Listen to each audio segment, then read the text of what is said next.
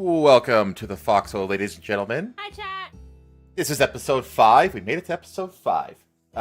That's a milestone in my opinion. Yeah. But I hope you have been having a good weekend so far. Got a lot of good stuff to talk about tonight. Hello, Villain, and hello, Viking, as well as all of Hi, you Marku. other wonderful chattels. Yeah, hi, Marku. You can see there. I don't know why. Huh. What am Stop that. I know I see it in YouTube, but it's not on my OBS side for some reason. It's also not showing up in the actual stream. So, of course, everything's gonna break. Whatever. But anyway, welcome in, everybody. Like I said, we got a lot to talk about tonight. We're gonna be talking about Hurricane Milton. We're gonna be talking about Elon's robot army, and we're gonna talk about gaming stuff as always. I guess we'll just jump right into it. Hi, Roza. Hi. How you been doing? I'm still sick. I feel like I've just been sick for the last month. This entire month has just been me being sick. It will fix itself as always. Yeah, it does. For some reason, Roza starts off quiet, and then it just kind of fixes itself. I don't know why. Okay, see now the chat. Okay, so apparently the chat in the actual stream, it only shows up once that scene is up. Interesting. I don't know why. I feel like it should do that even when the scene isn't up. There must be a setting for that. Mine does. Yeah. Maybe there might be like a refresh setting that I need to tweak or something. Anyway. Maybe. Anyway. You guys his house to the ground in Florida at work? Oh yeah, we're gonna touch that. I got that one up. Don't worry. I got that one queued. I got a bunch of kind of meme and or little individual stories. Not a bunch, just a handful, and that's one of them. But anyway, you've been sick. But what else have you been up to?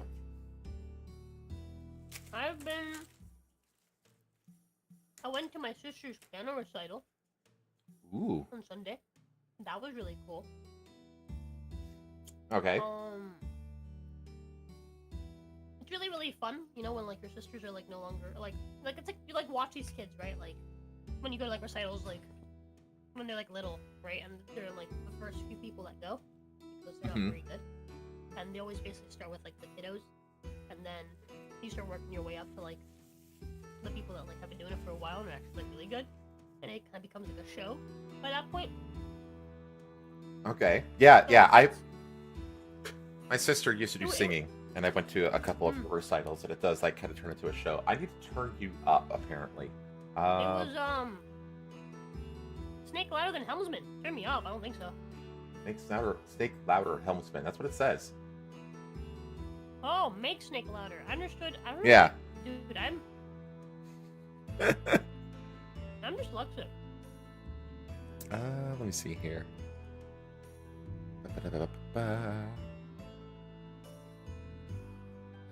Well, keep talking. What I was gonna say was, what ended up happening was that, like, I don't know, it's really cool, right, when, like, now they're both older, right? Like, one of them is, like, done with high school, doing college, and the other one is, like,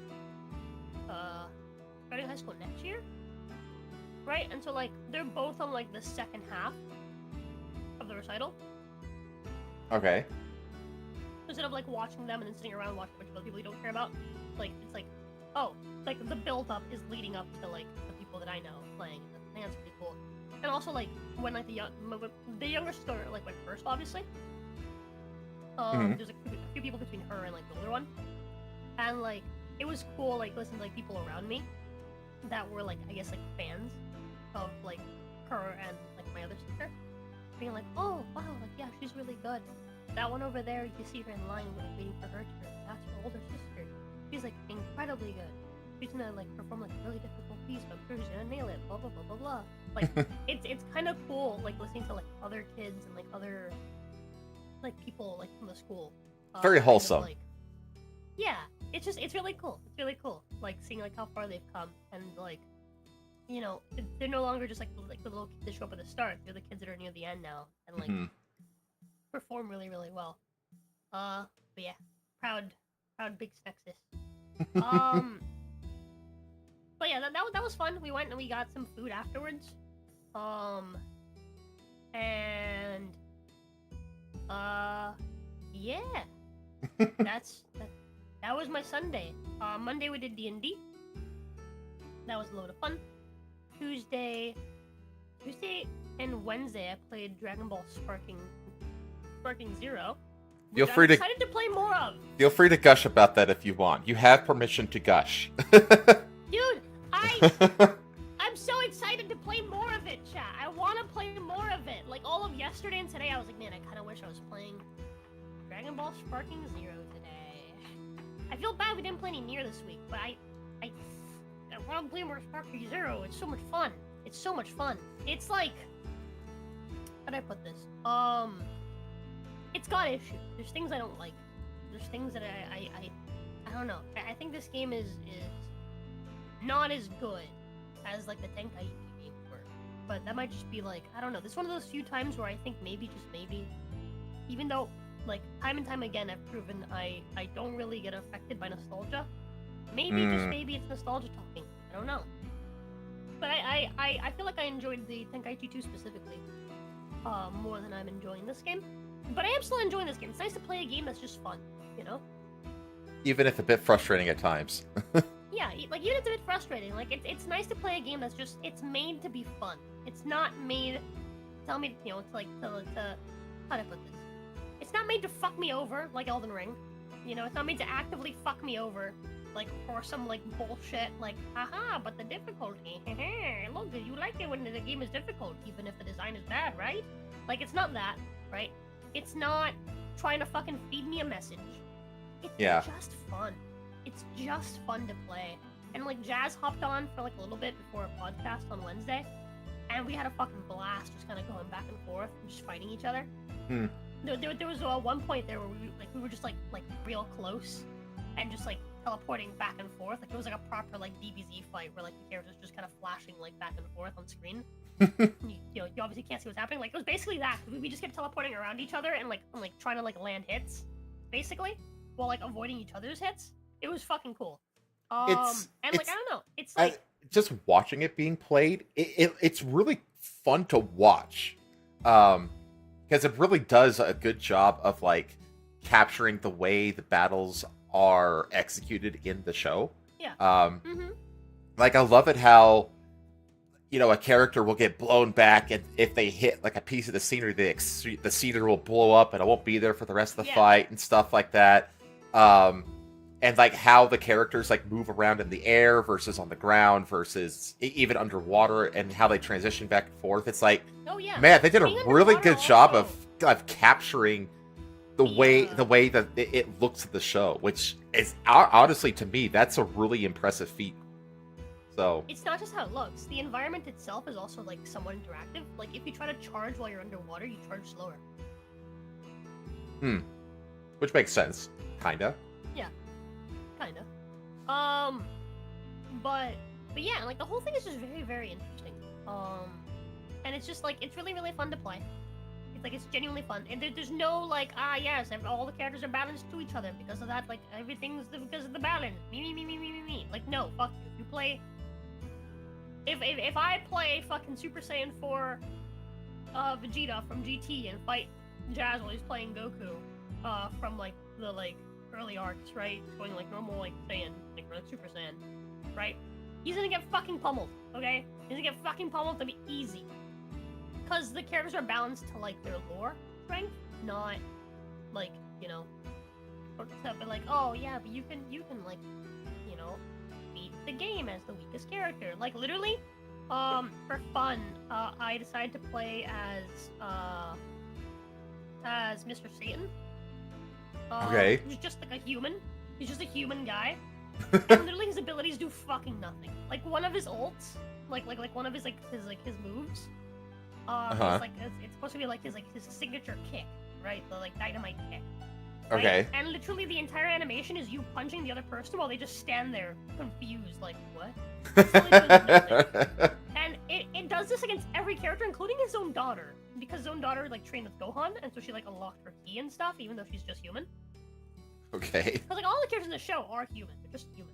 But like the whole thing is like yes, like mysticism of like martial arts, and like they become like, you know, beyond human and like whatever, they've unlocked their key and like whatever. Like there's a lot of like that stuff, right? What's the whole thing with the tails and them being like monkeys or whatever? Okay, so that's specifically the Saiyans. So Okay. Goku, right? So originally Dragon Ball was it was like a journey to the east inspired thing, right? Right. And so Goku's whole thing is that, you know, he's supposed to be the monkey. He has like a tail, he has like the extendo pole, he has the Nimbus, the cloud, right? He's Sun Wukong. Yeah, he's literally Sun Wukong. Well, yeah. Figuratively, whatever. Yeah, but there's this whole thing where like on the night of a full moon he turns into a grating, turns into a giant monster, right? And he ends up like killing his grandpa. And like destroying a stage of one, right? And so his grandpa ends up cutting off his tail. I think it was his grandpa. It was his grandpa. Ends up cutting off his tail, so that it doesn't happen again.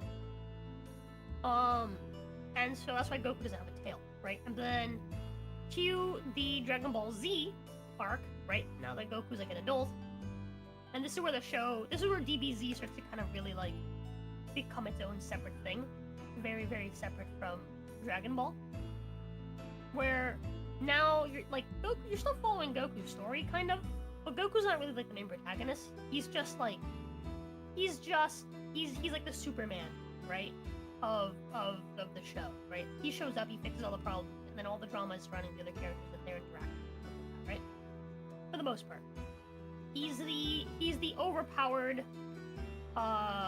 secondary protagonist, if that makes any sense, right? No, I get it. The main protagonist, Vegeta, who is the main protagonist of the show, is trying to basically catch up to, right? Yeah, he's like Goku is like the Gandalf of the show. He's like this super powerful, but not main character kind of guy. Kind of, not really.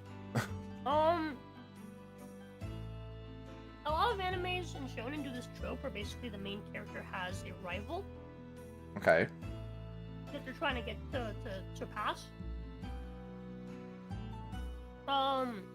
In the case of Dragon Ball, it's really weird because it's portrayed as if Goku's the main character and Goku's the guy that you follow as far as the story goes. Mm-hmm. But he's also the really overpowered guy. He's the strong guy. He's the rival, and to Vegeta, who's again portrayed as Goku's rival for like all of DBZ, basically. Right. But the reason why the tails is because Goku is actually an alien from another planet. Oh. Called Planet Vegeta. It's Vegeta's dad. It's pretty on the nose. Well, so Vegeta's dad was like the king. It was called Planet Vegeta. Mm-hmm. I believe it was called Planet Vegeta, right? I don't know. King Vegeta's planet, Vegeta. I can't remember. But basically, all of the Saiyans were wiped out by Frieza, who's the first main big villain. Mm-hmm. Kind of. There's technically the Saiyan arc, right? Which when they first discovered Goku's an alien, blah blah, right? And Raditz is the first villain in DBZ. Who Goku and the previous villain, which was Piccolo, team up to fight against, right? Raditz the biggest, strongest enemy they've ever had, and it's Goku's older brother, who basically reveals that Goku's an alien and all that. Okay. And so that's the whole reason why you have the tails and stuff, because the Saiyans are a monkey people. Okay. I don't know. I'm sure it's awesome. It's just one of those things. It's kind of like One Piece. If you didn't catch the wave, originally, you're kind of like SOL because it's such an endeavor, to try to catch up from the beginning.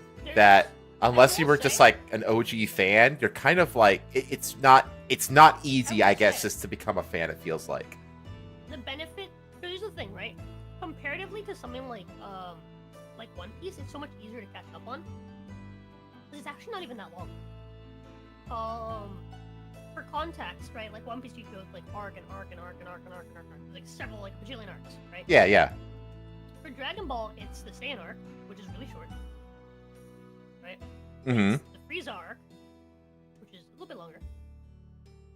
It's the Android arc, right? Cell is the big bad. The Majin Buu arc, and then you have Super, which is the like the new show. So the Dragon Ball Z is just 4 arcs. Okay. It's just 4 seasons. How many episodes in a season? I don't know. It's like, I don't know. I'd have to look it up. I don't remember. I watched Dragon Ball Z on the TV, like every week, right? Every Saturday. Because it was every Sunday morning, 10 a.m.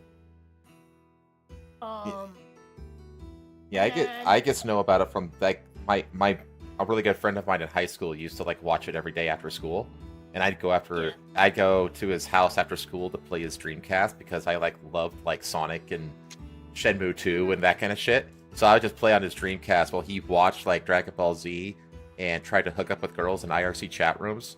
And so like that's how I gained knowledge of DBZ, is just like listening to it in the background, not even really paying attention to it. That's like the maximum exposure to the franchise that I've had.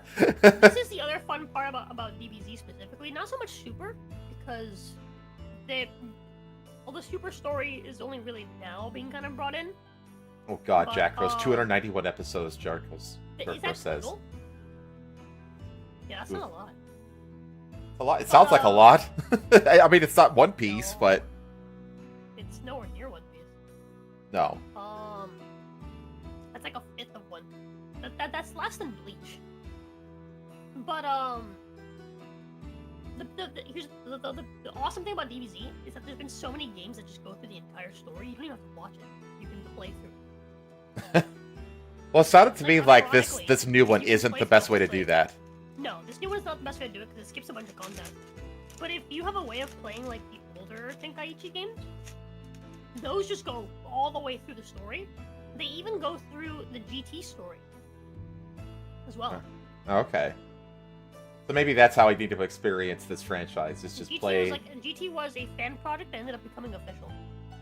Oh, that's cool. That's like a non-canon part of the story. Like a what if? Kind of. Takes place after the Buu saga, and that's where like Super Saiyan 4 and stuff come from. Because they weren't originally, like they're not canon. They're just not canon. Majin Buu. I recognize that name. That's a name I recognize, chat.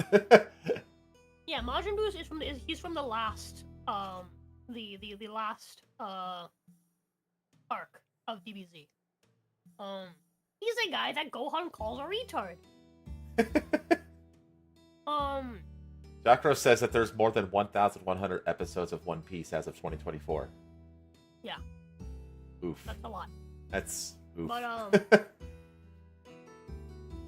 I actually like the live action show though. But anyway, sorry, I'm interrupting. The Tenkaichi games also cover the the movies, which none of them are canon, by the way. None of the DBZ movies up until recently, like the most recent movies that take place in like the Super. So like I guess you say the Dragon Ball Super movies are canon, but the Dragon Ball Z movies, none of them are. Okay. But those games also cover those movies. Okay. All right then. So, it's honestly one of the best ways to like just get into Dragon Ball is to just pick up one of those games and just play through the whole story. Okay. Well, I mean, it won't be anytime soon. I've got plenty of shit to do. So. Anyway. Week, though, just real quickly. Yeah. We've played Until Dawn twice this week. We've gotten a bit of the way. We're like 7 chapters in. I didn't realize how. Hopefully, we can finish it on Tuesday. What do you think? Yeah, hopefully. I think we can. Well, we need to like. People start dying, it'll be easier. That and people need to not take so many damn breaks.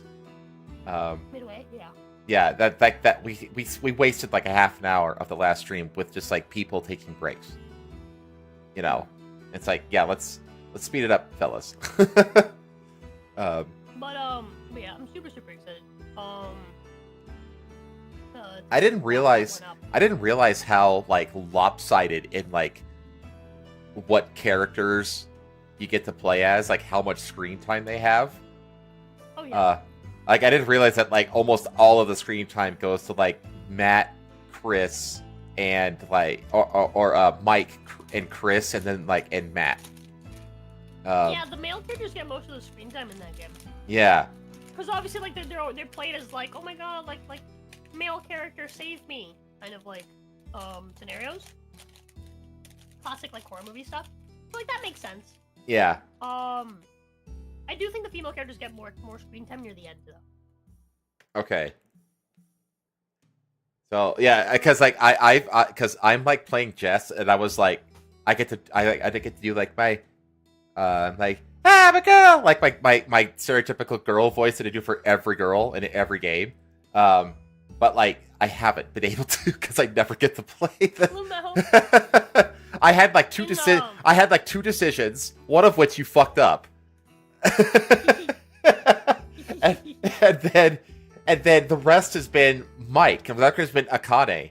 So, yeah, in the second game in the quarry, I'm not gonna spoil anything, but there's one character that you play at the very beginning, and then you don't play again until like halfway through the game. Like more than halfway through the game. Like and when I say when I say don't play them again, I mean like they don't show up. You just assume they're dead. Yeah, see, I feel like those anthology games did a pretty good job of like balancing, you know, like the character screen time. Yeah. Yeah. So. Yeah, it's also less characters to manage though. But anyway, most of the guys die within 20 minutes, and a single girl survives till the end. That's true. There's a lot. Yeah, slasher horror. Most guys die within 20 minutes. Usually, it's a girl that ends up killing the bad guy in the end. Like usually, like it's like guys saving the girls and dying in the name of that, and then at the end, it's like flipped, or like it'll be the girl saving the guy, and that's how like the thing finally ends. Classic trope. It's a very there's so many like really like slasher horror has some of the most like really like embedded tropes of like any genre. Like there's few genres that have like the other two I can think of are like westerns and like noir. Those are the only other two genres I can think about that have tropes that are like so heavily ingrained and expected in them. You know what I mean? Yeah. As slasher horror. So, and like, and you could tell that like the people behind the game like knew, like they're very much slasher horror fans because like there's so many like voyeuristic like camera angles, which was like, you know, also was a very very tropey kind of thing. All of their games, all the Dark Pictures games, all the games that we're gonna be playing this month, all of them have angles like. Yeah, like you could tell that the people behind them, like they even like the lesser entries are still good for what they're trying to do. You know what I mean? It's just some are better than others. Yeah. So, I also saw that like the Until Dawn remake, the one that we're playing, like nobody bought it. Yeah, we're like the only ones playing it, and that's because it's unique because. Wait, did you own it before? Did you own the 2015 version? No. See, that's the thing. Like, we're doing a special Halloween event, and the host didn't own it, so of course you're gonna buy the new version, right? But like, if the new version wasn't there, you'd have just bought the 2015 version, and it would have been fine. There's no reason for this updated version to exist. So it's one of those again. Like, what the hell are you thinking, Sony? I mean, at least they had the wherewithal to release it in October, you know? So so what I was gonna say is Until Dawn is also the first game, so like there's no like character select. We really had to kind of guess like what characters would have choices. Just like that. In the other games, like from the quarry forward, when you start the game, you actually get to assign a character to the player. You get to assign how many players are in the game, and then who gets assigned what character. Okay. Uh, I like, own the when you Quarry. start. I've never played it though. Hmm. Because the Quarry is like, you can do like multiplayer co-op where you can get like a whole group of friends together and everybody play their own character in their own version of the game. Yeah. And it does Until Dawn. Can you do that? What do you mean? Where like everybody, you can get like a basically you can LAN party the game. Well, that's kind of what we're doing, but there's no like official setting for it. That's what I mean. It's There's just- no, yeah, It's we're just like a single player game. yeah, okay. That's So the thing is, people did that with Until Dawn. They passed a controller around between friends, and that became such a popular thing that's why they implemented it in the other games. Official. right. Mm-hmm. So I was reading that the game wasn't doing well. Oh yeah, that's what I was just talking about, Villain. Yeah. You're talking about so the people that make Until Dawn, I don't think they had like very many popular games like in that genre. Until they made Until Dawn, that was like a smash hit. Like all the YouTubers were playing it, everyone fucking loved it. And that's when they kept making new ones. Well, I think actually one of the I actually attribute Iron Mouse and Seadog VA collabing on it, and because they collabed together to do all of those horror games, and I actually think that those two are largely responsible for making them popular. Because they did the anthology games too, like the Dark Pictures things as well, and they signal boosted the shit out of these games.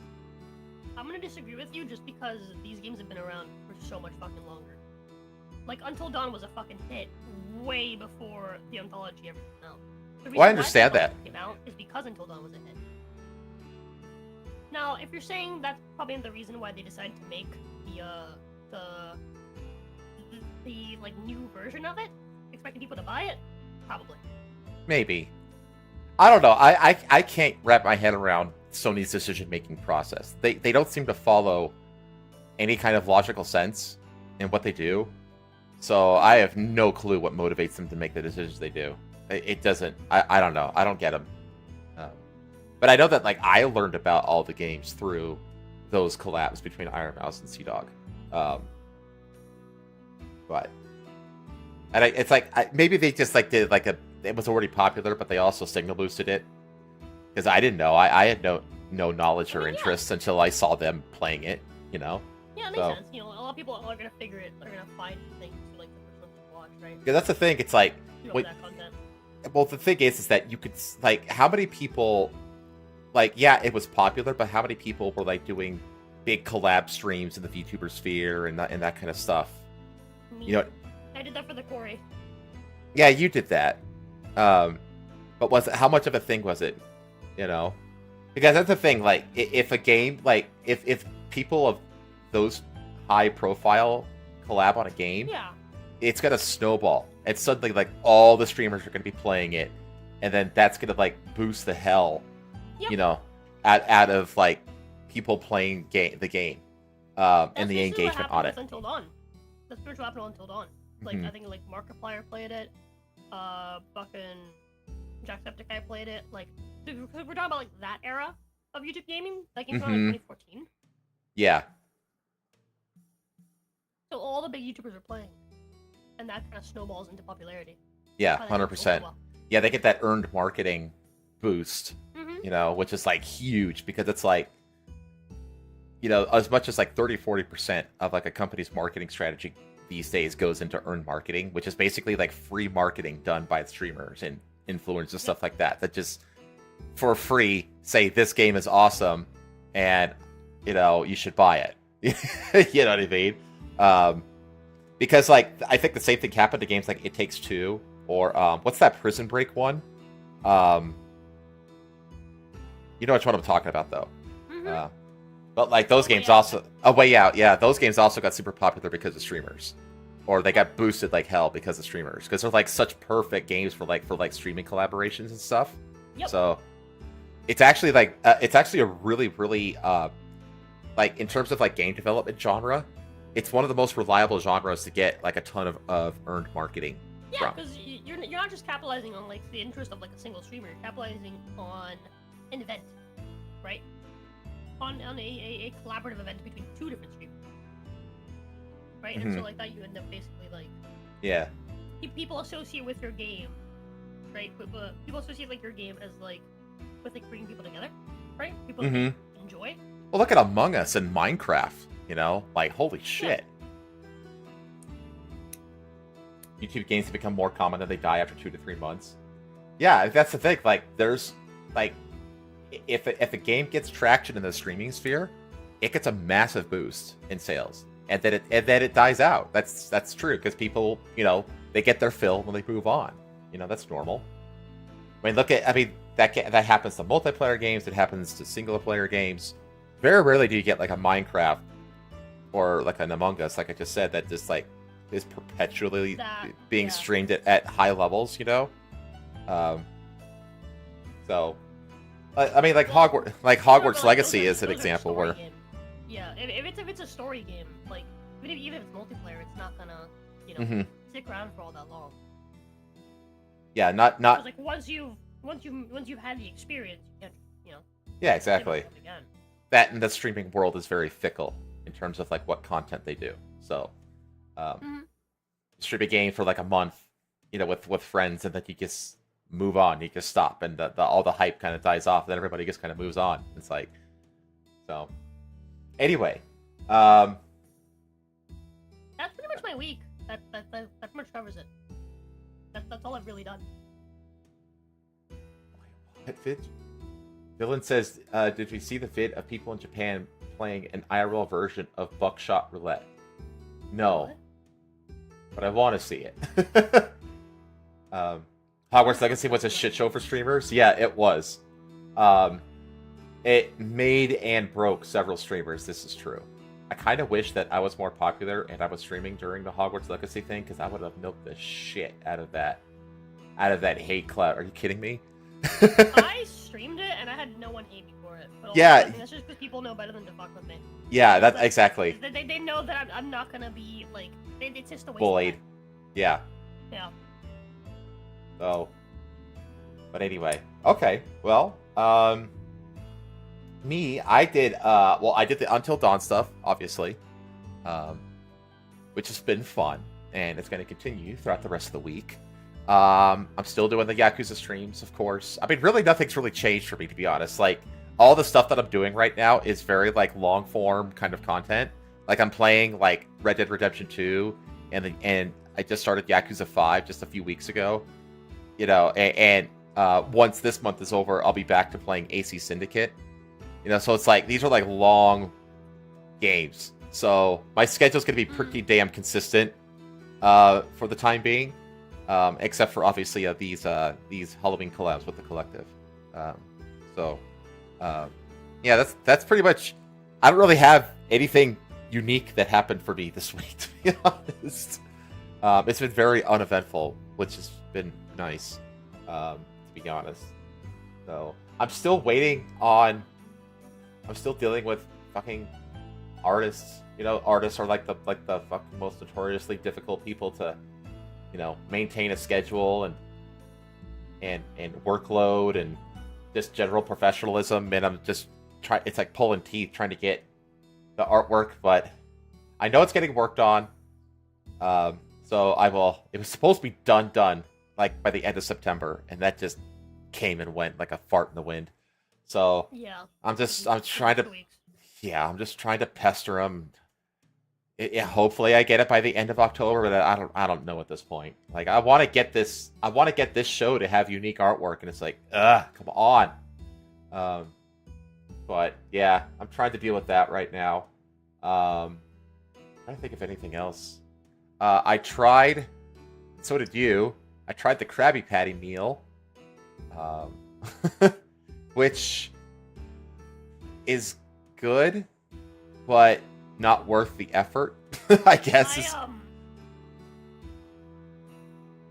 It made me feel sick, but also I don't necessarily blame the Krabby Patty specifically. I think it's just sometimes it's just what happens whenever I eat Wendy's. And I don't know what it is with Wendy's, but sometimes they're like, with the sole exception of like, I don't know, maybe I've just been really lucky every time that I've gotten the fucking pretzel bun burgers. Those have never hurt me. Huh. Of all things, the pretzel buns. But I remember, like,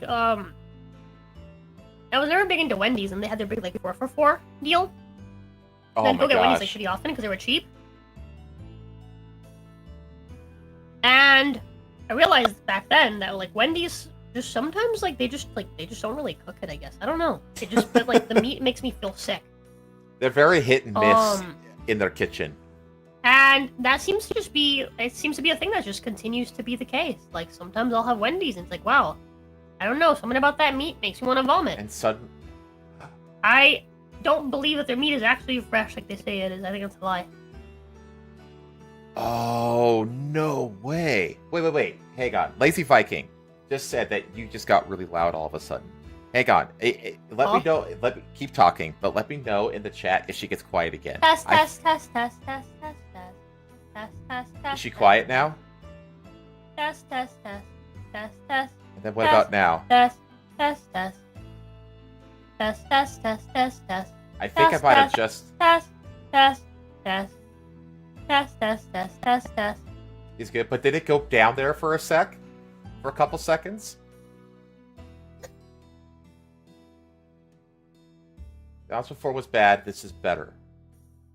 It did. They say. It did. Oh my gosh! I found the culprit. What's the culprit? I found the setting.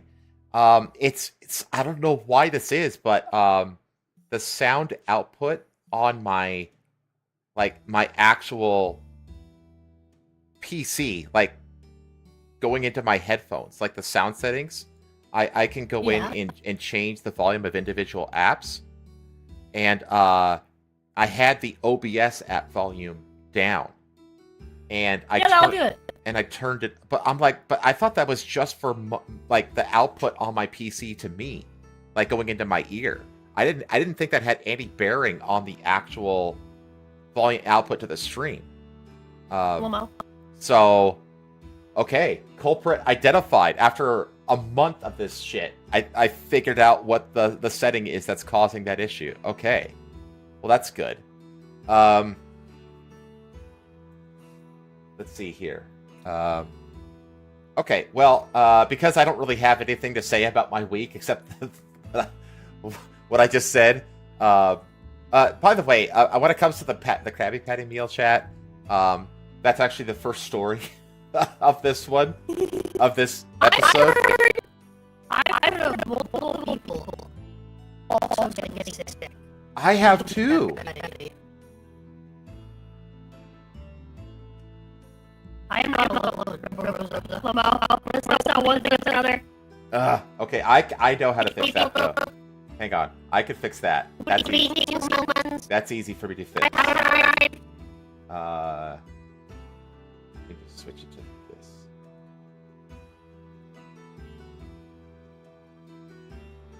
Rejoice. You should be fixed. You should be fixed now. Okay. Yippee! That one just needs Become mascots. Become mascots. But when I was just perusing around for headlines, there has been the reviews are in on the Krabby Patty, because remember, like, I swear to God, like in our little community here, I was the one that like kind of broke out that this was a thing. Yeah, I know. And a bunch of people tried it. And you got sick, and I know a few other people got sick, and it turns out that it's kind of a dud. Customers call Wendy's $14 SpongeBob Krabby Patty meal a scam after Collab's disappointing debut.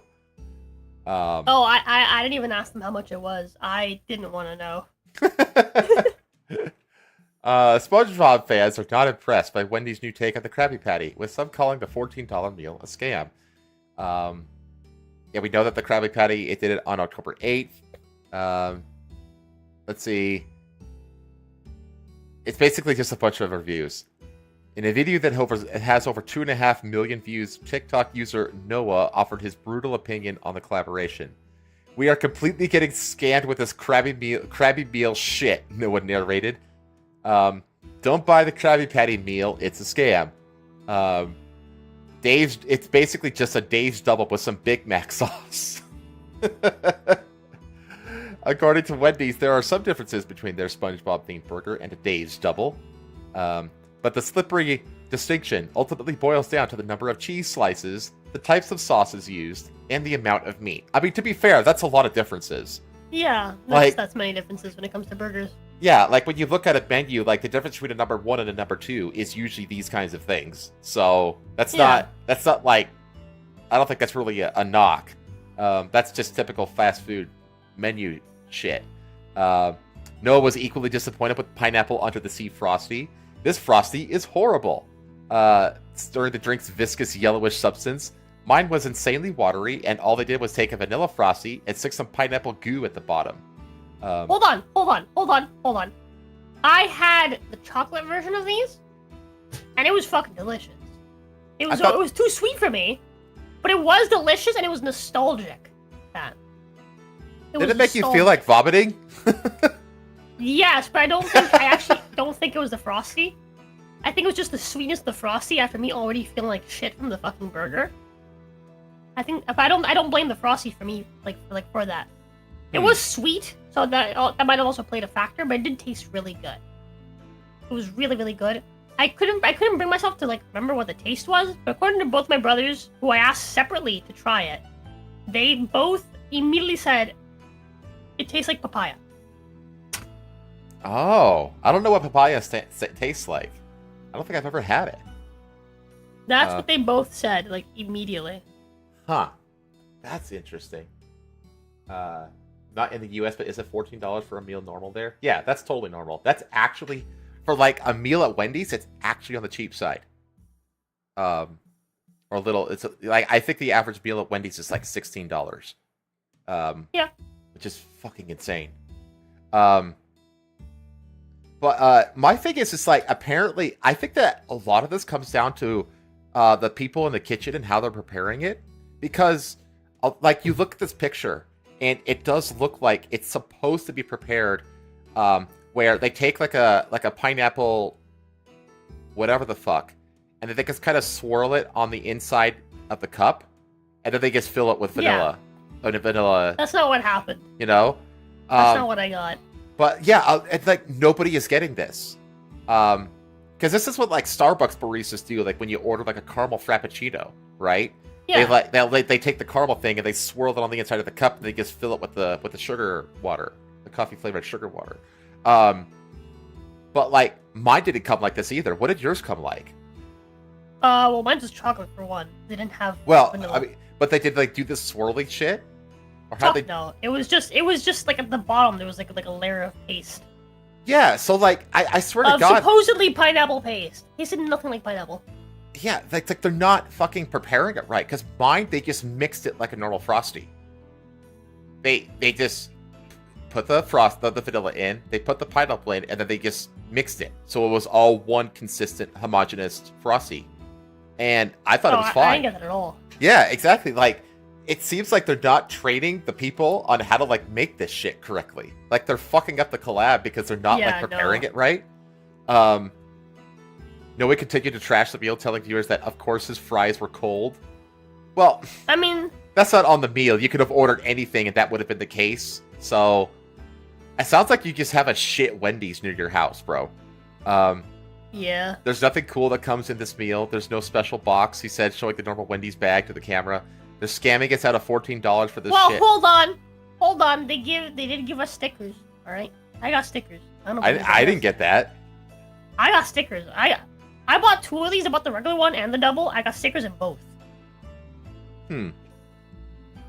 Yeah, see, again, the consistency. There's no consistency. Did I throw the stickers away? Maybe. But I did, however, cut out, because there was a Wendy's X SpongeBob, or Wendy's X Krabby Patty sticker, and I didn't really care about the rest of it, but I think Wendy's cute, so I just kind of used my knife to cut out the Wendy sticker, and I put that on my computer. Now I have a Wendy sticker on my computer. There you go. You have a cute red head, just in view at all times. It's a black and white sticker. So it's like the noir version. Okay. It's a black and blue sticker actually, but whatever. It's the cop version. There's no special box. It's does McDonald's still do special boxes for Happy Meals? See, I don't. Does anybody do a special box for anything at all anymore? Because I have a feeling that they're not. They're scamming us out of $14. It's like, dude, like a number one with a Frosty, that's gonna cost you about $14. Like, I don't know what he's on about here. Like, he's not. They burnt my shake. The fuck? What does that mean? I don't even. What the hell? Yeah, what does that even mean? One user said, "I got a Krabby Patty meal for all 4 of my family members, so we're talking almost $50 for a meal."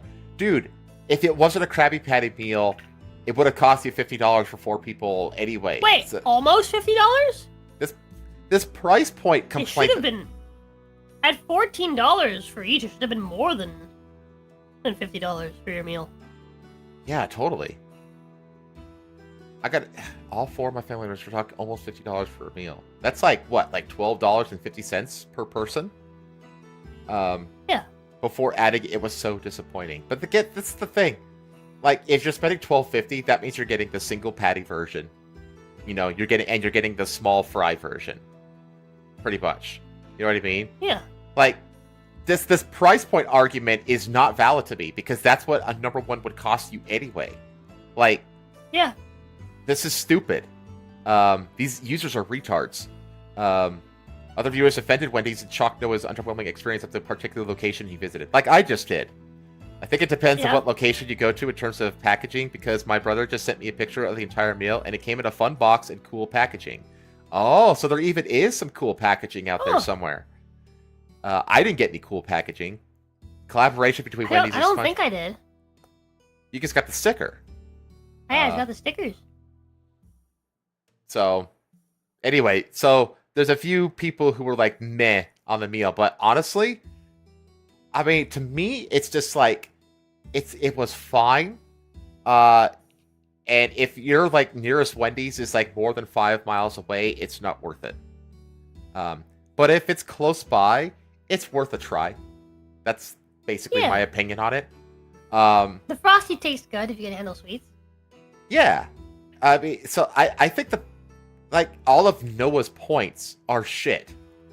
And they're not about the meal offering itself. It's your location. It's your Wendy's location. That's shit. That's the common denominator here, not the nature of the meal. Like, learn how to fucking argue. But anyway, I guess the verdict is in. This is a scam. They sold me food. It's a scam. I know. And they used marketing. But it was just normal food for a normal price, even though they used marketing. Yeah. McDonald's Surprise says McDonald's standardized as much as they can without robots, and still a burger at one place is good, but garbage at another.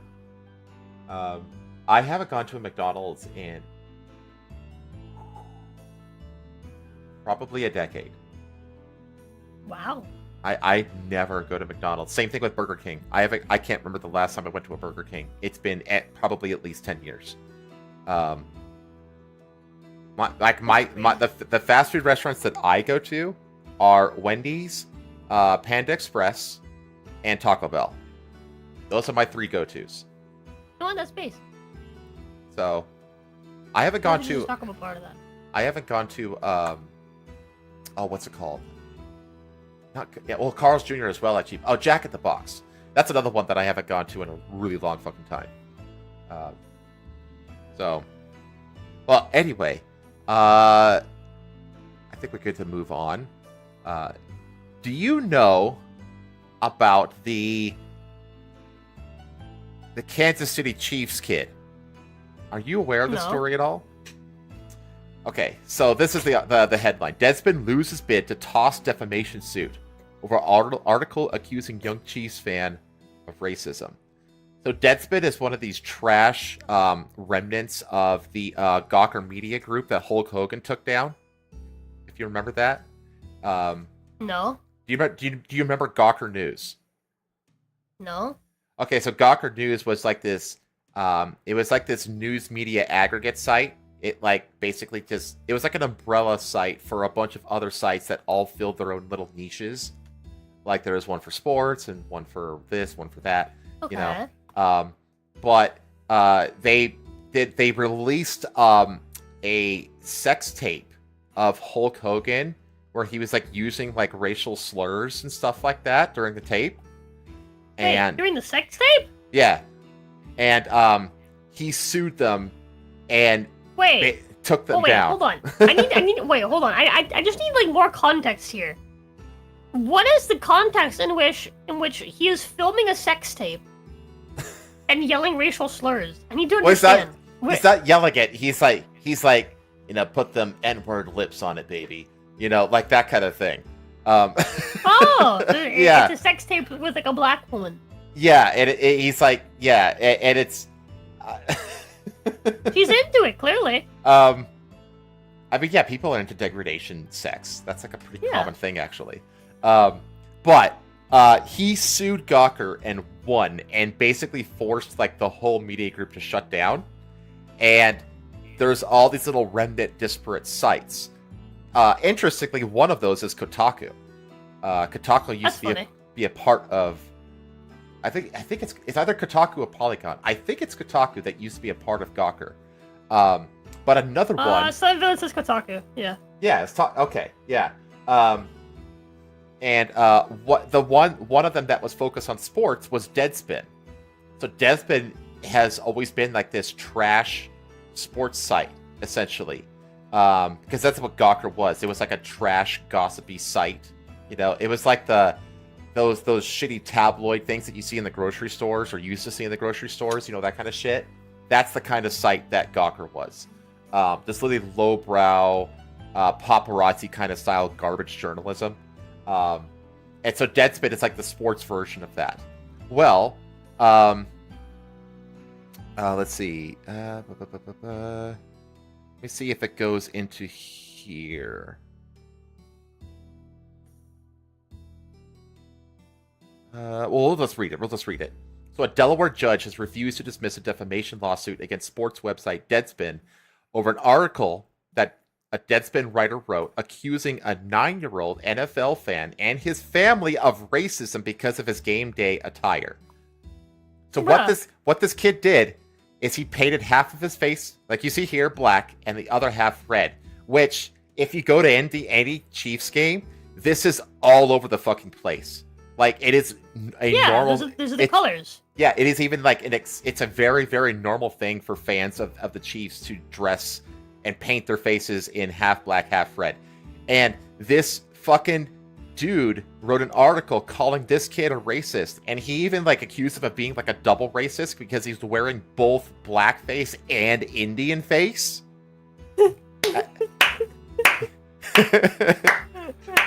He actually went there, right? And so you cannot make this shit up, dude. Well, I mean, he absolutely made it up.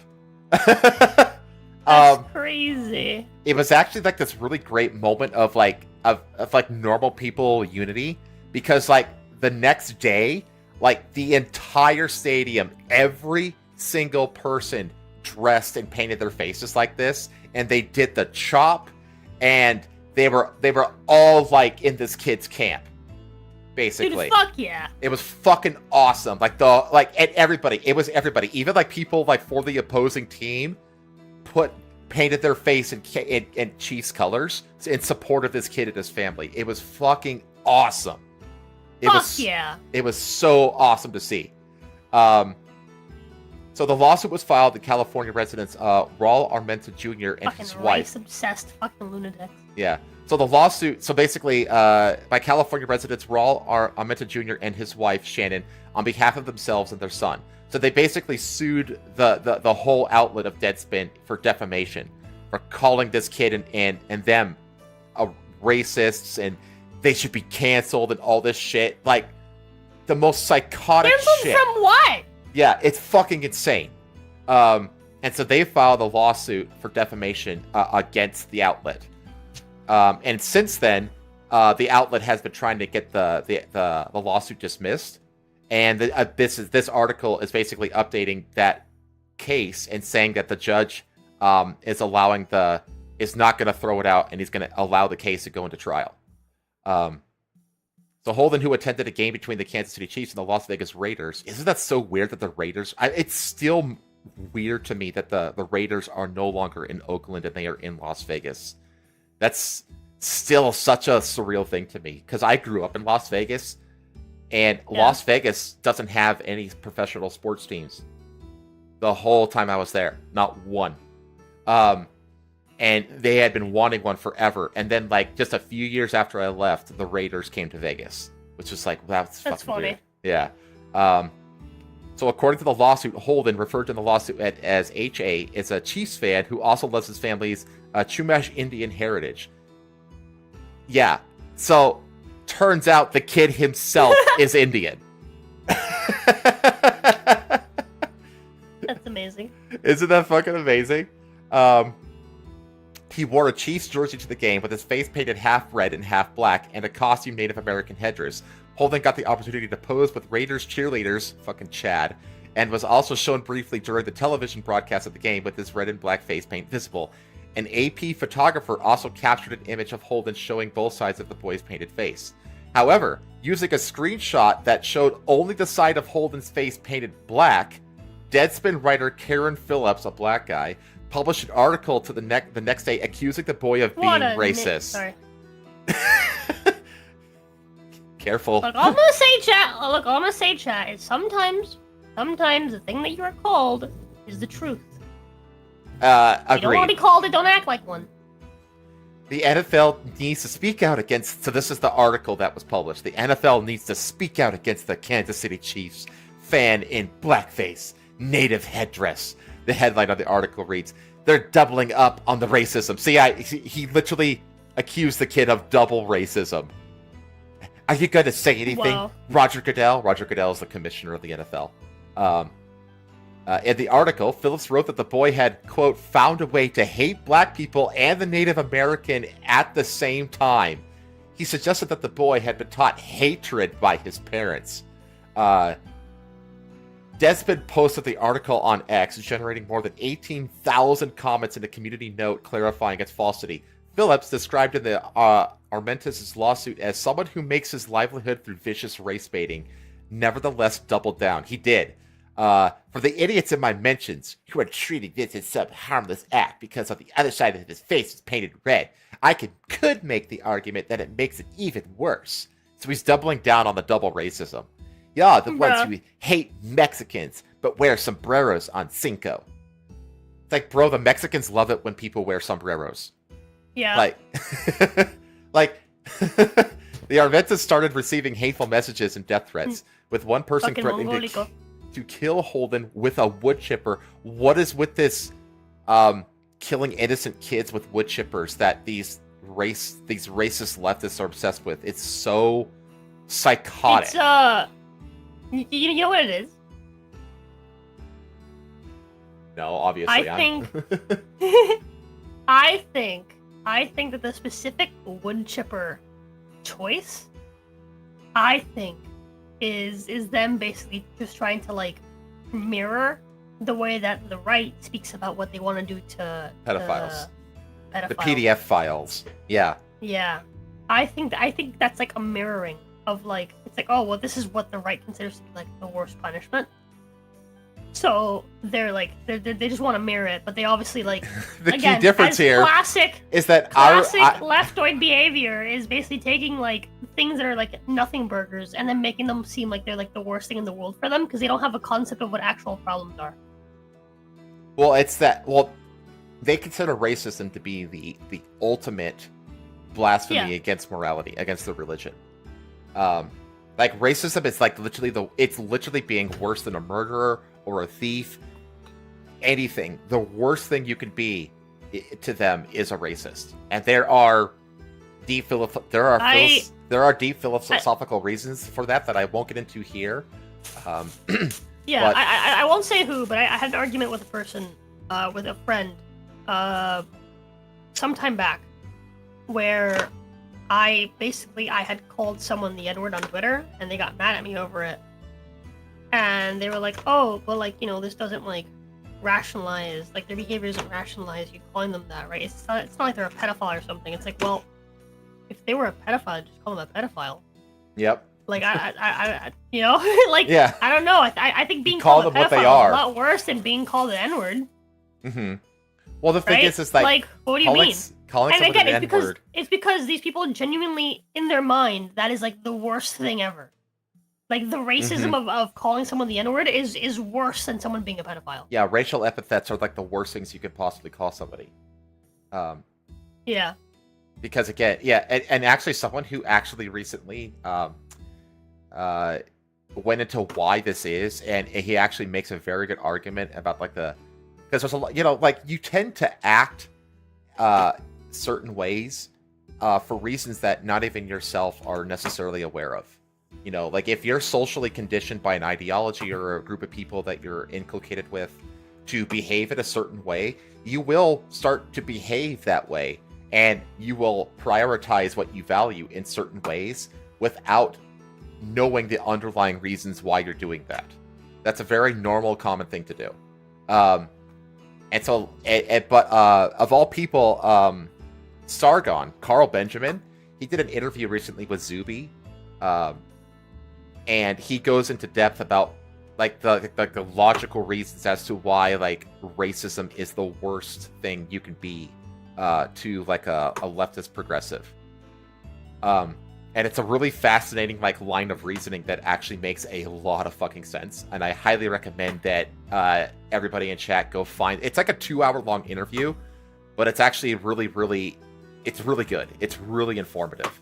But yeah, and that's the thing. Like, racism is the worst that you can be. Anyway, according to the lawsuit, the Armentas say they made repeated demands for Deadspin to retract the article and apologize. In response, Deadspin instead republished an edited version that retained the accusations of racism and continued to display Holden's picture. Deadspin later updated the article again, removing Holden's picture and changing the headline to read, quote, "The NFL must ban native headdress and culturally insensitive face paint in the stands. We regret any suggestion that we were attacking the fan or his family," the article reads. Unsatisfied with Deadspin's updates, instead of a formal apology and retraction, the I have Armentas... bad news. The regrets mean fucking nothing. I want the fucking apology. Yeah, exactly. Well, the thing is, it's like, at a point, you want more than an apology. You aren't regretting it enough yet. Sorry, bud. It's like sometimes some people just, if you're the straw that breaks the camel's back... Your regret means nothing. Like, I want reparations. Well, that's the thing, like, there could be all kinds of, like, equally heinous shit that happens, but whoever is the one that ends up being the straw that breaks the camel's back, that's the one that's going to be made an example of. And that's what happened here.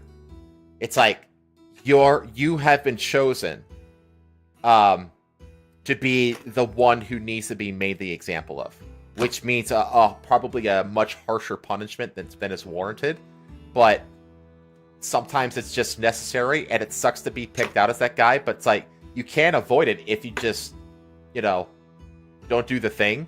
But like, don't be a fucking asshole. Yeah, you stick your neck out there. Don't get mad when it gets chopped. Let's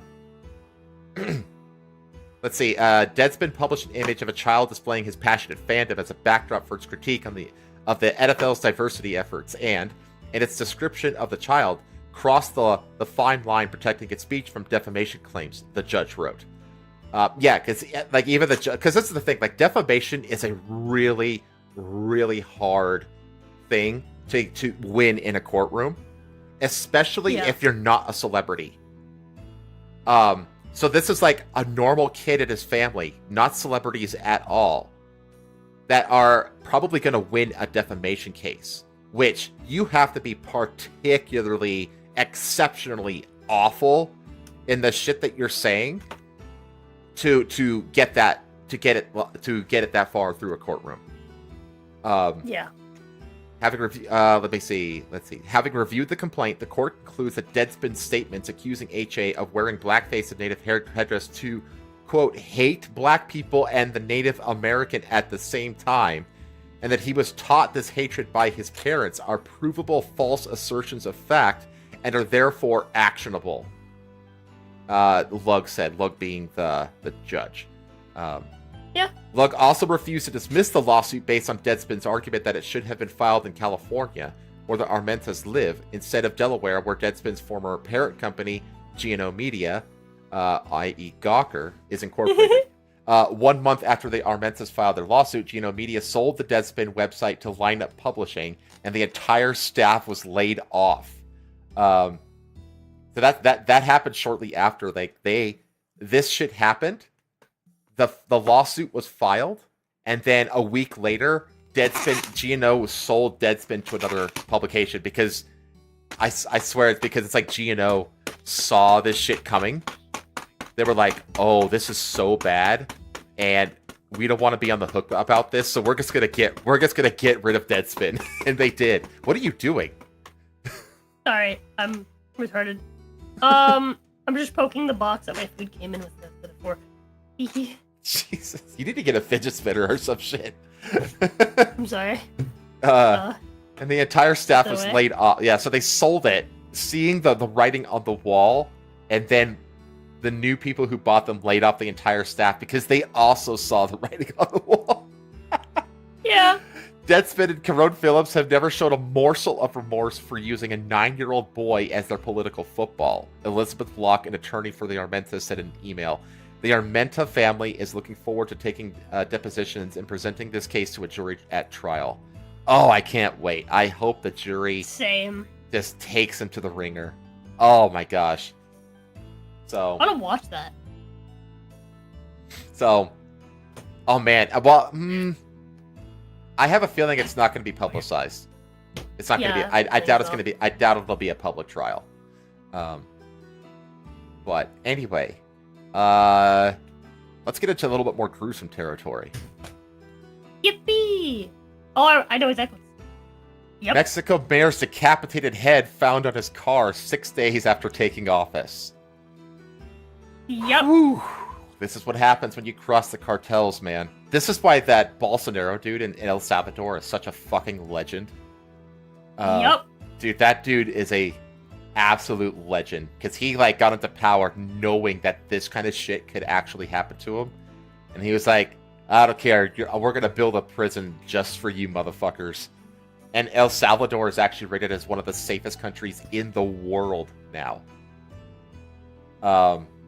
Yep, from one of the worst to one of the safest. Yep. All it takes is political will, chat. That's all it takes. The decapitated head of a mayor... Oh, it takes some massive fucking cojones, chat. The decapitated head of a mayor in Mexico was found atop his car just 6 days into his tenure, marking the second official to be murdered in Guerrero's capital in less than a week. Yeah, this happens normally in Mexico and in Central America. Yep. I think there were something like 43 assassinations during the last Mexican presidential election cycle. Yeah. Which is like a little higher than normal, but only a little.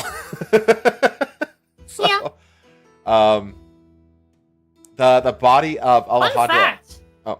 I won't say who, but I have met 2 South American hitmen in my lifetime, which is not a lot, but it's weird that it happened twice. Yeah. Yeah. I met a hitman in Las Vegas. That's kind of cool. Yeah. His rate was $10,000. Not that expensive. No, it's not. You'd be surprised how low rates are for hitmen. The problem is finding one. Okay, I'm gonna edit that part out of the VOD. The body of Alejandro Arcos, the 43-year-old mayor of the city of... Say that, please.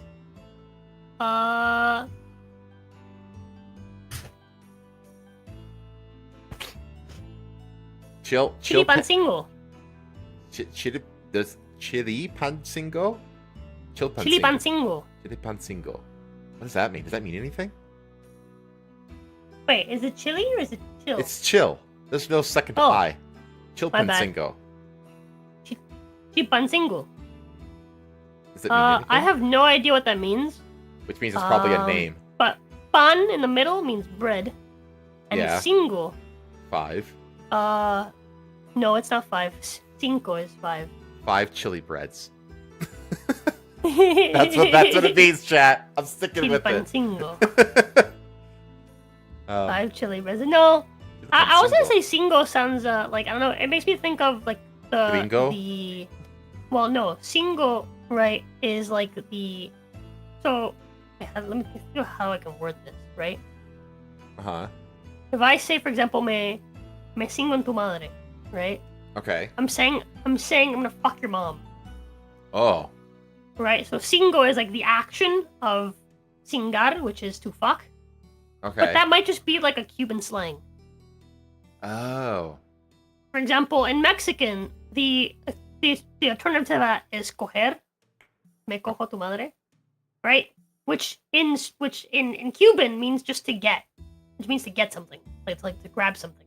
Oh, okay. Voy a cogerme una pluma. Right? Like, oh, I'm gonna grab a pen. Right? In Mexico would say, I'm gonna fuck this pen. Oh, okay. So the verb kind of changes based on what part of the Latin slang, American slang diaspora you between are. Latin American cultures is always really fucking funny. I'll never forget the time my mom told me a story of one time a Colombian guy called her a pretty vagina because the slang for woman in Colombian just happens to have been the same as the slang for vagina in Cuban. And she was like, what the fuck? That's funny. So let's see. The body of Alejandro Arcos, the 43-year-old mayor of the city of Chilpancingo, was found inside his pickup truck Sunday night while his head was propped on top of a vehicle. Jeez. Man, he looks damn good for 43, I have to say. He does not... He looks like He looked. He looked like he was in his 30s still. Yeah. His death was confirmed by the state prosecutor's office. I mean, pretty easy to confirm that. He's dead. He is indeed dead. I don't need to check his pulse. Don't worry. You can take my word for it. The state attorney general's office said it was investigating. Trust me, I'm a professional. I know a corpse when I see one. His loss mourns the entire Guerrero society and fills us with indignation. Ooh, they want revenge. Guerrero Governor Evelyn Salgado said in a statement shared on social media. The day of his murder, Arcos had visited Chilpancingo neighborhoods damaged during Hurricane John. People tend to forget that Mexico is also commonly, especially along the Yucatan Peninsula, is commonly affected by hurricanes. A lot of people tend to forget that. The city of roughly 280,000 people is still reeling from the murder of a new government secretary. Francisco Tapia. Is that an I or an L? Tapia. Was shot. Francisco Tapia, who was shot and killed last week. They were young and honest officials who sought progress for their community. Senator Alejandro Moreno wrote on X. Yeah, progress for the community means clamping down on the cartels. So they gotta go. Right. Guerrero has become one of the deadliest states for local level politicians and journalists. At least 6 candidates for public offices were killed in Guerrero leading up to Mexico's June elections. Yeah, so that's really the irony there is really funny. 6 of the 43 that I was saying came out of this one area. Jeez. That's kind of a not so nice memorial. I feel like he deserves better. Than just an 8.5 by 11 piece of paper with red crayon taped to the wall. The whatchamacallit, the name of the area where the city or whatever, it's very, very, very amusing. Why? Because Guerrero means warrior. Okay. Is that where Guerrero fighter comes from? Where gorilla? Yeah, fighter? Probably. But Guerrero, it means warrior, and in I guess in a lot of slang, it's typically it's slang for specifically a freedom fighter. That's it's used a lot in Cuba, for example. People are oh yeah, we want freedom, right? They call them guerrero. Right. Right. But the word itself means warrior, so I think it's really funny that you have an area called warrior, right? Or freedom fighter, and this is where the people that are actually fighting for freedom are getting fucking murdered. Yeah. Yeah, there is a kind of sick irony, like a dark twist to the whole thing. Chilpancingo has grappled with violent crime for years, primarily spurred by the frequent conflicts between two rival drug gangs, the Ardillos and the Tiacos. The city's previous mayor, Norma Otia Hernandez, was videotaped allegedly holding a meeting with leaders of the gangs at a restaurant. She was subsequently expelled from her party, which gave Articos the opening to run. Yeah, because he was like, don't kill me, please. God, dude. In July 2023, federal officials said a demonstration in Chilpancingo that month was organized by the Ardillos gang to force two of its leaders, who had been arrested for drugs and weapon possession, to be released. The demonstration, yeah, because that's who, like, in so many like parts of Mexico, that's who that's the constituency of the politicians. It's literally just the drug gangs. Like that's who they serve. That's who they represent. Which is fucking wild. In July 2023, the federal official said... I just read that.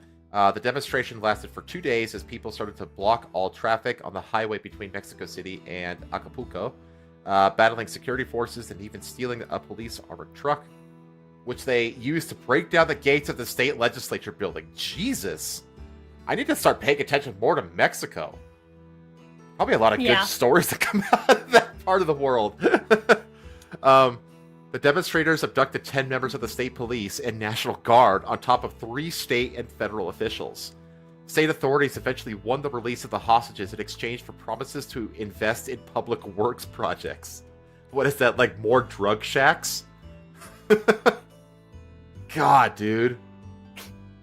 Yeah, I need to start paying more attention to Mexico and Central America. There's probably a lot of good stuff for this podcast in that region that that's going past me, you know? Yeah. But, yeah. It's not like this stuff is going to end anytime soon, you know? No. So, because even if you got like a Bolsonaro kind of figure into the Mexican presidency, it would not be anywhere near as easy to do what Bolsonaro did in El Salvador. Like in Mexico, it's such a much bigger country with such a much larger, more organized and complex array of, you know, criminal gangs and drug wars and stuff like that. The thing with El Salvador is that they were like particularly dangerous, but it's also like just very small area, right? Yeah. Like, it's just like, yes, they were particularly violent, but that's just because like they could get away with it. Mm-hmm. In Mexico, they effectively own the army. Well, yeah, that's the other thing is that like even if you get a president elected who wants to do that, the rest of the government is so corrupt, including the military, that he wouldn't be able to do it. Like, honestly, I feel like the only way to do it is literally, like, partner with the American military and just sweep the country. Yep. And that will never fucking happen. Nope. So... It will take foreign intervention? Yeah. It literally will take foreign intervention. You have a country that's pretty much entirely ran by cartels. Mm-hmm. Like, it's not that, like, oh, the cartels are, like, a problem. It's not the way that, like, gangs are here, right? No, they are the government.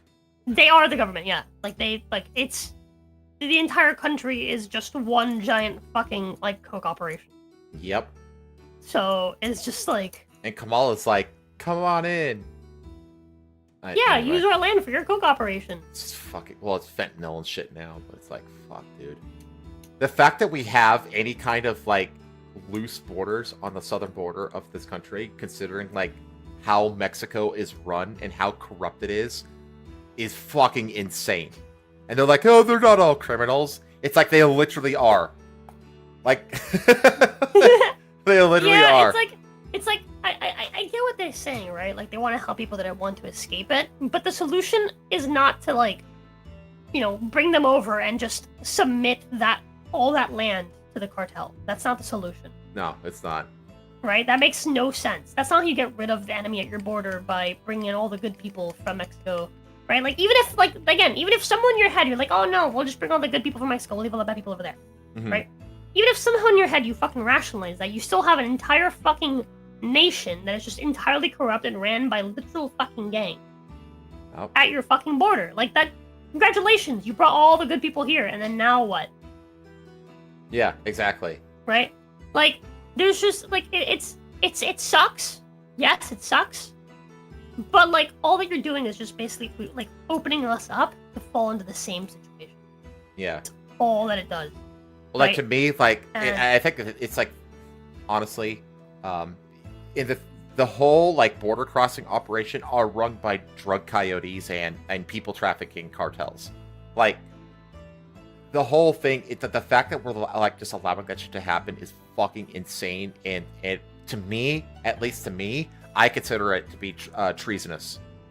I agree. Because of the amount of damage that it does to this country. Not just to this country, but to the people that it claims to want to save, right? Mm-hmm. That wants to help. To the people that are obviously in this country. I think that all it does is further empower the cartels in Mexico as well. Like it all it does is harm the little guy. Whether it's like the Americans, whether it's the Mexican immigrants, whether it's the Mexicans themselves, right? Mm-hmm. All it does is harm the little guy. That's all that does. Right? Yeah. The solution is not to like import Mexico into our country and be like, okay, you're safe now. Right? Mm-hmm. The solution is to basically, again, it's like you said, just hostile take over Mexico. Honestly, I think that one way that you can put like a big dent in it immediately is declare every single NGO that aids in this shit as organized crime syndicates. Yeah. Label every single NGO and every single person that works with them as organized crime syndicates, and then you just mass arrest them and seize all their assets. And you just end all that shit. Like that right there, on top of like reestablishing the Remain in Mexico policy, will go a very long way. And the third prong is mass deportation. And they would say, like, how are you going to round up, like send back, like, 20 million, illegal people, back to the countries? And it's just, like, carefully. That's how. Yeah. Again, like Bolsonaro. The exact same way that we rounded them up and let them in. What the fuck do you mean? The way that Bolsonaro did it is he just had the political will to do it. Like, that's all it'll take. All it takes is the political will to do it. And you can, you start by tracking down every single person who has been let go by the CPB, the Customs and Border Patrol, because of the vast majority of immigrants that are just like running rampant across this country have gone through the CPB system and just been let go. So all we got to do is track them down first. That's like more than half your problem right there. And then you just work from there. And if you have the willpower, and you and what you also do is you classify it under military, so that President Trump can basically do it unilaterally. Because if it's a military operation, he has command over the military. So if you have the political will, you can take the steps to actually execute on it. But anyway. You want to go to England? Yippee! Jack the Ripper identified as Aaron Kosminski after DNA analysis on victim's shawl, claims an author. They think they might have finally identified Jack the Ripper. Huh. Jack the Ripper has finally been unmasked, according to an author who has been studying the Whitechapel murders for close to 30 years. I mean, this is probably the most infamous serial killer in human history, right? Yeah. This is the face of the world's most notorious serial killer. He's kind of a handsome guy, to be honest. According to an author who has been delving into Jack the Ripper, this looks AI as well. It does. It looks AI to me. Ripper Investigator. That is such a fucking cool title. I want my job to be Ripper Investigator. That sounds awesome. Russell Edwards utilized cutting-edge facial reconstructive technology to generate the CGI black and white image of how the murderer would have appeared at the time. Weren't his victims prostitutes? I would assume a lot of different DNA would be on their clothes. True.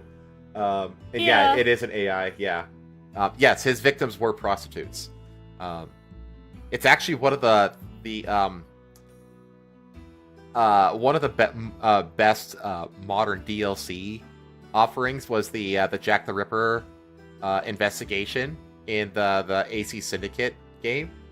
It's a really fun set because, like, in that game, there's like a series of like Sherlock Holmes style criminal cases to solve. Yeah. And they released like a big DLC pack that was like solving the Jack the Ripper murders and finding Jack the Ripper and taking him and killing him.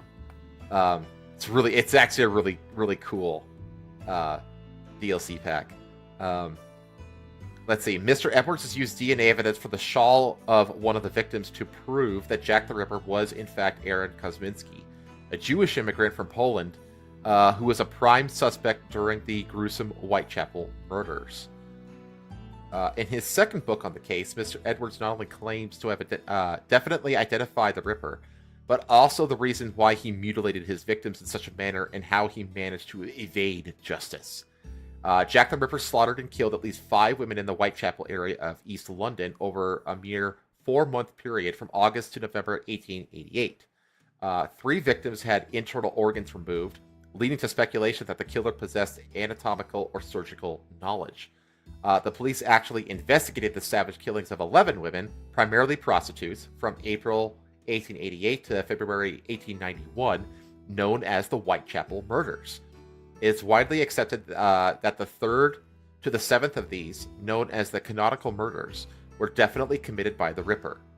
I think this is where the whole idea of like copycat murderers came into play. Yeah. Mary Ann Nichols, Annie Chapman, Elizabeth Stride, Catherine Edoes, and Mary Jane Kelly were murdered over a span of 9 weeks from August to November 1888. The victims all had their throats slit, post-mortem injuries, including to the vagina, and body parts were removed from Chapman, Edoes, and Kelly.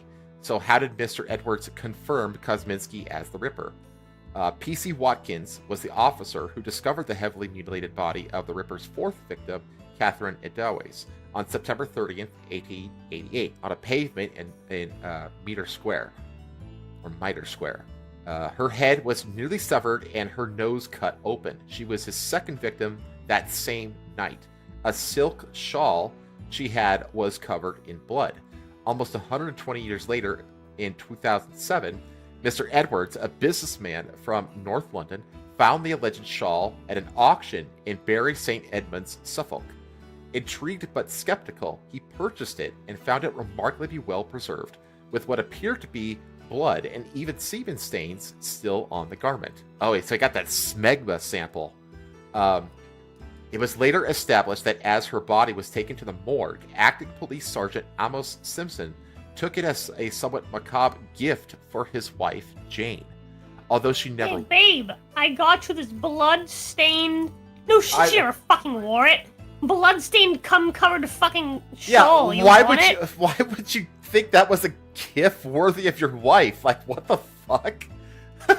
Hey, babe, check out this shawl from this woman that just died earlier today. Hey, Tailfin. Oh, man. Shawl worn by a murdered prostitute. It still has blood and semen on it. You want it? Oh my gosh. What were you thinking, Simpson? Although she never wore it, yeah, no shit, it remained in the family for generations and was auctioned off by Sergeant Simpson's great-great-nephew, David Melville Hayes. Yeah, dude, just like, what the fuck is this? Why the fuck do we own this? Why do we own this? Why is this a family heirloom? I mean, if anything, it should be like in a museum or some shit. It belongs in a museum. Mr. Edwards was surprised that such an ornate silk scarf, decorated with flowers, would have belonged to Miss Edoes, as she was a poverty-stricken alcoholic. However, the design and dyes used seemed to be like those of the time produced in St. Petersburg. This led Mr. Edwards to consider if it could have actually been a possession of Ripper suspect Kosminski, who hailed from the Russian Empire. The question arose, could he have left it at the scene? This sparked a series of extensive DNA tests on the assumed blood and semen stains, aided by distant relatives, aided by aided by distant relatives of both the victim and suspect. Astonishingly, there was a positive match for the bloodstains to an unnamed direct descendant of Miss Dawes. Although a request to exhume Kosminski's body was declined, the DNA found in the semen stains also matched one of Kosminski's sister's descendants. According to Mr. Edwards, this provides definitive proof of Jack the Ripper's identity, a case that has remained unsolved since 1888. Kosminski was born on September 11th, well, that's an interesting date, 1865, which would have made him 22 and 23 at the time of the murders. He spent his early years in Klodawa, near Warsaw, as the youngest of 7 children, losing his father when he was just 8 years old, probably to like tuberculosis or some shit. After his mother remarried, records suggest he may have been sexually abused by his stepfather, which is actually strangely really common. It's really, really common for whenever you have like a divorcee with a kid, the step parent is very, very commonly abusive towards that kid. And this is like a deep, like, it's like a biological thing. Like, lions do the same thing. Like, but the male lion will just kill all the kids. And be like, this bitch is mine now. And I will recreate her bloodline. I'm extremely grateful that my stepdad's fucking super cool. It's like a similar instinct. This is a really common instinct across the animal kingdom. And it's really common for step parents, particularly like stepfathers, to abuse the stepmother or the mother's kids. So after in 1882, 6 years before the murders, the family fled to London's East End to escape the anti-Semitism spreading across Eastern Europe following the death of Tsar Alexander II a year later. During the investigation into the murders, Dr. Robert Anderson, head of the London Criminal Investigation Department, had identified Kosminski as a key suspect. Confidential police reports, later published in 1894 as the Macnagten?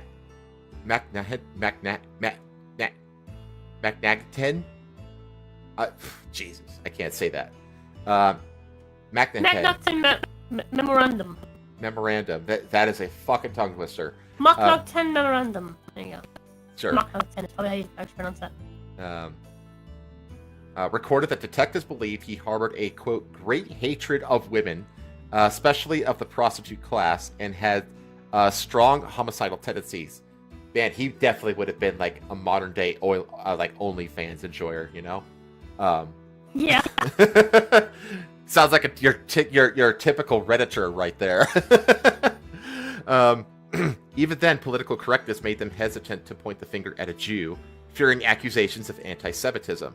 Without any known photographs of Kosminski, Mr. Edwards reached out to his descendants for historical family portraits to create a computer-generated image of what he might have looked like, based on his relatives' features. Even back in 1994, yeah, that's wild.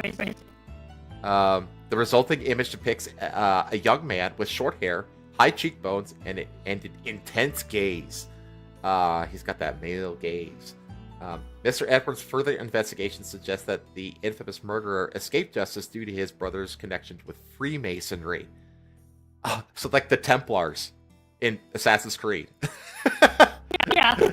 And he also proposes theories about the reasons behind the gruesome mutilations. Man, I want to actually buy and read this book. Yeah. What Sandler says is very true. He's naming on the show of a prostitute, not guarantee him being a killer. Mm-hmm. Yeah, it doesn't. Might just been a customer. Hang on, you're roboting. Hang on, just a sec. Yep.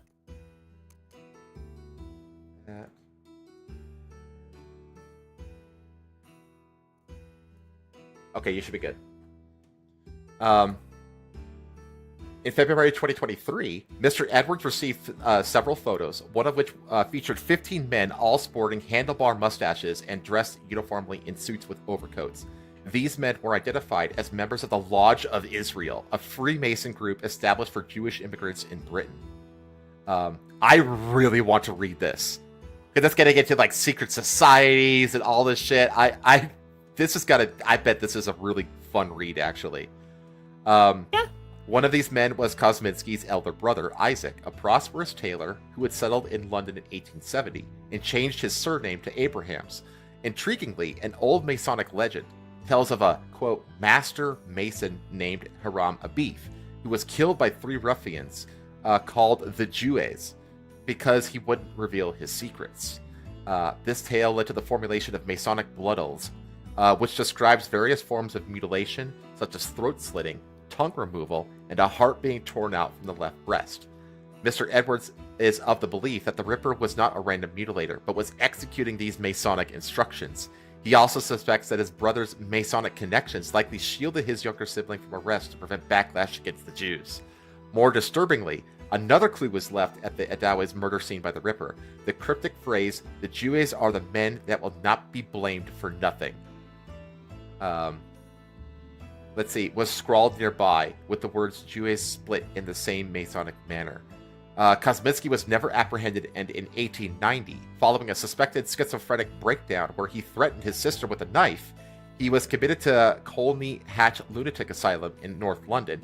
He passed away 28 years later in the Levisden Asylum, Hertfordshire. Russell Edwards' book, Naming Jack the Ripper, The Definitive Reveal, is now available, published by Rowman and Littlefield. I am going to buy that this weekend. This sounds like an actually really fun read. But, yeah, I don't even know. Interesting. I don't even know how I came across this article, but I was like, I bet Elfin this is... just said the truest thing. If a book gets pulled from Amazon and the author gets sued by the ADA, we'll know it's true. That... Yeah. Dude... Honestly, that's probably the best proof imaginable that it's true. Both of y'all stinkers. Love y'all. Okay, podcast. Love you, Peso. I posted this article in Discord. Oh, it was you, Marku. Thank you, man. Thank you for finding this. This is fascinating. I love shit like this. Okay, you want to see a boat get blown up by terrorists? Yippee! The Houthis. Do you know what the Houthis are? No. So the Houthis is the Iran-backed rebel terrorist group in Yemen that are like fucking over the Yemenese government. So they released this video, and you don't need the volume. It's basically them chanting like Allahu Akbar and random other, Durka Durka Muhammad Jihada kind of shit. Yeah.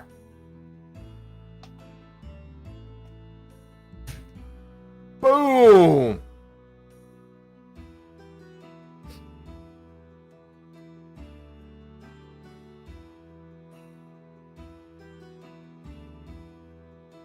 So they give you a slow motion of it.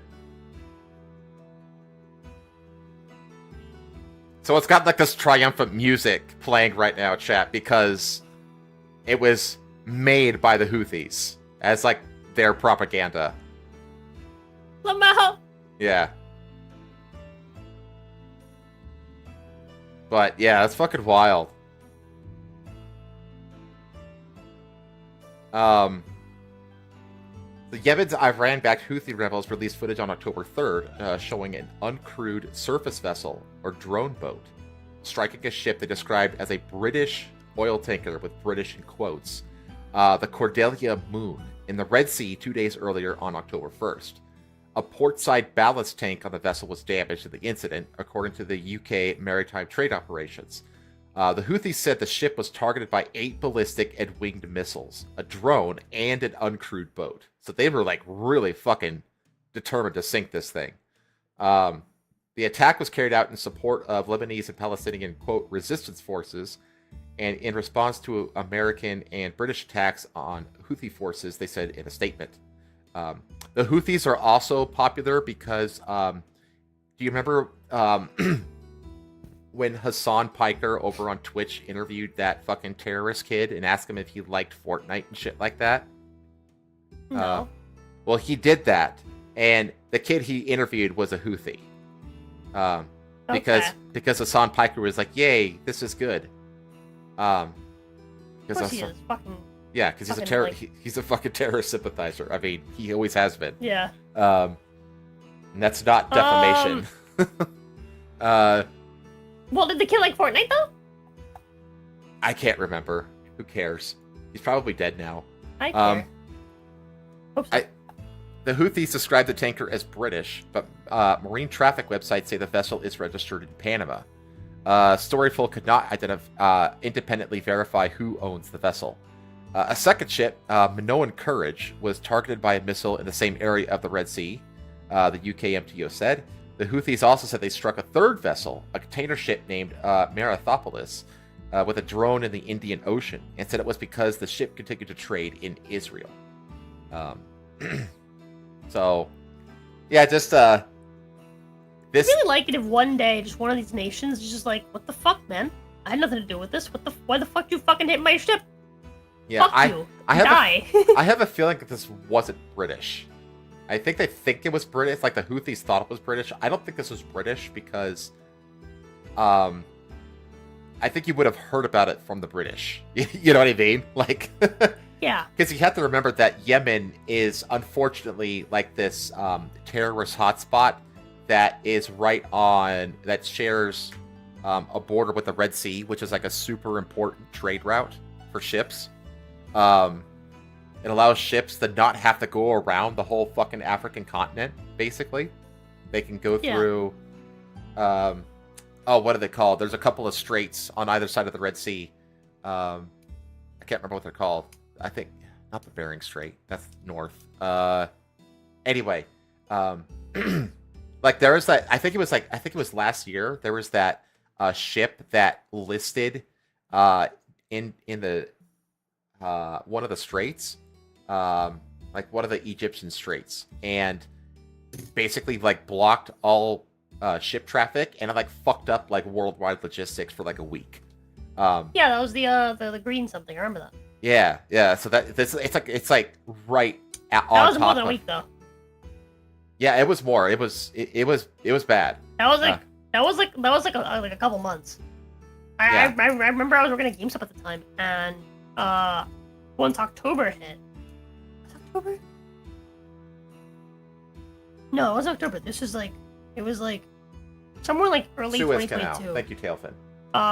Yeah, somewhere in 2022, they managed to actually unlock the thing, basically, and we ended up finally getting all the fucking shipments. Mm-hmm.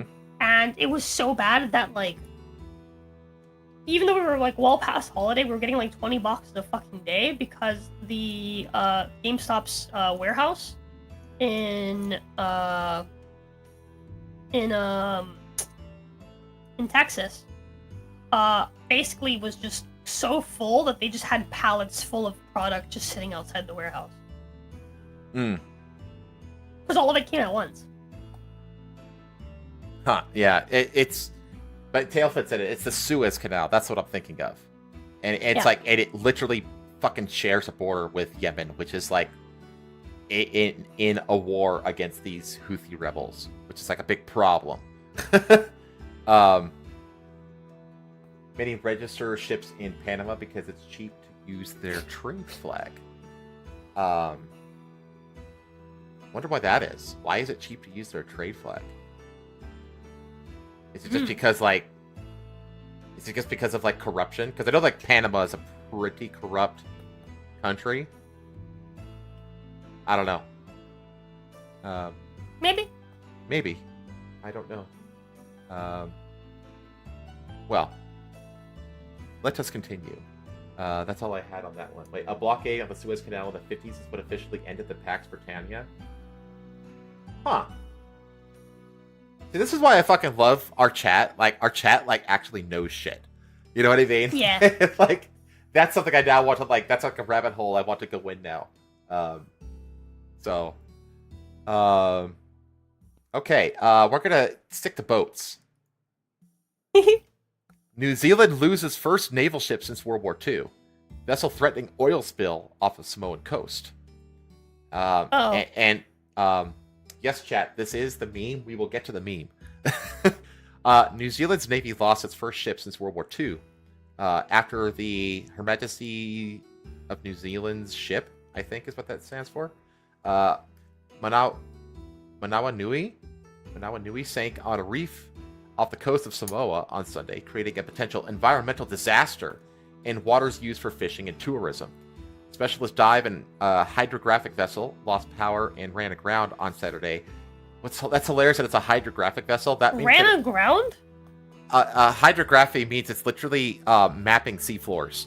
So yeah, the fact that a hydrographic ship sank to the bottom, that's fucking hilarious. Wait, hold on. Hydrographic vessel lost power and ran aground. You know what ran aground means? Yeah, it means that you got too fucking close, so the bottom of your fucking ship hits like the seafloor. Yeah, that's exactly. That's like close to like the shore, basically. Because ships are actually a significant amount of it is underwater. Yes. Yeah. Let's see. Like, you're not at the shore yet, but like you're close enough to the shore that the bottom of your ship is scraping the fucking, like the beach, basically. Yeah, exactly. And like it's actually, did you ever see that movie Master and Commander?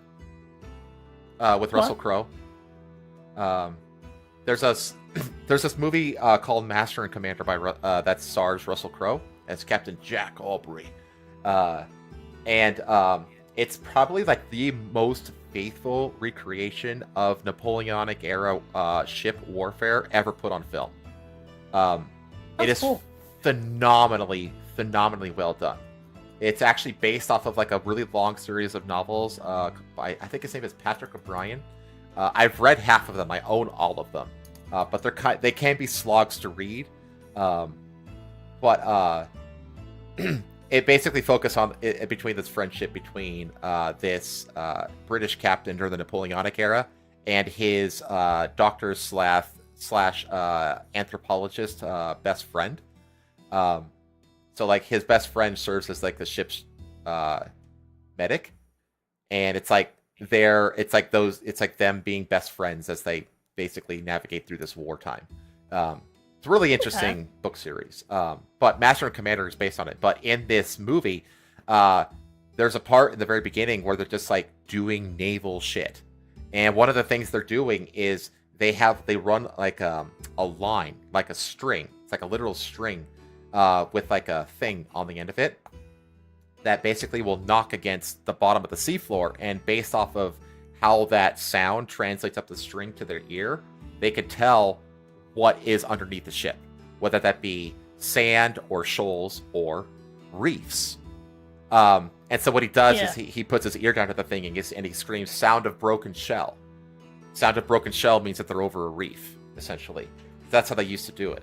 So like they've had like ways of like knowing what's underneath the ship for a long time, actually. Yeah. So let's see.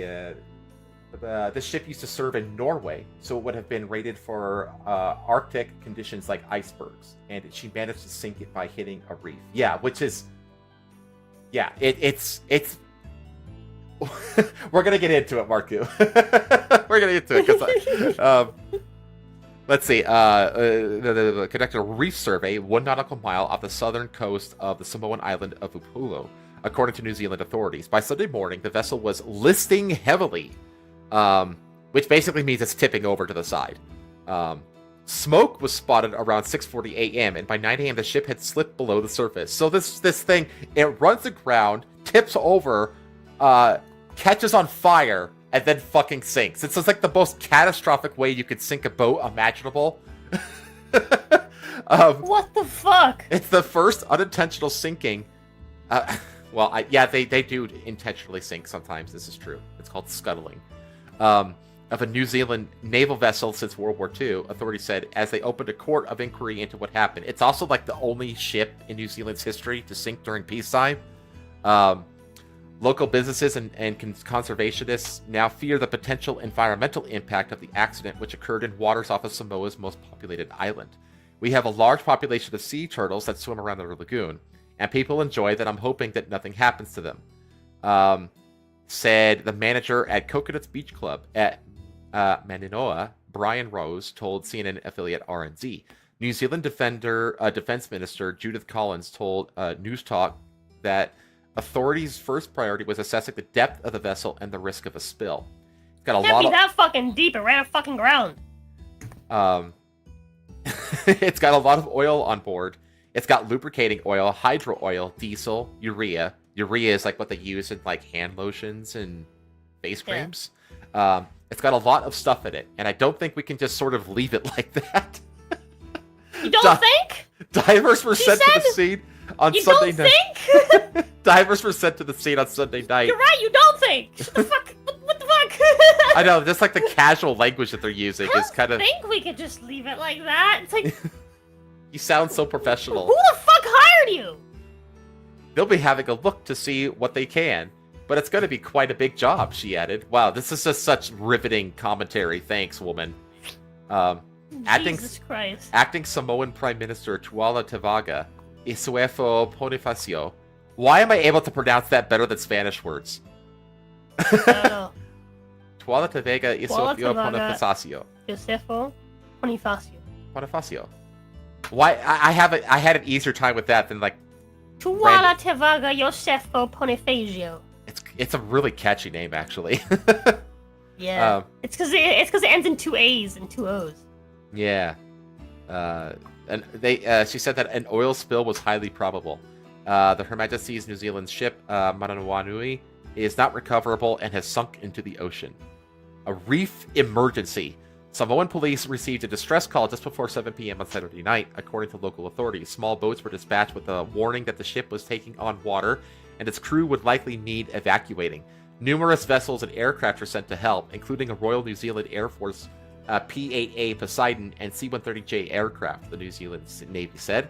By 5 a.m. Sunday... Cool fucking name. The Poseidon? Yeah. Yeah.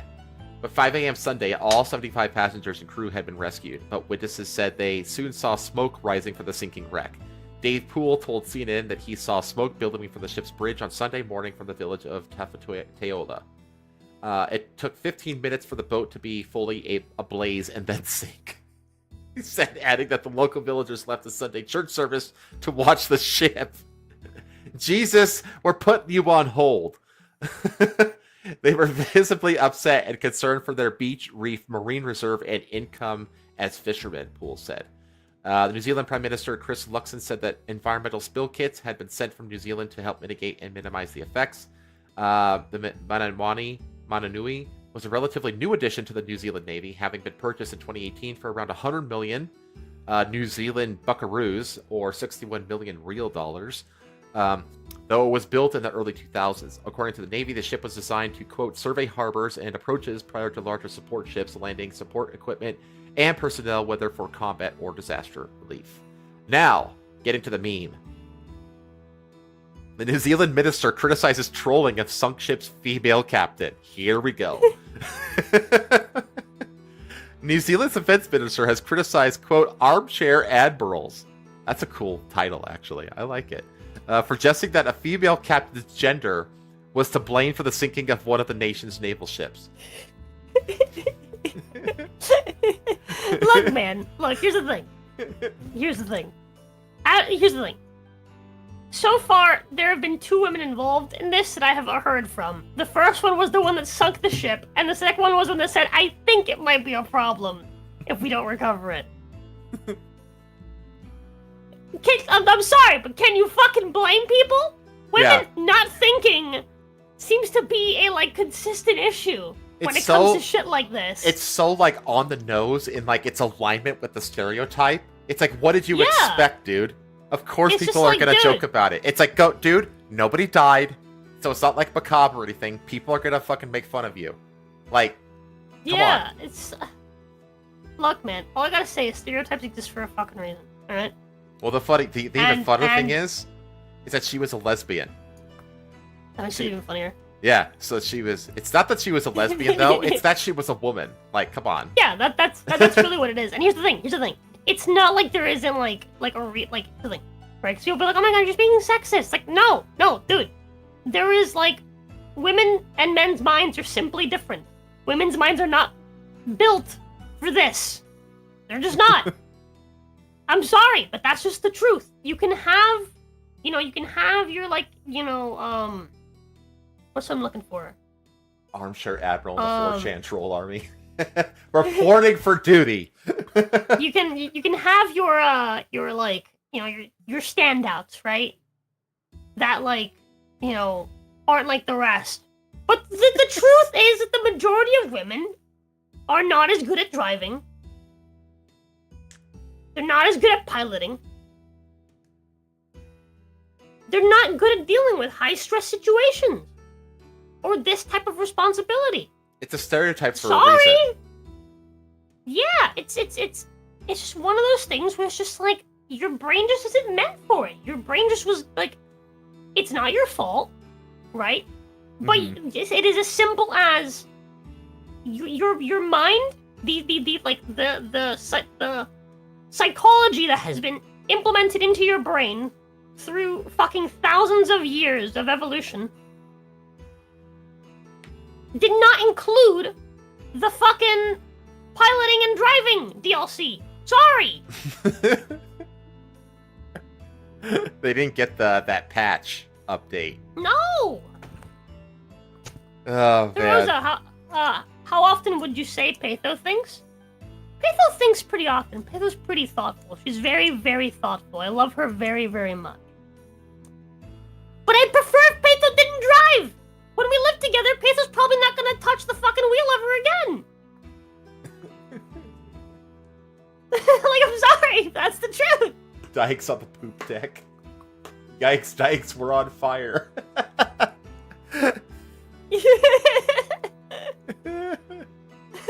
Fucking, what do they call them down in Australia? The Friends of Dorothy? A court of inquiry has been stood up to establish what caused this terrible incident, said Judith Collins, New Zealand's first female defense minister. The one thing that we already know did not cause... Hold on, I just want to say this last thing. There's a lot of things, alright, that women are really good at. Okay? Driving is just not one of them. That's okay. Men and women have proclivities for excellence at different things, and that's not a bad thing. That is a very good thing. Yeah. The one thing that we already know did not cause it is the gender of the ship's captain. Are you sure about that? British born... brother. Brother. I have no doubt in my mind that there is somewhere out there is scientific, like, data that proves that you're wrong. Well, there's a reason that insurance companies charge women drivers more. Yep, they do. They do. They would 100% do that. There's a reason for that. The same reason they charge young people more and old people more. You know, they're just looking at they're just looking at the statistics and adjusting their rates accordingly. I'm not sexist. I'm just reading the numbers, bro. Yep. British Board Commander Yvonne. She even has like a super lesbian name, Yvonne. Yvonne Gray, who previously served in the UK's Royal Navy, was the captain of the Manamanui. She told the New Zealand Herald, the incident saw her very worst imagining become a reality. But Commander I've only Gray, known one Yvonne in my life. She was very straight. But Commander Gray, it's not a common name. No, it's not. It's one of those names that's like kind of like dying, you know, like Gertrude and that kind of stuff. Like those just names aren't a thing anymore. But Commander Gray added that the crew had responded to the emergency exactly the way I needed them to, and acted with commitment, with comradeship, and above all with courage. Collins said she was appalled to see online trolling from, quote, armchair admirals, people who will never have to make decisions when you mean life or death for their subordinates. I could guarantee you right now that that all the dudes... Is Collins a chick from the previous one? Go back. Oh, it doesn't say what her... Hello? It doesn't say who the pilot was in this one. No, not the pilot. Because Collins is someone else. Let's go down a little bit. Wait, hold on, pause. Wait, was she the I don't think person? No. Yeah, that is her! Yeah, Judith Collins! Yeah. the defense minister, Judith Collins, and I don't think we can just sort of leave it like that. Yeah, it's the same person. Yeah, you don't fucking think, woman. I don't fucking care. You're just as bad. You don't belong in the job that you're in. And here's the thing, though. That sentence, I don't think. She says, like, people who will never have to make decisions which mean life or death for their subordinates. It's like, bitch, I guarantee you that every crew of dudes that work on those super dangerous oil rigs and shit like that learn about this incident are laughing the fuck out of this and saying it's because you're a woman. Like, and I know that because I used to work with those kinds of people. What if Petha wants a car or a truck one day? Then I'll get that car, I'll get that truck, and I'll drive her around in it. It'll be great.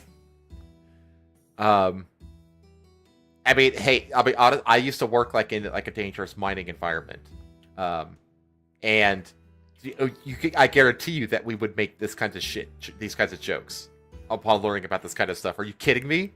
Of course, guys are gonna that work all these dangerous positions are gonna make fun of you because it's a woman driving the ship. This is such a typical woman behavior quote, you know. People who would never have to make decisions, you know. It's like, fuck you. She had I thought seriously in 2024. Oh, she's using the current year as an argument. Oh, yep. What the hell is going on here with people who are sitting there in their armchair operating a keyboard? Excuse me, I am not in an armchair. I am in a swivel chair. Thank you very much. Operating a keyboard, making comments about people that they do not know, about an area that they do not know, that they are just vile. Where's a bit of decency? Fucking get the stick out of your ass. God. Nobody died. Colin said that the women in uniform had been abused in the streets in recent days. This is outrageous behavior, and New Zealand is not known for this, and we are better than it. No, you're not. No, you're not. If you're better than it, your fucking ship would have sink. Yeah. You are, in fact, worse. Your ship, which contains technology to fucking map the bottom of the ocean, would not have fucking sank in a reef. The thing is, like, up at the mine... You dumb bitch. Yeah, up at the mine, you know, I'm just dealing with nothing but, like half of them are, like, ex-convicts and shit. You know, see, these, like, really, like, knuckle-dragger kind of dudes. But there were a few women. And guess what? The ones that rolled with the punches, you know, and, you know, instead of, like, getting offended, you know, it's like, hey, you know, you know, maybe you should get a better push-up rod next time. And instead of getting offended, she would be like, I'll get a better push-up rod when you get a better shirt or something. You know, they would just insult them back, you know? Yeah. Like, you know, like, because that's the whole thing. This is how, like, camaraderie is built in these kinds of environments, in these kinds of isolated environments, is that... It's called banter. Yeah, you rib on each other. And the ones that make it and get along are the ones who can roll with the punches. You know what I mean? And it's like, the moment you're introduced into a new environment like that, you are immediately going to get shit on. Because they're testing you. You know? Yeah. They're testing whether or not you can hang with them. And they need to know that they could rip into you. And if you rip into them back and not get offended about it, then you will be welcomed. You know? But this shit just makes you get pushed away. It's like, we don't want to deal with this humorless stick up her ass bitch, you know? We are better than this. Like, well, you know, if you were, you'd still have that shit. Yep. Sorry, bitch. The if you were, this entirely avoidable accident would have been avoided. The Wanui is the first ship New Zealand's Navy has lost to the sea since World War II. Collins previously indicated that it had been in an area that had not been surveyed since 1987. On Thursday morning, Samoa's Marine Pollution Advisory Committee said that the ship was leaking oil from 3 separate locations, but that there continues to be no trace of oil washing up on shore. Yeah, because oil... Dude, the ocean loves oil. Okay? Like, whenever there's like an oil spill in the Gulf, like, it results in what's called an algal bloom, because the algae just goes to fucking town on the oil. It is their food. They love it.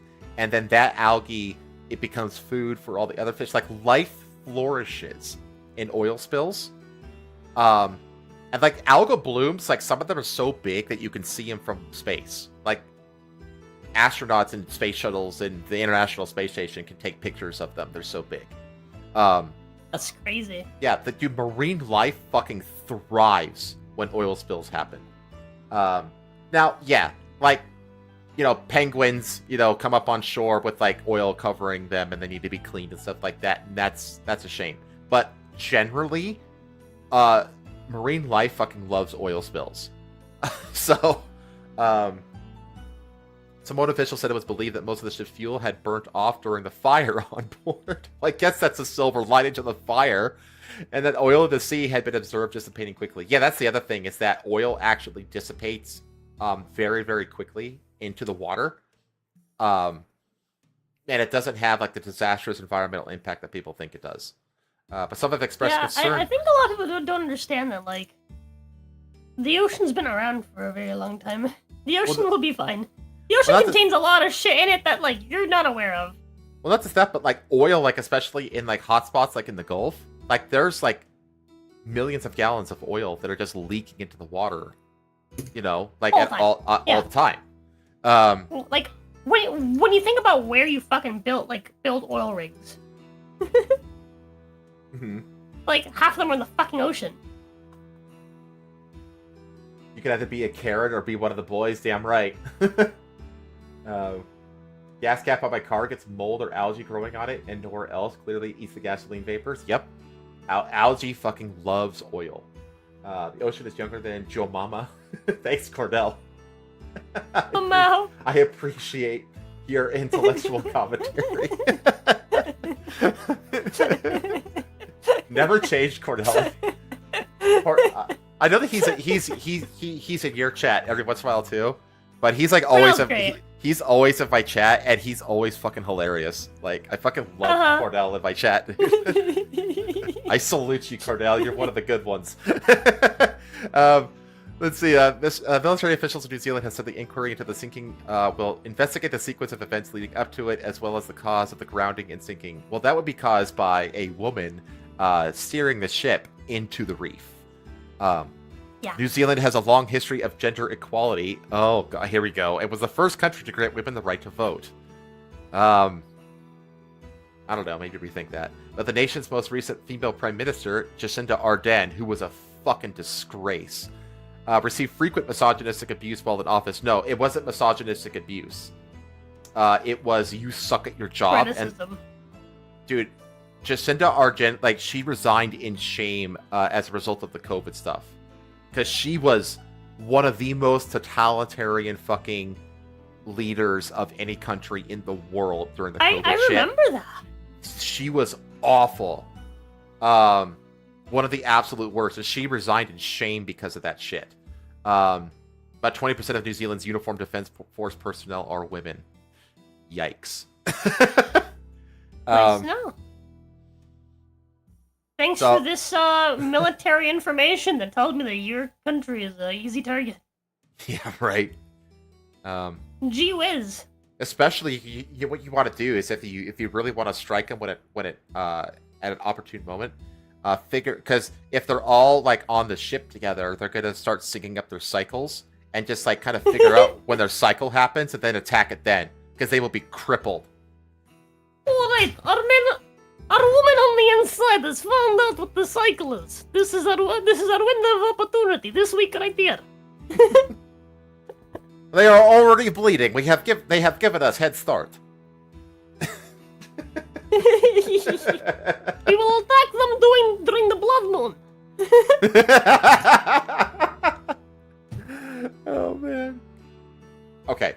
Operation Shark Week begins now. There is literal blood in water. Okay.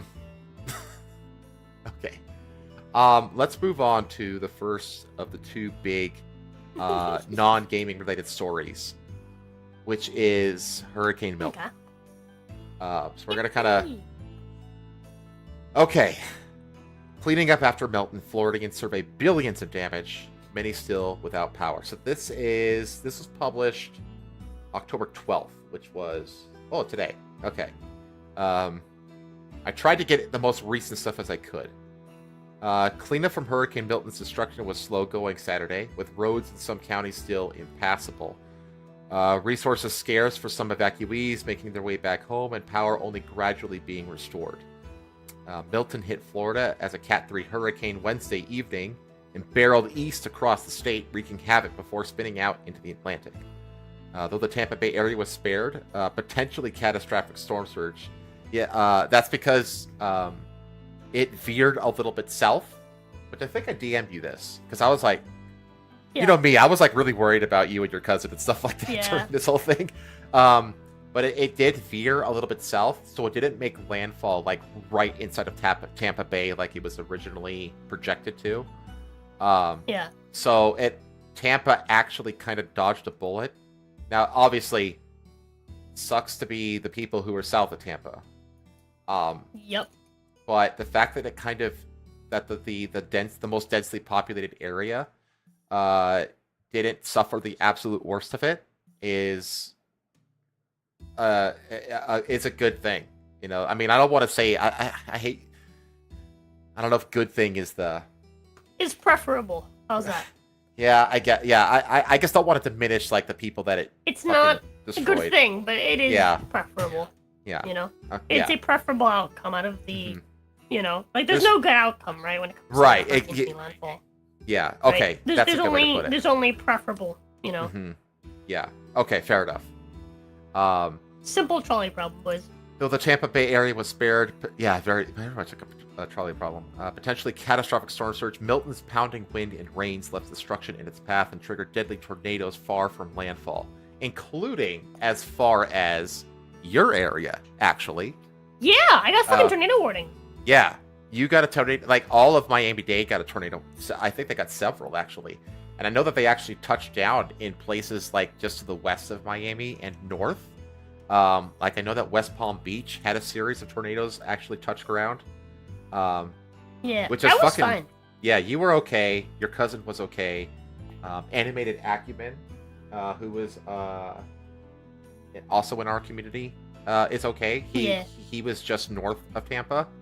I'm glad he was fine. So he was okay. He didn't even lose power. So my cousin lives in Tampa. He didn't lose power either. Ironically, he was telling me how the light winds from the previous hurricane, they didn't get hit by at all. But the light winds from that being like its radius completely knocked out his power. Well, that's and yet the much stronger winds from Milton, he was fine. He was chilling. He was saying how he thinks that whoever basically restored power after Elon, must have done a really, really good job or something. It just it was just fine. Why don't they bury the lines? I don't know why they don't bury the power lines. Maybe they do, and they just get with rainfall and stuff. They get washed out. I don't know. No, it doesn't work that way. I don't know about how that works. Because they bury them underneath the roads. So yeah, I have no idea. Yeah, I don't know why they don't bury the power lines. But let's see. Officials have said at least 17 people were killed across Florida. Reports of damage are still trickling in. Honestly, 17 is not a lot. That's not. I expected a lot more than 17. And that's phenomenal numbers. It does say at least 17. I would not be surprised if that creeps up over 20. Yeah. But that's still nowhere near as bad as Helen. Right. But again, it's just it hit Florida. It area that's ready for this sort of thing. Yeah, exactly. If there's one state that's ready for this shit, it is Florida. Dude. And DeSantis has done a great job. Did you see the fucking videos of military just heading to Tampa? Mm-hmm. Yeah. Just several military caravans just preemptively going to Tampa, just getting ready to help people on the ground. And they set up what's the name of that stadium in it's Sun something Stadium. It's the stadium that the Devil Rays play in, the baseball stadium. They turned that stadium into a staging ground. So I'll show you photos later. But the entire field is just covered in cots and supplies and stuff. And it's not for people like civilians. It's for workers, so they can just basically cycle in and out of that facility, and use whatever they need, so they can just basically just keep doing their jobs. And that was already prepared and ready by the time Milton hit. So let's see. The White House announced Saturday that President Joe Biden's approved a Wait, hold disaster. Oh, Marcus says, Rosa, did your local Waffle House stay open? Brother, I went and I bought the fucking Krabby Patty while the hurricane was hitting landfall. Like, I'm fine, dude. I'm on the opposite coast. I'm chilling. all 25 Waffle Houses in Tampa did close, though. Yeah. You know it's fucking real when like all the Waffle Houses in a region close. That's like worst case scenario. Let's see. The White House announced Saturday that President Joe Biden approved a disaster declaration in Florida on Friday that will free up federal funding for people affected by Milton in over half of the state's counties. That includes grants for temporary housing, home repairs, and loans, the White House said.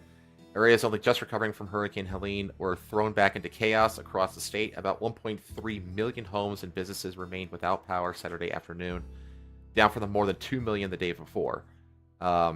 Those still in the dark were scrounging for ice, a commodity hard to come by, to salvage the food in their refrigerators. Pause a second. Some people in chat were talking about the Milton fan art, or like anime Milton fan art. Oh, yeah.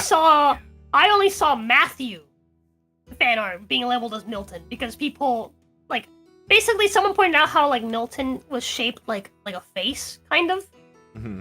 Right? It was one of those. I forget what it's called. Like when you see faces and things. Yeah, like for it. There is a term for it, but it's like humans have like a tendency to see faces where there aren't faces. Yeah, it's just basic like pattern recognition. Yeah, it's a biological thing. Yeah, but people were basically comparing it to Matthew, which straight up looked like a fucking skull. It straight up looked like the Skeletron from fucking Terraria skull, like just straight up, right? And then I guess somewhere in the like massive telephone game that is internet inability to like look things up, I guess just basic simple Google search. People just started assuming that the picture of Matthew was actually also a picture of Milton. And so people started drawing fucking fan art of Matthew and calling it Milton. Yeah, that was a weird thing that I saw. They were like Milton Chan. Yeah, and it's just fucking Matthew. It's like, no. Wrong. Wrong.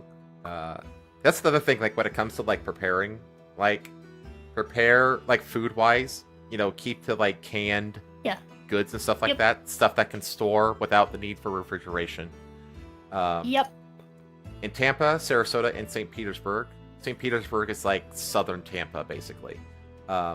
Residents were hopeful a major gasoline shortage in the region following Milton would ease over the weekend with the promise of fuel deliveries and the reopening of ports. Gas station after gas station with trash bag fuel pumps greeted people with needles already on empty. At the rare station with gas, lines of cars stretched nearly 2 miles down the road. Again, you should if you're a Florida resident, no matter where you are, you should have like 50 gallons you should have like a full gas tank for your vehicle, just like in your garage or whatever, or available, and it should be a part of like your hurricane bug out bag. Let's see. 3 fuel distribution sites opened Saturday in Plant City, Bradenton, and St. Petersburg. Governor Ron DeSantis announced he said more would be open soon, and ports were opening up to receive fuel shipments. People can get up to 10 gallons of gasoline for free at each of the sites. Some of the state's tourist hubs, including Walt Disney World and Universal Orlando, reopened Friday, along with Port Canaveral for cruise and cargo traffic. On Saturday in Flagler County, on the state's east coast, officials urged the over 130,000 residents to stay off the roads and minimize their use of running water for emergencies only because treatment plants were at capacity. The Florida Air National Guard was returning to distribute ready-to-eat meals on Saturday. Avoid any downed power lines and flooded or debris-laden areas that may be hiding downed lines, the county said in an update, advice echoed to residents around the state. Search and rescue teams were still active in Hillsborough, Pinellas, and Pasco counties, DeSantis said Saturday. Water continued to rise after Milton passed, so rescue crews had been working to get people to safety out of floodwaters, he said. Yeah, so like, that's the thing. It's like all that water that like piles up in like the center of the storm, like the storm surge, that all has to go somewhere. And it doesn't all just flow back into the ocean. It flows radially. So like the surrounding areas will actually see like water levels rise as that storm surge water starts to like storm surge water. Is that what I said? Wow. That storm surge water starts to like dissipate, you know. The surrounding areas will actually see their water levels rise. Fortunately, we never had the 15 to 20 foot storm surge, but still, rising water is very dangerous, and these guys have sprung into action. Tornadoes, winds, and flooding. Milton's damage stretched well beyond his initial landfall. It hit near Siesta Key in Sarasota County, a barrier island in the Gulf of Mexico. The location of impact briefly caused reverse storm surge and sucked water out of Tampa Bay, averting the feared deadly storm surge that could have hit the populated area. Still, high winds still toppled the giant crane into a downed building and destroyed the roof of Tropicana Field. Tropicana Field, that's what I was thinking of. Home of the Tampa Bay Rays baseball team. As Milton roared across the state, winds were clocked at about 100 miles per hour, over 30 miles from the west coast. Tornadoes were confirmed as the storm moved east at the Melbourne-Orlando International Airport.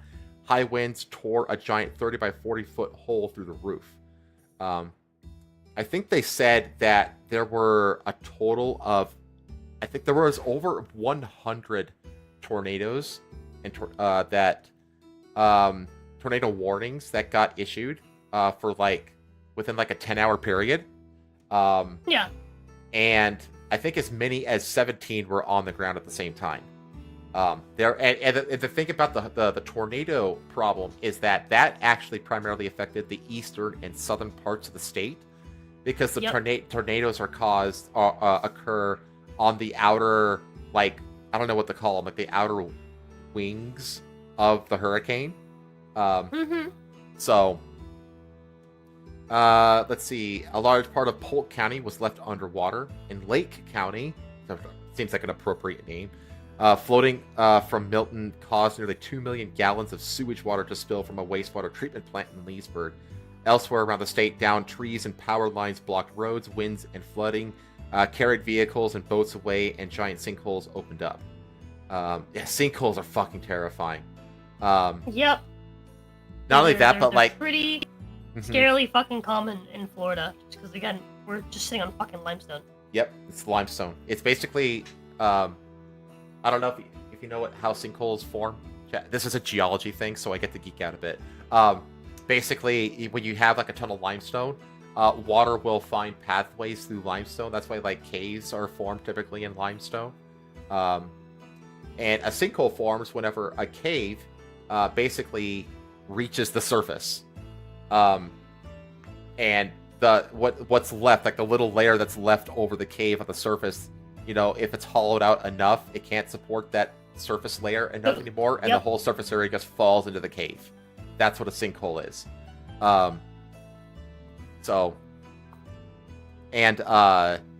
This other thing, like, you know, sewage water spilling, down trees and power lines. This is why, like, you should try to avoid walking through water, especially stagnant water. After these flooding, what the fuck? I'm fine. After these flooding events and hurricanes and stuff, because they do get filled with debris that can cut you, or power lines that can shock you, or bacteria that can infect you. That's why this is especially true in stagnant waters.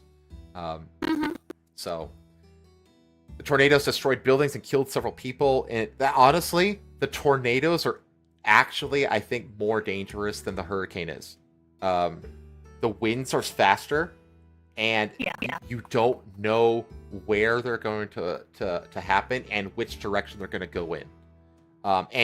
They basically, if you get a tornado warning in your area, you need to drop what you're doing and run into like the nearest bathroom, centrally located bathroom on the first floor of your house, because that means that like a tornado could touch down literally any second.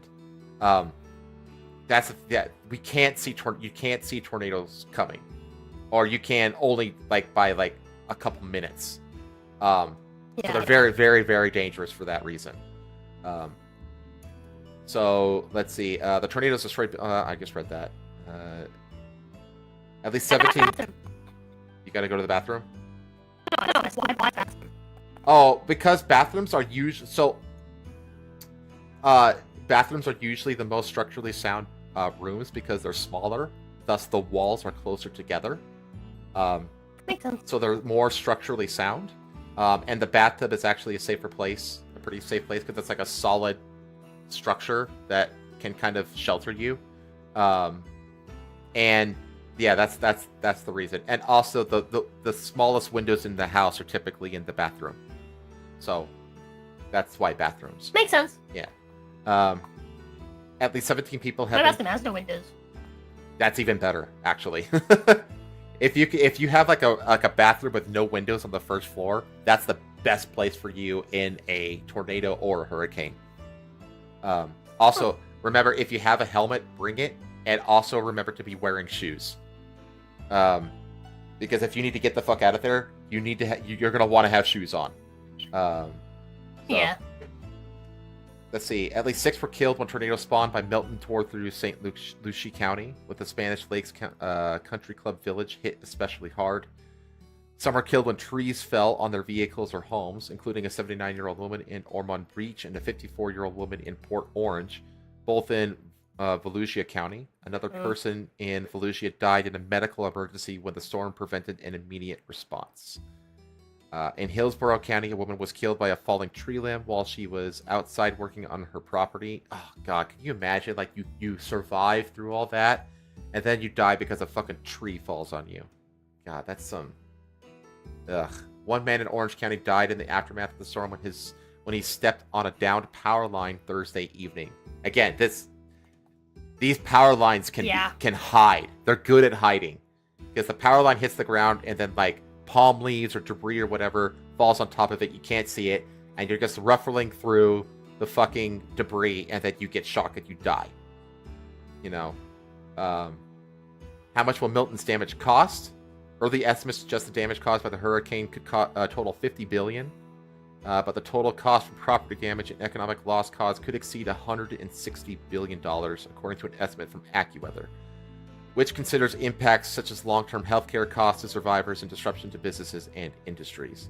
Milton will go down as one of the most damaging and impactful storms in Florida history, along with Hurricane Helene's estimated total damage and economic loss of $225 to $250 billion just 2 weeks ago.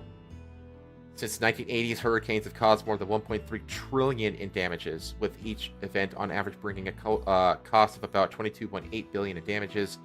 According to the National Oceanographic and Atmospheric Administration's Office, Kyrgyzstan NOAA for Coastal Management. A little bit on Orlando. Orlando dodged a bullet, officials are saying, despite taking gustier winds than expected overnight and hours of downpours from Hurricane Milton. Orlando seemed to fare far better than it did 2 years ago from Hurricane Ian. Yeah, Ian really fucked up everyone in Florida. Milton, lakes that crested the most did not Thursday. Roads that, crested then, mostly did not Thursday. Okay, so during Ian, they crested, and they didn't for this one. Roads that were flooded and impassable now are nearly damp, and homes that were underwater are thankfully dry. Lake Cherokee, just south of downtown Orlando, overflowed its southern edge with ankle-deep water on Cherokee Drive Thursday morning, but the scene was calm. Children splashed and played after Milton subsided. Geese explored the new territory, and by 9:30 a.m., stormwater crews were already clearing storm drains by the lake to help the water subside. During Ian, Lakes Cherokee and Davis both crested, flooding nearby neighborhoods and forcing residents to flee the high waters by boat. The trouble lasted days. While residents of Wadeview Park were without power Thursday, their homes were spared floodwaters that rushed down Esther Street during an early September downpour. See, this is why insurance rates are only super high when you live right next to water. If you live if in Florida, the insurance rates are actually normal and comparable to the rest of the country unless you're living right next to the water. Then your insurance rate basically triples. And this is exactly why. With higher than normal water levels across Orlando, city officials are urging residents from doing laundry washing dishes, taking showers, and flushing toilets to prevent further straining of water reclamation systems. Doing so could lead to sewage overflows. Yeah, they're not gonna not do that. Yeah. Like, you're not gonna stop people from doing that stuff. I'm sorry. I mean, I get the sentiment, though. I think it's a totally reasonable sentiment. It's just people aren't gonna do that. Crews are working on chopping up and removing 27 trees that fell through the city, blocking roads. More than 400 traffic signals were also malfunctioning after the storm. 20 without power, 24 flashing lights, and 360 without communication. Cars that were parked in 5 downtown parking garages overnight must be removed by noon Friday. So, yeah, basically, Orlando didn't get it as bad as they thought they were going to get it. I saw this interesting article about insurance premiums. I'm not going to get into it, but they're actually saying that they actually can handle this, and they actually don't expect the premiums to increase. Yippee! That's good. Let's see. Yeah, so even though Milton, like Ian, carved a swath of damage across the state's midsection from coast to coast, some factors will keep Milton's losses from straining the state's property insurance companies' ability to meet the expected crush of claims. One industry representative said, a top state insurance regulator appears to concur, and that's despite a report from Filch Ratings and Insurance Analysis firm that said Milton's toll will further weaken the state's insurance market's precarious position. But that seems to be a minority opinion. Let's see. After less than 24 hours after Milton's landfall, Florida Insurance Commissioner Michael Yawarski's office put out a news release highlighting the continued strengthening of Florida's property insurance market by pointing out that the national insurance carrier USAA reaffirmed its commitment to investing in its Florida presence. So this, I'm not going to get more into this, but basically they're saying that insurance rates are going to remain stable. They're saying that they should be able to handle what they have. They won't know for sure until like Q1, Q2 next year, but they're not projecting it to have any kind of significant impact on the rates, which is good. That's a good thing. Yeah. Especially for me, who's about to move there. So this is just like talking about the hurricane itself and like its timeline, which I think we know. Yeah. Basically, it was out here over the Yucatan. And it actually did a lot of damage down here in the Yucatan. And then it was like a Cat 2 at this point. And after this, it kind of like went around and then up this way. And it did like a full like drive-by of like the fucking coast. Yeah, it kind of went up here, and then it did this, and then it kind of turned northward just a bit to just cut right across the middle, just circumcise Florida, you know. And the crazy thing was like how quickly it organized. Like it basically went from like a Cat 2 to a Cat 5 overnight. And people were like absolutely blown away by like how fast it organized. And it got as low in pressure as like 497 millibars, which is actually approaching like the limitations that the physics of the atmosphere can possibly allow. Like there is like a bottom to that is like, according to like physics, is like impossible for the atmosphere to exceed or to drop below, and it actually got close to that. So that's how like tight and organized this thing got. So Marcus says, has there been any word on looters yet? I don't think there will be much word on looters, just because we don't really get a lot of looters in a state. Yeah, everybody's armed. Everyone is armed, and if you so much as walk on someone's property without them wanting you there, they can blow your fucking head off. Yep, they take the castle doctrine in Florida very seriously. Yeah. And if anything we did not get looters here. And if anyone did get convicted for defending their property, DeSantis would pardon them. So yeah. People know better than to loot. And honestly, I haven't seen reports of looting in North Carolina either, actually. So that was a huge thing in Katrina in New Orleans.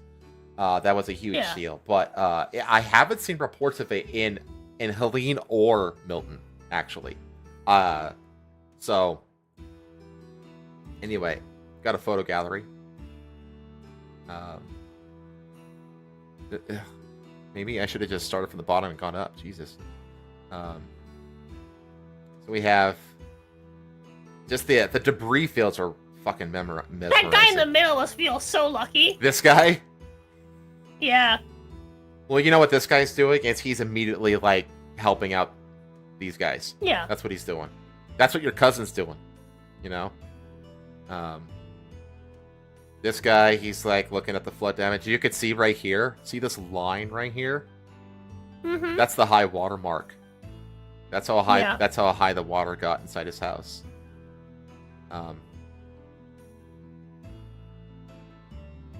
We got this. Just these are search and rescue people looking to see if there's any people. But you can see the wind just blew right through. God damn, that cabinet's shrunk. Right? Save the mugs. This is a pool that got filled with sand, with beach sand. So, yeah. It's just packed in completely, yeah. Yeah, the hurricane just filled this, took all the water out and filled the whole thing with sand. It's fucking wild. It's a road that got taken out. It's a guy. I don't think that broom's gonna help much. Yeah, buddy. I don't know about that shit. But you know what? He's doing what he can. You know, you're in this kind of situation. I think at that point you're just kind of like, you're like, yeah, I'm just gonna, like, you're doing something just to keep yourself entertained while you wait for, you know, actual help. Yeah, exactly. He's doing what he can, and that's all you can do. You know. Here's a tree that collapsed on this really nice looking fucking house. Yeah. That's in the Keys. Yeah, that is in the Keys. Yeah, Siesta. Yeah, this is Siesta. That's the Keys. Yeah, I saw the house. I was like, that's a fucking Keys house. Yeah. Dude, I'm telling you, the Keys were all like the super like fancy like mansions or. Yeah, it's all rich people, who want beachfront property. You saw some boats in the pier that got flipped over. This one's flipped. That one's flipped. This is a house that the roof got ripped off of a tornado. By a tornado, so it's like, it's kind of like more or less intact, but the roof is just gone. It's kind of a weird look, you know? Yeah. So, this is a really good aerial view of a flooded streets. You can see damage. I honestly don't. There's some damage to the roof over here, but I don't actually see a lot of roof damage in this photo. It's just it's just flooding. Maybe some trees are knocked over if you looked around it enough. The floating basketball hoop. This was a rescue operation, so they're rescuing someone from their through their window. This is another Keys house. It's got to be Bradenton Beach. Okay. Bradenton Beach. Where is that? I have no idea. Somewhere on the fucking western. But you can see that it was up on these stilts, so the stilts all tipped over with the house. Here's one of the most famous photos. Is the roof of the Tropicana field got torn off. This is the baseball field, but you can see all down here. Oh, you were not wrong. So that beach is actually, it's just north of Siesta Key. It's one of those little islands, like beach islands, basically. Just off the coast of fucking Sarasota. There were looters in North Carolina, but they were illegal, so no wonder it didn't get wide coverage. Oh. They never really had to pay extra for that outdoor concept kitchen. that backyard bar, right? But you could see here, this is like the state. Remember I told you how they filled it with all these cots and stuff and supplies? Yeah. Like all this stuff. These are all cots. That's what you're seeing here. Here's a guy just kind of squeegeeing the mud out of his business. A giant. Is that a mangrove? I don't know if that's a mangrove. Getting uprooted. I don't think it's a mangrove. Mangroves are usually in water. Yeah, that's not a mangrove. It's something else. That's an Odessa. This guy is cleaning the sand that got deposited all over his building. That's precarious. Power lines tipping over. It's a fucking cool look on like the side though. Wait, what? That's a pretty cool look. Oh, like scales. It kind of is, yeah. Yeah, that's a thing about that's another thing that people forget about hurricanes. But yeah, like, dude, this house just basically got fucking sandblasted. Yeah, that's the thing. That's a lot of things that people don't realize about hurricanes is that sand gets everywhere in a hurricane. Yeah. Like Anakin would never want to live in Florida because sand would just get everywhere. That was a Star Wars joke, Roza. I got it. Seems the power line's getting leaned over. The whole facade, like front of this house, has got torn off. This looks like an apartment building. What is this? Just says damaged building. I don't know what kind of building it was. Here's a boat that got lifted up and redeposited somewhere in the middle of the forest. This is like a beach house. Like, here, look at all the sand. It just gets piled everywhere. Yeah. Got a lot of toilet paper. They were prepared that in that regard, at least. So this is like a newspaper office, and this construction crane toppled right into the corner of the office. Ooh. Yeah. People getting rescued out of an apartment complex. This is a really cool shot in the dark. This is actually a road. Oh. So this is also on Siesta Key. If I didn't know any better, I'd be like, oh, is this the Everglades? Yeah, right. And then this is an aerial shot of a hurricane as it was hitting, because it hit at nighttime. There's Havana. Here's a dude in the middle of the hurricane who's just like live streaming, I guess. I don't know. There's people who took refuge in a Tampa hotel. He's just like, that's a lot of water. This one's rough. This is just a neighborhood. This is absolutely battered. This is tornado damage, not hurricane damage. Yeah. Another center where people took refuge. And this is the thing, like, people who like live in these places, like, well, like you, like their whole life or for a long period of time, like, there are really, really, really well-developed communities in Florida because they very much are unified when these disasters strike on a regular basis. Yeah. Like, people in Florida know their neighbors because of this kind of shit. So I remember, it was like 2015. Was that Matthew? I don't think it was Matthew. I think it was something else. There's a hurricane that passed by that it didn't hit us, but it hit like some neighboring areas. Mm-hmm. And I remember like my mom was like helping out like a couple that was like, you know, was going through it, and they basically they lost everything with the hurricane hit, and they came like down this way because like they weren't getting much help where they were at. Mm-hmm. And the people down here were like, "Yeah, dude, we got you." Yep. And they like helped them out and stuff. Yep. Yeah, that's a very common thing in Florida. That's honestly like one of the reasons I want to move there. I've never had that before. You know what I mean? This is a really cool photograph, actually. Ron Rook, who said he was looking for people in need of help or debris to clear, walks down a deserted street in downtown Tampa on Wednesday.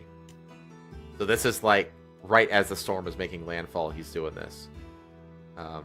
Just out there trying to help people. This is the airport closed, which is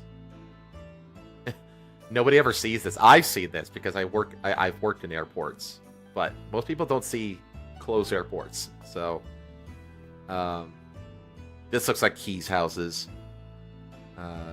Tornado. Oh wait, no, this is Palm Beach. This is Palm Beach. Yeah, that's Palm Beach. Yeah, I was gonna say like you get houses like that just all along like the like beach areas. Mm-hmm. A lot of people like will buy the little mansions in those areas.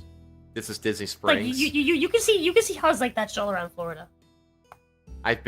This is where I went here. I walked like right through where this camera took a picture when I was there in 2023. And that trip was I actually had to reschedule that whole trip last minute because of a hurricane. Which one was it? Oh gosh, it was in September. I was supposed to go in like the beginning of September, and I had to postpone it to the very end of September. So, it's another boat. That's such a fucking Floridian attire. Go up. He's got the fucking the fucking the backwards hat. The gold chain. Big t-shirt. Yeah, gold chain, big t-shirt. And of course the fucking camo cargo shorts. It's such a Florida man. It's such a Florida man look. Yeah. I felt really out of the thing that made me feel. Yeah, Buccaneers shirt, camo cargo shorts. Mm-hmm. The thing that made me feel like I was not of Florida when I was there was the fact that I was wearing jeans, like jean pants. I was the only person that I ever saw that was wearing jeans pants. Really? Yeah, I did not see anyone else wearing jeans. So I wear jeans. Yeah. Well, I wear like skinny jeans. And I felt like I stuck out like a sore thumb because of it. This is another boat that got lifted up and redeposited. This is the highway that was shut down. Doesn't look like it got damaged too much though, which is good. Here's another case of a tornado ripping someone's roof off. This is someone trying to spare her oyster farm.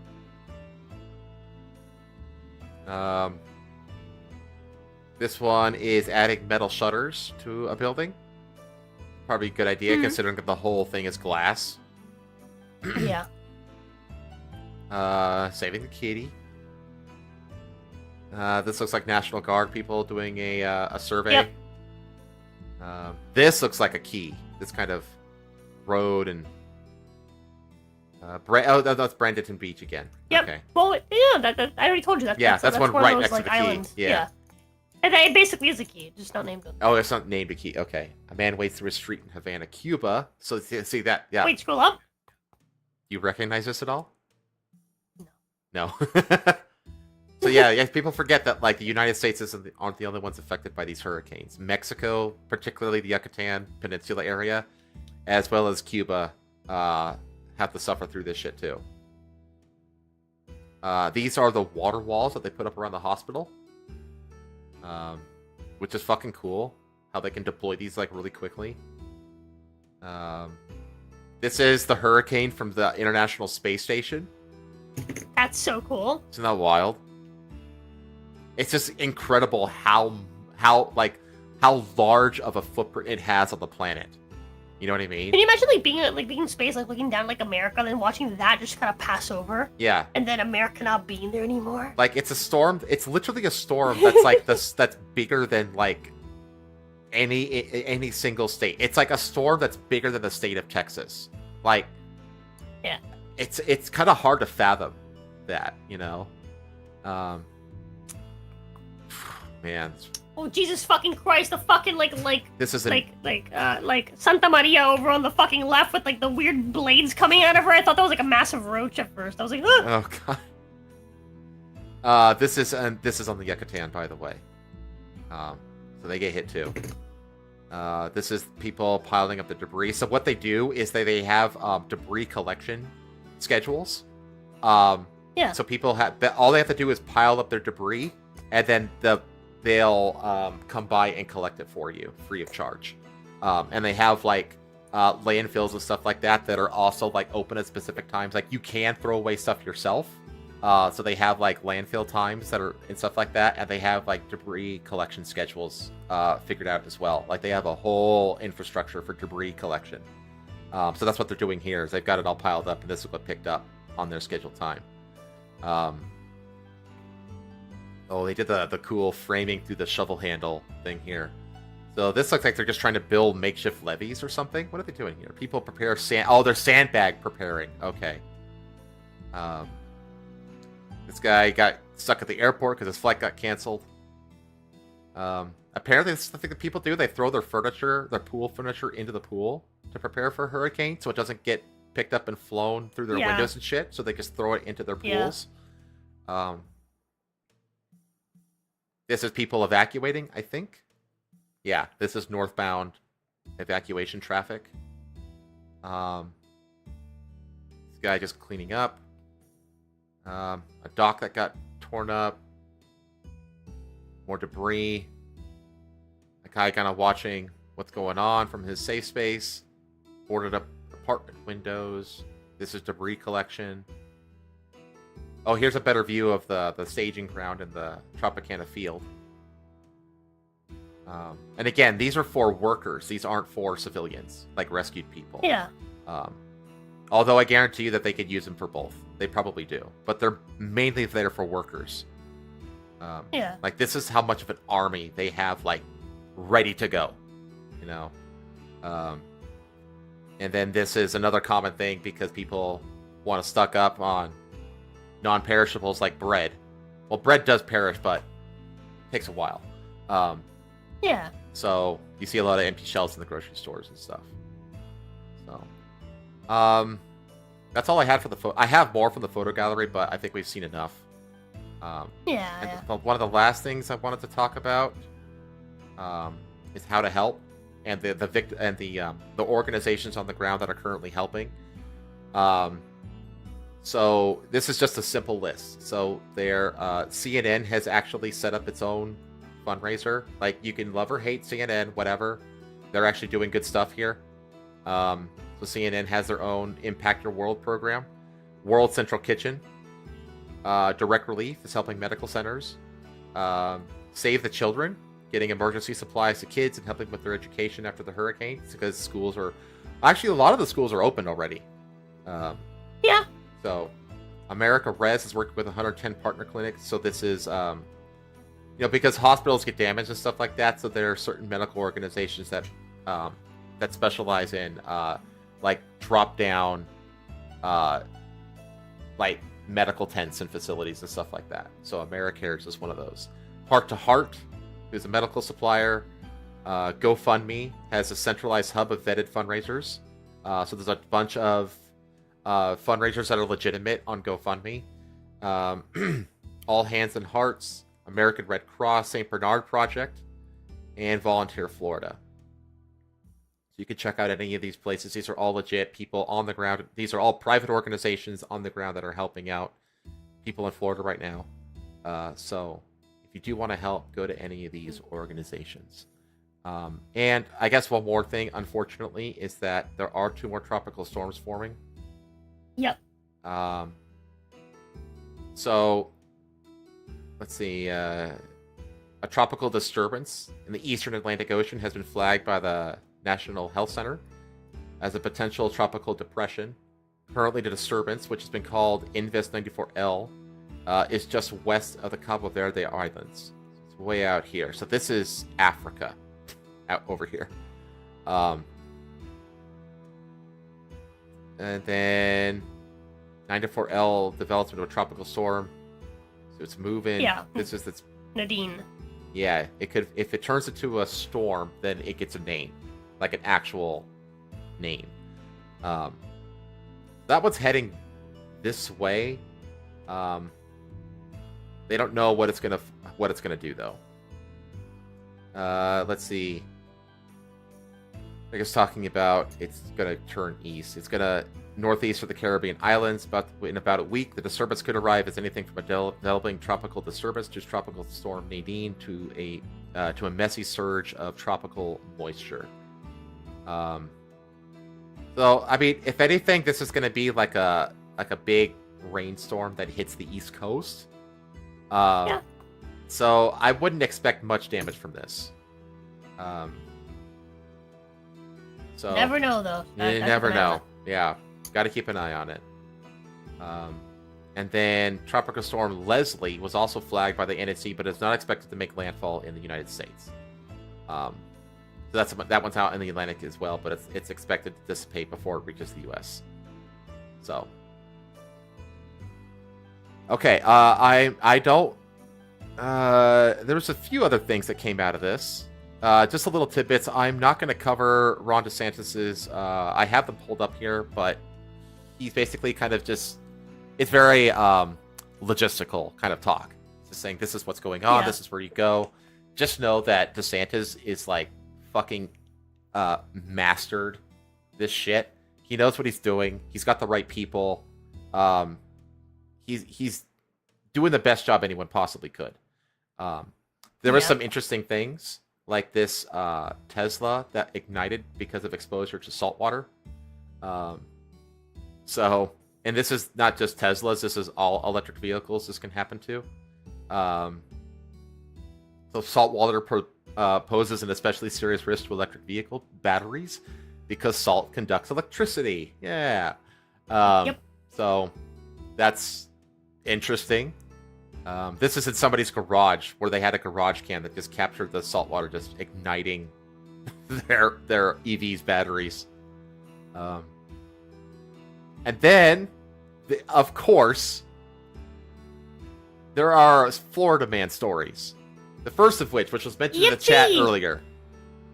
This dude strapped down his house like a fucking piano.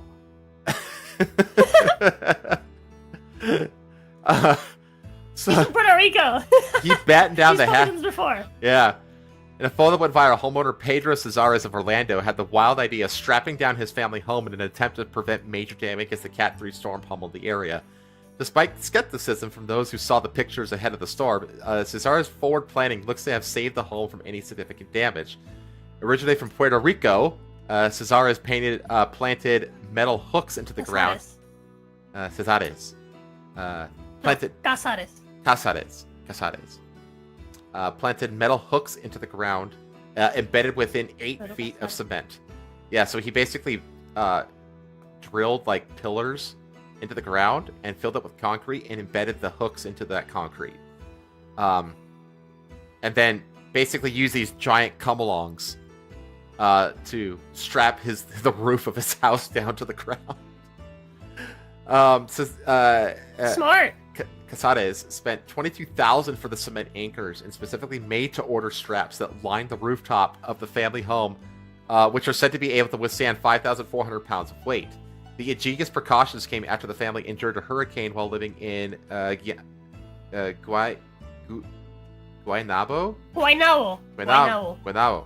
on the Caribbean island, which saw the aluminum roof of their home almost lift off.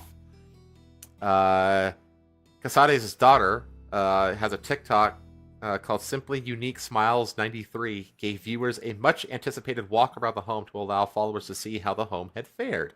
The house, thankfully, we're good. There's just a lot of leaves everywhere, but everything is still intact. There's a lot of affected areas near our home, she explained during a walkabout.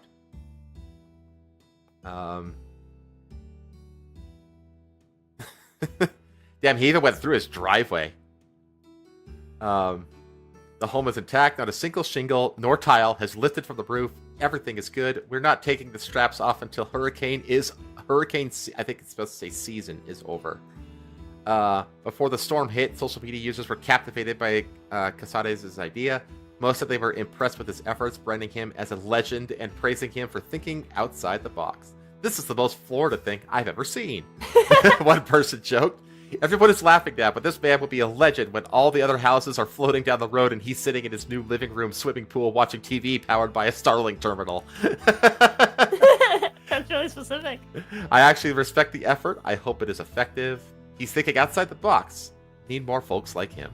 If this said, bro secured his house like a piano when moving. Absolute legend. Florida residents slogged through the What's awesome is, like, you can even use that next year.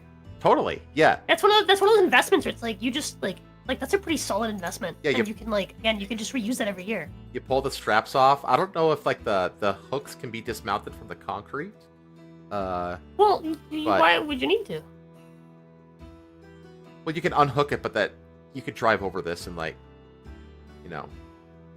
I'd want to be able to take the hooks off of the concrete somehow. Just don't drive over it. Well, guests to your house don't know that, though. You know? Yeah, maybe don't fucking come to my house uninvited, forehead. And then the there's this story about a dog that got rescued. So Florida trooper rescues dog tied to pole in puddle as Milton heads towards state. Wait, Frank says it prevents the whole 250K house from being destroyed. It's a very good investment. You think that house costs 250K? Yeah. Double that. Yeah, you're way low on that. Double that. It's like how half of house costs what a fucking castle costs in England. Mm-hmm. Florida troopers rescue a dog tied to a pole in a puddle. As Milton heads towards the state, DeSantis calls the owners cruel, and he is correct. The Florida troopers rescued a dog tied to a pole and left standing in a large puddle on a rainy Wednesday morning as Hurricane Milton barreled towards the state. So they abandoned him. They abandoned this dog. But they saved him, and he's okay. And even DeSantis responded to this. It's cruel for anyone to leave a dog tied to a post in the middle of an oncoming storm. Florida will hold anyone who mistreats pets accountable, he wrote on X. Space! I fucking love DeSantis, dude. Same. Dog was taken to a vet and was in good health. A spokesperson for the Florida Department of Highway Safety and Motor Vehicles told Fox News Digital he is being cared for and is safe. Agency was not aware of other animals left to fend for themselves at the storm. The FHP that's the Florida Highway Patrol, is conducting patrols and looking for any vulnerable people and animals that may have been left, the agency said. So that's a feel-good story. And then, probably the most viral single person in this whole thing, the ultimate Florida man, is the Florida Lieutenant Dan. Florida man known as Lieutenant Dan refuses rescue from Milton's path. So a man in Tampa with the nickname Lieutenant Dan, who is going viral on TikTok for claiming he would ride out the hurricane in his fishing boat, has not evacuated to a shelter, despite the mayor's claims. The man, who also goes by the name Joe C., was initially rumored to be joining the millions of evacuating Florida as Hurricane Milton inches closer, but he was spotted on his boat again shortly afterward. C received millions of views across multiple videos posted by TikTok user Tampa Terrence. Many of the videos are filmed from C's 20-foot fishing boat anchored in Tampa Bay. C resisted increasing calls for concerned viewers to leave the boat and get a hotel room, but Tampa Mayor Jane Castor said on Wednesday that he had changed his mind. The Tampa Police Department this morning just saved Lieutenant Dan. Castor said at a press conference, he has been rescued and he is now in a shelter as well. If we can get Lieutenant Dan to go to a shelter, we can get anybody to do that. The mayor's office later clarified the comment to People after C was seen on the boat. Our public safety team has had multiple conversations with this individual to persuade him to make the decision to go to a shelter for safety as the hurricane approaches. At one point on Wednesday, just prior to the press conference, he'd agreed to leave his boat. However, it appears that he has not followed through. Sounds like he just said what they wanted to hear, so they leave it alone. Hurricane Milton, blah, blah, blah, blah. The National Guard is deploying aerial, water, and ground search and rescue teams as the storm inches closer. And what's funny is that he survived, but his boat got destroyed, and so there's a GoFundMe to get Lieutenant Dan a new boat. And no, Lieutenant Dan. No, apparently yes, Lieutenant Dan. He's got it. He's made his 40K goal. So support Lieutenant Dan's seafaring dreams. So, ahoy, mateys! We're rallying together to help our dear friend Lieutenant Dan, who lives on a sailboat and embodies the spirit of a true pirate. He's the kindest soul, never asking for anything, but always ready to lend a hand. His current vessel has seen better days and wants to surprise him with a new boat to continue his seafaring adventures. Come together and show our support for this modern-day pirate. And helping him... Why are you calling him a pirate? I don't know. Help him get a new ship to sail the seas. Is this just any seaman is just a pirate? I don't know. We need to go back to pirate being derogatory. Yeah, right? Pirate isn't a glamorous thing. Now, this isn't all sunshine and rainbows. The daughter of Tampa's Lieutenant Dan fears influencers are sending father to early grave after the hurricane. He was doing just fine without all that money. The worried daughter of viral one-legged... Oh, that's why he's a pirate, because he has one leg. Yeah, see, he's got like a peg. Lieutenant Dan. Failed. Let's see. Railed against the influencers and donors who gave her father money, alleged they were enabling his drug use and putting him in an early grave. Ashley Ann Malinowski called for the stoppage of all funds going to her father, Joseph Malinowski, who gained national attention for refusing to leave his boat in Tampa ahead of Milton. The sailor, who is missing the lower portion of his leg from the shin down, was given the nickname Lieutenant Dan for his resemblance to Gary Sinise's character from the 1994 film Forrest Gump. The best character arc in the whole movie, by the way. Lieutenant Dan was doing just fine without all that money. And Malinowski said in a profanity-laden rant on TikTok Friday, "Y'all TikTok effing famous people, y'all blowing him up, and he's gonna be dead before he can effing enjoy that boat. Look at him, after y'all got a hold of him, and now he's high as F on all these videos." I feel bad for laughing. Lieutenant Dan was featured on the Weather Channel, CNN, and on a live stream with TikToker Tampa Terrence Concannon, who's the guy who started the GoFundMe, by the way, before the hurricane made landfall in Florida. In Florida on Wednesday. What? The defiant mariner held onto his sailboat and challenged Hurricane Helene to come get me during his interview on Concannon's TikTok on September 25th, which has been viewed over 2.1 million times. Concannon, 23, rode the fame and continued to share updates of his new friend throughout the storm, easily reaching millions of views for each post. And his daughter ain't exactly a looker. Concannon later said, "You see the man? That's true. I got the best genetics to work with." Yeah. Concannon later set up a GoFundMe page to raise money for by a large vessel, which has raised over $46,000, calling him the kindest soul who is always ready to lend a hand. Malinowski rode out to the Hurricane Milton from his boat where he lives as he defied Tampa Mayor Jane Castor's claims that he had gone to a shelter. He was discovered inside his boat, tied to a dock in Tampa Bay. Twitch streamer Aiden Ross later offered, of course Aiden Ross got involved, offered Malinowski a deal with the streaming platform Kick and to buy a new boat between $50,000 and $100,000. The concerned daughter revealed she had struggled with her father's safety towards drugs in the past decade. Is it just weed? Yes, I have his daughter, and I just had to keep tabs on that man for 10 years trying to make sure that he is alive, and now he's going to get all of this and probably end up dead because of it. Malinowski said she is trying not to spend too much energy looking out for her father besides making sure he's alive. Y'all are going to effing put him in the grave early for making him famous and giving him this money, she said, battling back tears. Malinowski claimed the influencers were using her father to boost their social media channels and don't know what they're doing in terms of helping the elder Malinowski. Nobody actually effing cares about him either. Y'all are just using him to make him famous, make yourselves more famous, make yourselves look good, but nobody effing cares. Lieutenant Dan's checkered past resurfaced after becoming internet famous for not heeding warnings from officials and popping out of his boat after the storm passed. Looks like a whack-a-mole. Like, boop. Huh? No, I'm fine. Leave me alone. He racked up dozens of arrests in North Carolina and Florida dating back to at least 2006, court records viewed by the Post showed. Many of the charges are traffic offenses or arrests for failure to appear in court, but he's also been busted for everything from drug possession to attempted breaking and entering to aggravated battery with a deadly weapon.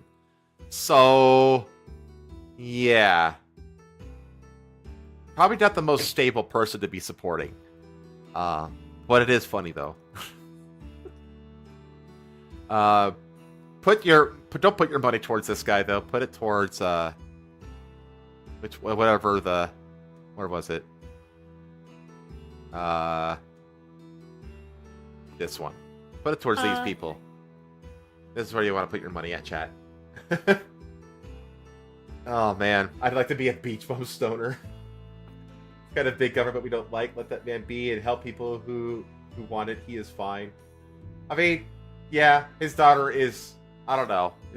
His daughter is painting a pretty negative picture of him, and his arrest record doesn't... Yeah, his daughter's probably right. Yeah, I mean, his arrest record kind of venerates his daughter's opinions about him, so... I mean, yeah, it's like a meme, but you're probably enabling him, honestly, it sounds like, so don't do that. Yeah. That's all I had on Milton, though. I think that's everything I could come up with. I think that was a pretty comprehensive look at it. I didn't go into like the super details about the storm. Not this one. Which one? I bet he's saving puppies. He just This doesn't one. brag about it. Yeah, so this one, like, you know, it hits Cat 5. Rarest of hurricanes said there had not been only been 40 such hurricanes in the Atlantic Basin since 1924. According to NOAA's historical database, only 4 hurricanes have ever hit the U.S. at Category 5 strength, the most recent being Hurricane Michael in 2018. Do you remember that one? No. Okay. And here it says, like in all, there were more than 100 tornado warnings across the state. And many of the people killed were killed by tornado and not by hurricane, which honestly, that makes sense because tornadoes are unpredictable. So, all right. I think Michael might be the one that I was thinking about. That my mom like helps like an elderly couple with. But like moved down here after they got they're everything. They literally lost everything. Bear says it's a fun story, but at the end of the day, it's a dude who had the capability to sail away and chose to stay and get his boat rocked. Well, Yep. Yeah, pretty Don't much. deserve a new one. Sorry. It's like he couldn't sail away, but he had a motor. He could have motored his way out of there. All he had to do was, like, if he just motored like 100 miles north, he'd have been cool, you know. Yep. So, anyway, same difference. Yeah, I know. It's like, just good luck sailing away, like, in the day before a hurricane, you know? Like, you're not... the wind is not in your Open favor. the sails! Yeah. Oh, no. Uh-oh. We're going... In Kansas, about half or more houses have a basement, so if those straps work, they should become standard. Yeah, I mean, most houses east of the Rocky Mountains have basements because of tornadoes. So... okay. That's all I had for the hurricane. Do you have anything to add, or any comments or experiences? No. Okay. The Krabby Patty hurt me more. Fair enough. Okay, well, the next big story that I have, I don't even know if we're going to get to any gaming news.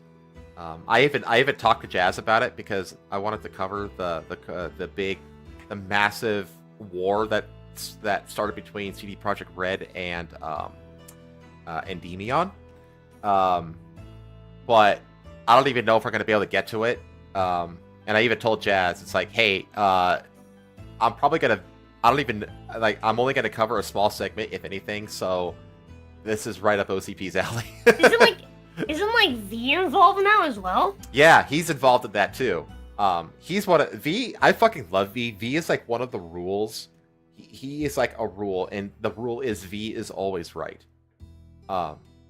Because he is. Like, V is always right. Like, he actually knows how to argue. And he knows how to do it in a concise and easy and commonly a humorous way. Yeah. He's one of the best arguers out there. He actually understands how to do it properly. And so... And he's very much right.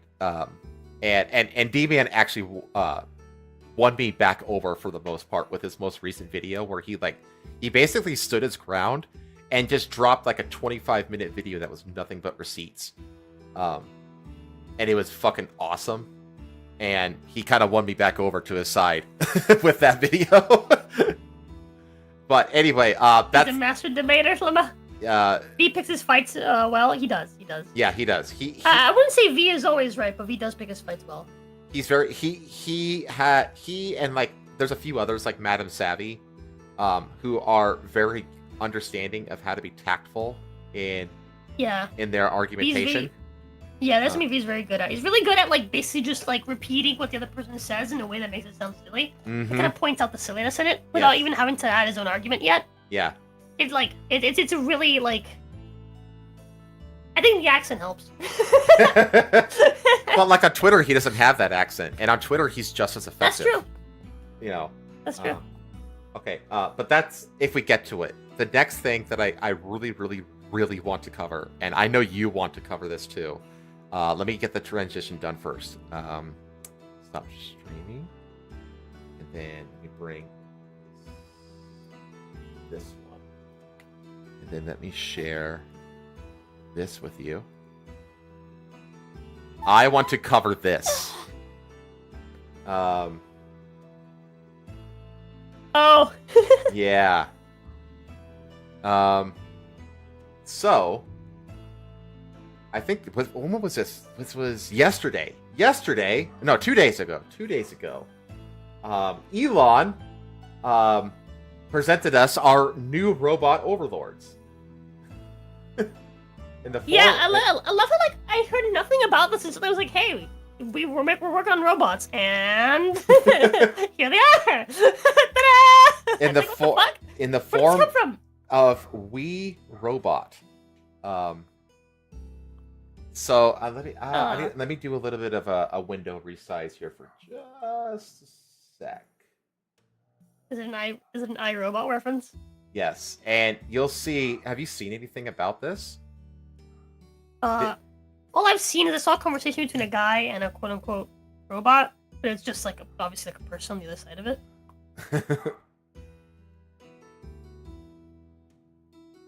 like a person like manning the robot, basically, using speaking through the robot, obviously. Mm-hmm. All right. That being said, AI isn't too far from being able to do that. Well, let's. This is a 7.5 minute like best of the whole thing. So I kind of just want to sit. I just kind of want to like sit and watch this, basically. Same. Let me make sure that the chat can hear this. Let me turn the browser audio on for the first time tonight, and let me make sure. Right there. All right. So, chat, you should be able to hear this. If not, let me know. And I'm just going to hit play and hope to God I don't get copyrighted into oblivion.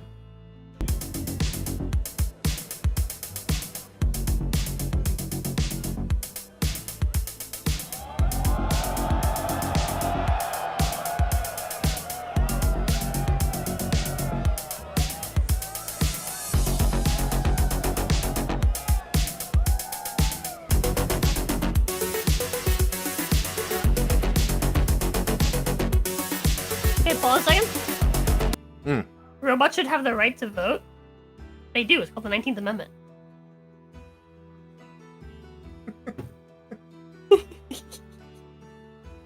It's like, yeah, like, I mean...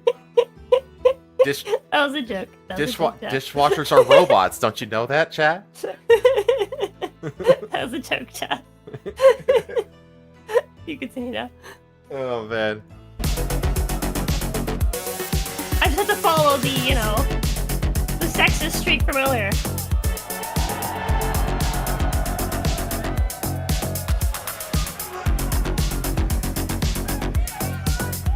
I'm still getting copyright struck for this. Dude, this is like the opening, wait, pause. Having him just like walk down the street and, walk up on stage. This feels like the opening to like a Netflix comedy special. Well, this is like following him as he's like arriving on scene. Well, high fives the guy before hopping up on stage. Well, you see this when you see the products that he's offering. Basically, like Elon, you could tell he's awkward. He's an engineer at heart, so he's like he's socially awkward. He stutters when he talks. He's not the greatest public speaker, but he clearly has an appreciation for aesthetic and presentation, which I can absolutely respect.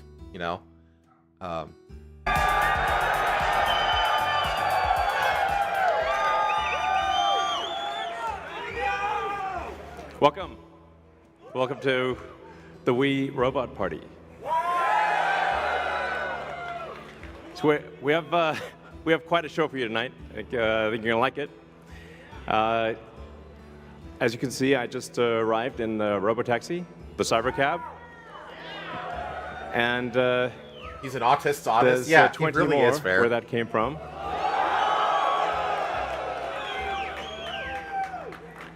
So they've been traveling. They're all there's no people in them, as you can see. The car's just going by with no people.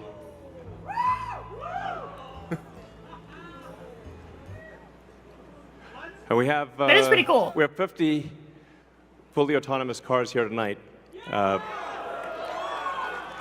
So you'll see Model Ys and the Sabre cab, all driverless.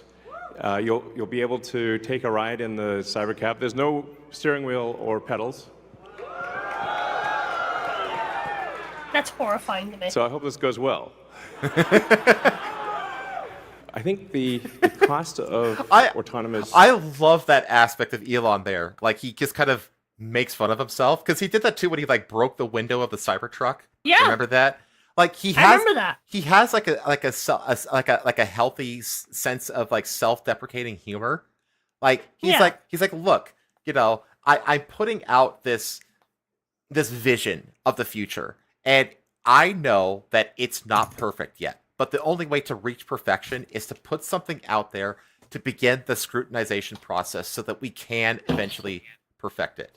You know, and he's very aware of that. He's very human about it. Yeah, he's very human about it, and he's very aware that, you know what, in the process of like true visionary innovation, which he seems to be one of very few people, you have to be able to accept failure and be able to pick yourself back up and fix whatever caused the failure.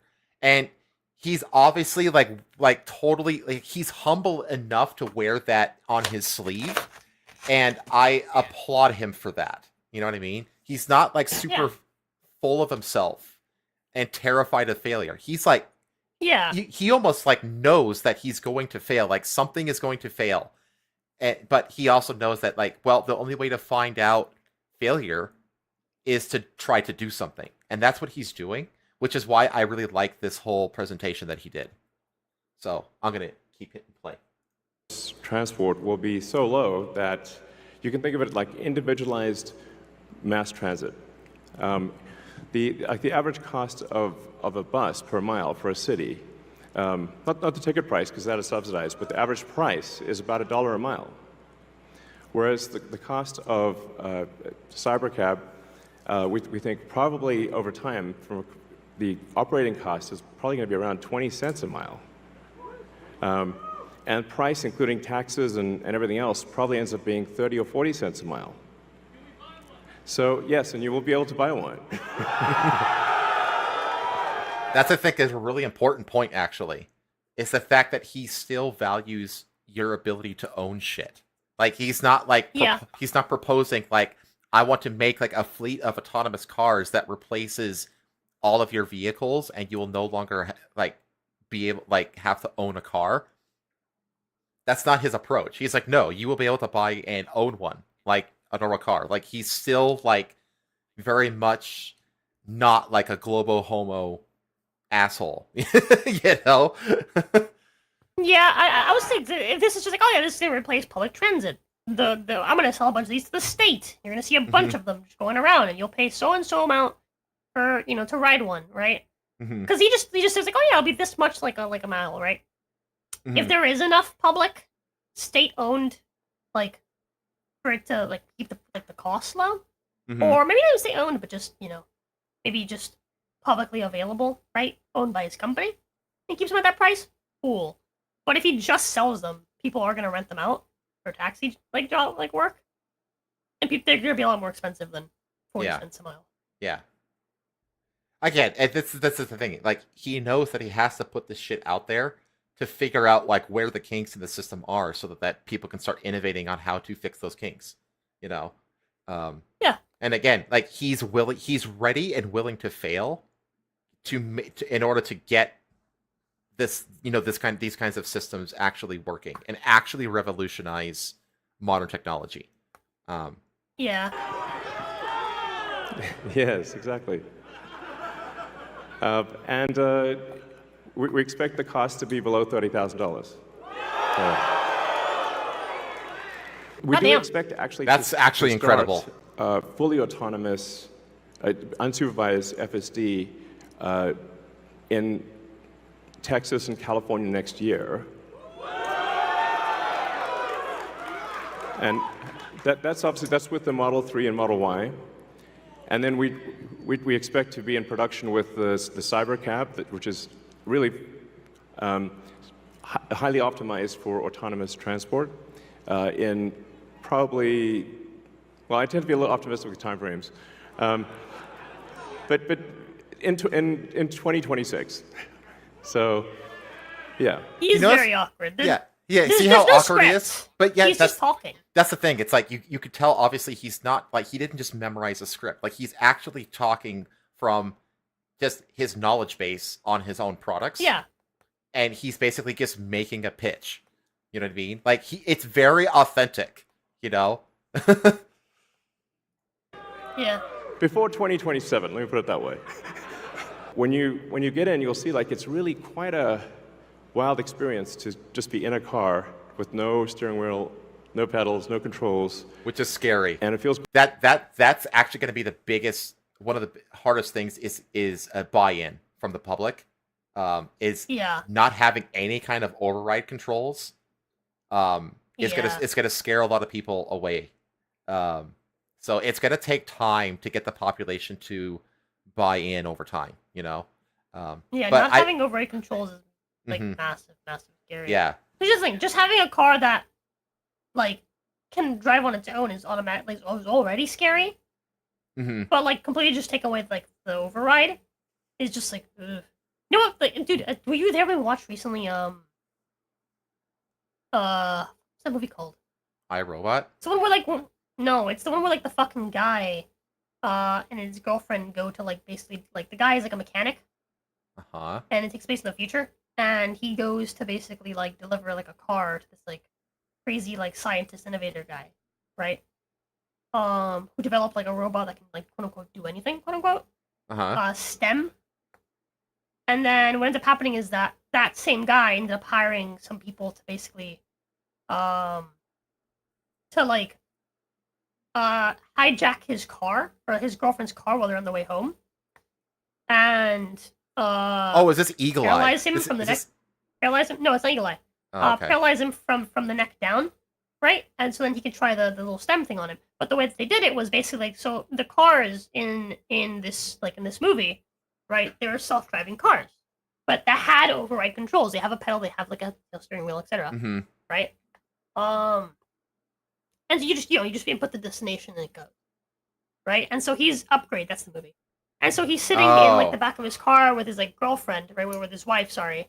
Because they're like, oh yeah, like the best thing about these cars is that you don't have to pay attention to the road, right? You pay attention to something else, right? And then he notices that the car is taking them not to their house, but actually to like the boonies where he used to live. And he tried to basically like override like the controls by like grabbing onto the steering wheel and stuff and like hitting the brakes and stuff, and the car was just like no, malfunctioning, not taking orders, like it wasn't accepting the override. Yeah. Right. And so like it's like yeah, it's just like a movie, you know. But how much, it brings up an issue that they're going to have to figure out, which is cybersecurity. They're going to have to have like really heavy duty cybersecurity on these things to prevent people from being able to hack into them, Yeah.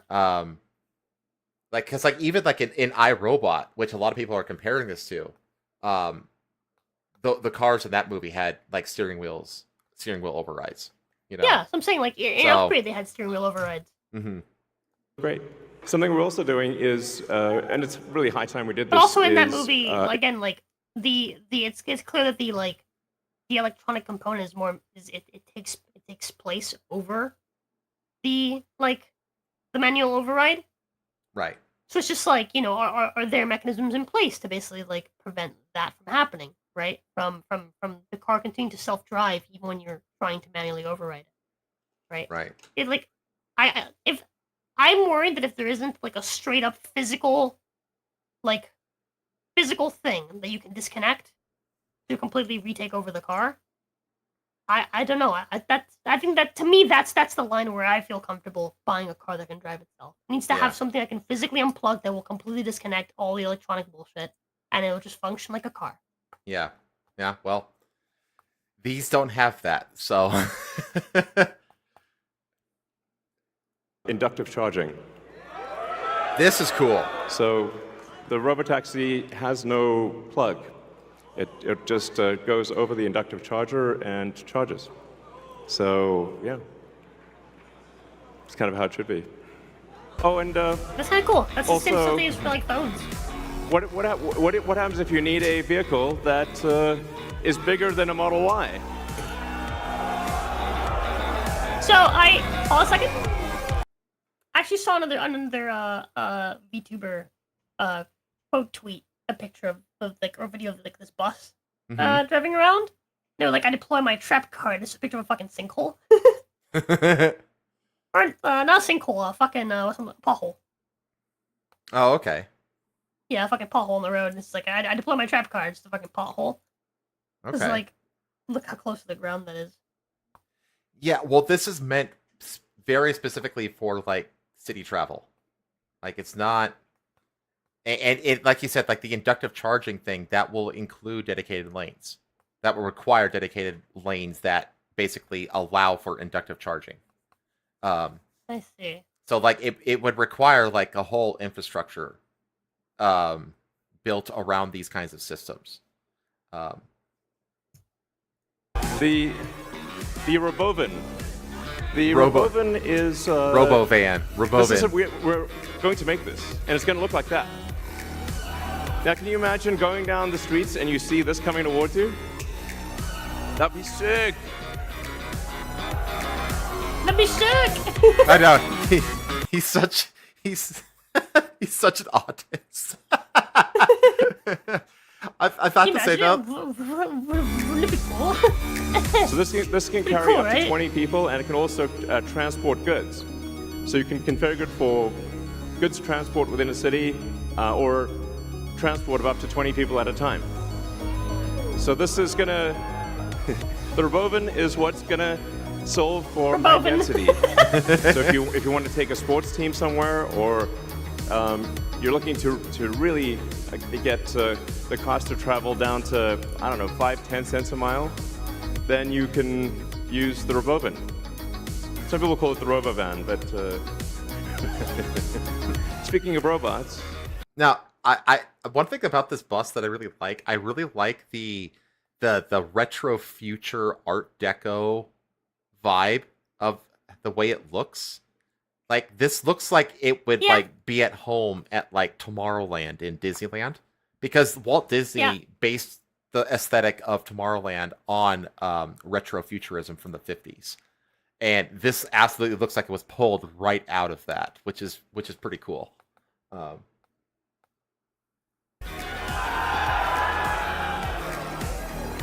So everything we've developed for our cars, the batteries, power electronics, the advanced motors, It's a gearboxes, fucking reverse the PS5! software, the AI inference computer, it all actually applies to a humanoid robot. It's the same techniques. It's just a robot with arms and legs instead of a robot with wheels. And we've made a lot of progress with Optimus. And as you can see, we started it with someone in a robot suit, sort of down, and then we've progressed dramatically year after year. So if you extrapolate this, you're really going to have something spectacular, something that anyone could own. So you could have your own personal R2-D2 C-3PO. And I think at scale, this would cost something like, I don't know, $20,000, $30,000. Probably less than a car, is my prediction long term. Now, it'll take us a minute to get to the long term, but fundamentally at scale, the Optimus robot, you should be able to buy an Optimus robot for, I think, probably $20,000 to $30,000 long term. So, and what can it do? It can. Long terms means like 8 to 10 years. That's what that means. Yeah. So It'll basically do anything you want. So it can be a teacher, babysit your kids. It can walk your dog, mow your lawn, get the groceries, just be your friend, serve drinks. Whatever you can think of, it will do. It'll fuck your wife. Yeah, it's going to be awesome. And I think this will be the biggest product ever of any kind. So that's the end of that little 7.5-minute summary. I don't know. Like, we can get into the philosophy of, I don't know why I just went to the Archcast. But one of the things about the vehicles was this. This was kind of like, when you drive around a city, or when the car drives you around a city, you'll see there's a lot of parking lots. There's parking lots everywhere. Parking garages. Greetings and salutations, friends. Oh, Look, hang on. YouTube tends to go live quicker now. Shut up, Arch. You can now turn parking lots into parks. And so we're taking the ing lot out of parking lot. So Interesting. Yeah, so that's the idea, is that Mentality you there. can, yeah, so the idea is that because these cars drive themselves, they don't have to stick around wherever your destination is. And if they don't have to stick around, then the need for parking is drastically reduced. And we could turn the parking lots into green areas, which is his I don't want this. idea. So, I don't want this. well, you I gotta actually elaborate. hate this. Dude, I hate. All right, here's the thing. This is a great idea, right? This is like, yeah, amazing. But here's the thing. Let's say I'm driving my car up to fucking, I don't know, Orlando, right? To visit somewhere. Mm-hmm. Where the fuck am I gonna send my car when when I go shopping? All right, buddy, just go drive around, waste electricity. You know? Yeah. Like, it's just like, where am I gonna, like, Well, I think if that I'm not near home, I can't just send the car home and be like, all right, car, come back and pick me up I in think like that the half an hour. current scope of these fleets is currently like within cities. They're not meant for intercity travel. They're meant to be like local networks, essentially. Well, So, I get what you're saying, right? But think about how this affects people that are coming into this city. Well, this affects people that don't own one of these. Like, I get the idea, but here's the thing. As someone that doesn't live in, like, the city, I hate nothing more. I hate nothing more than driving to, like, downtown and not having anywhere to fucking park. oh yeah, it's I can't fucking infuriating. stand it. It's fucking infuriating. If you live there, it's like, yeah, you have, like, your designated parking spot for, like, everything, because you have, like, God forbid you have more than one vehicle, right? And you got to like, pay a ridiculous rate to fucking park too. When you Oh, do yeah, find a it's spot. insane. Yeah, and it's just like, I don't want that. I'm sorry, I get, like, the concept of, like, oh my god, but, like, parking lots, and, like, oh, blah, blah, blah, blah. Beautify the parking lots, add some trees, whatever, dude. There's plenty of space between, like, the fucking things to, like, it's fine, alright? It's fine. I don't give a fuck about the additional greenery, alright? Leave me my fucking parking lots, please. And not just that, but good luck getting the... As a matter of fact, make more parking lots. Fuck you. Well, the thing Alright? is that parking lots are all privately owned. And good luck getting the owners of because parking lots are such massive cash cows. Good Yeah. luck getting them to give up their parking lots. So there's that. And the investors. Make more parking lots. Make them all private. Fuck you. Not private. Sorry, make them all public. Fuck you. God, please. I can't fucking stand. Like, dude, did I tell you I got fucking, like, scammed out of, like, 80 fucking... 80? I think I might get it down to, like, 70 or 60 something. But they were trying to charge me $80 for, like, not even an hour that I spent parked in... when I went for a fucking interview at that job that I worked for, like, 3 days. Their fucking machine at the front didn't fucking work. So I was like, well, fuck it, I guess. And it's just all open. So I just drove in, parked, drove out after my interview. It's like They're you were like, saying. hey, we caught you on camera, and you Yeah, parked, and I remember this. and you didn't pay. It's like, what? The fucking machine was turned off. Yeah, but there's signage for where you can pay if the machine is like turned off. So you should have gone through the signage, and you should have gone to the website or the app or whatever, and then paid for it. It's like, you really think I fucking saw that? Tiny fucking text and like a little plaque next to the fucking entrance. You think I was gonna come to my fucking car and go like walk up to it and fucking like read the tiny fucking text? Go fuck yourself. And it's just like, dude, like they do that shit on purpose, just to scam you out of tons of fucking money, because they won't tell you till like a month after. They're like, oh my god, yeah, because it's overdue, you owe this much money. Like, fucking scammers. Yeah, I'm sorry, but I don't think it should be legal for people to fucking privately own parking lot outside of like the parking lot, like within your fucking house. All right, I don't think that should be fucking legal. I can't fucking stand that. Well, the other thing Fucking ridiculous. Would you? The thing is that it's not like the entire infrastructure would just be swapped in and out. You know, like it's gonna exist as a parallel infrastructure. And again, because remember those induction lanes, it's gonna have to have its own induction lane system. And all this, so it's gonna have to have like designated areas and all this other kind of stuff. Like, it's not just gonna swap in and out. Like, to me, like, this is like, honestly, this was like the most unbelievable part of the whole thing, was this whole parking lot thing, because again, parking lots are privately owned, and they're not gonna give them up. Roza, for WWII, they should validate your parking anywhere. What's the thing? The parking lot isn't owned by the fucking building in front of it. There's someone that just specifically owns the parking lot. Yeah, that's normal. Which is fucking retarded to me. If you own a building, that building should come with included parking that also you own. Yeah, like it's in pretty common sense. Like in Denver. And if people want to park there that aren't specifically there for your business, I think it's fair if you do, the whole like, oh yeah, this parking is reserved for so and so location. That's fine. I don't fucking care. That's fine. That's fair, right? But I think the fact that I need to pay someone to have a spot to put my fucking car in while I go do a thing, like the fact that I need to pay parking every single day when I'm like coming to this place to fucking work at is fucking ridiculous. It's insane to me. Yeah, the vast majority of parking lots in like downtown Denver are owned by third parties, like private third parties. They're not owned by like the businesses they're next to. Yeah. And it's just like, it's like 2 or 3 companies that just own all the parking lots in Denver.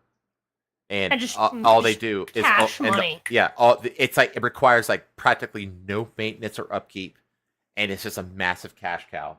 It's like what Frank said.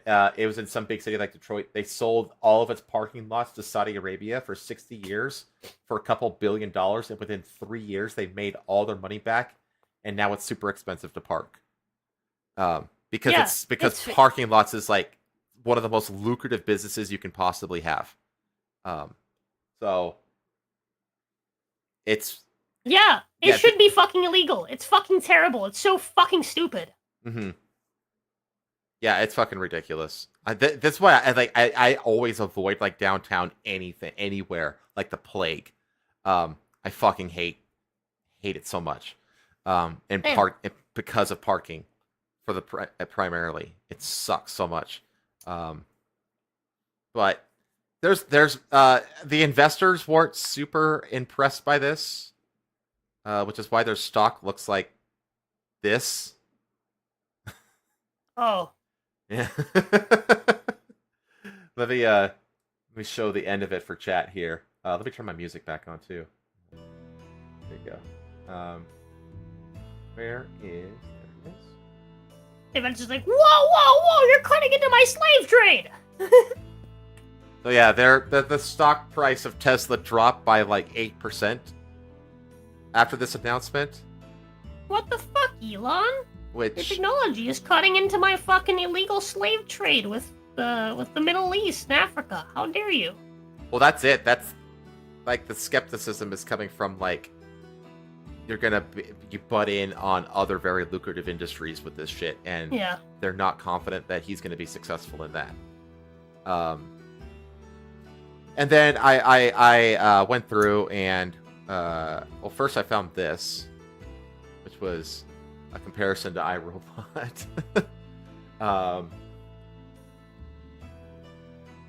So you can see like the Sunny robot looks a lot like Optimus over here. The car looks a lot like the taxi, and this is like the robot transport vehicle. The bus is maybe the closest one. The other one just look alike in the sense that they're black and white. Yeah. I actually thought that the taxi looks even because it has like these Gullwing kind of doors. They're not Gullwing, but they're kind of like Gullwing. They kind of look like DeLoreans, like the Back to the Future car. Yeah, that's what I thought too.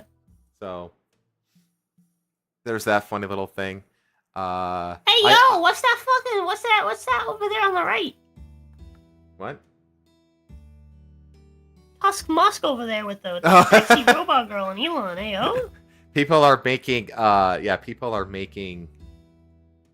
AI art of Musk with lady robots over this. Understandable. But anyway, I did find a few more like little more in-depth demonstrations. So this is some recaps. So the Sabre cab costs around $30K. Operating costs of about 20 cents a mile. We'll have robotic cleaning and wireless charging. We'll be able to make money for people on its own. In production before 2027. Optimus Robot, which is the person, will cost between 20 and 30K, will be used to complete tasks and chores, can talk like humans and move like humans, expected to be ready by 2025. And the Robovan, autonomous bus, can transport up to 20 people, can also be used to transport goods, no current timeline. This was like a little demonstration. What do you think of the new Sabre cab? Sabre cab looks amazing. I know. I'm trying to get a ride. Dude, me too. What do you think of the new Sabre? So, did find. Yeah, so here's like. Yeah, like right now it's really just like a person on the other side talking. Yeah. But like with the way the AI is going, by 2025, yeah. Like the idea of like when you like text to speech plus Chat GPT will easily be able to make that AI driven to the level that it needs to be, because it doesn't need to be like deeply conversational. It just needs to be competent, you know. And ChatGPT plus T3 technology is already there, so just a matter of implementation. Like they implemented that like on the Spot, the Boston Robotics dog that you can buy. Their most recent model of that has it can talk to you like a person, and it's powered by that function is based on ChatGPT and text to speech. So, so here's like the robot doing some bartending. The cute little fucking camp. We get it. Yeah. You want to get a photo? Yeah, for sure. Let's do it. Little video. So you can see it's like it's slow. Very charming. You know, it's a bit slow. But I mean, it's getting there. Doing good. How are you doing? I'm doing pretty good. I love. Well, it's slow because latency. Someone's controlling this thing. Right. How's everybody doing? Doing good. All right. There's that.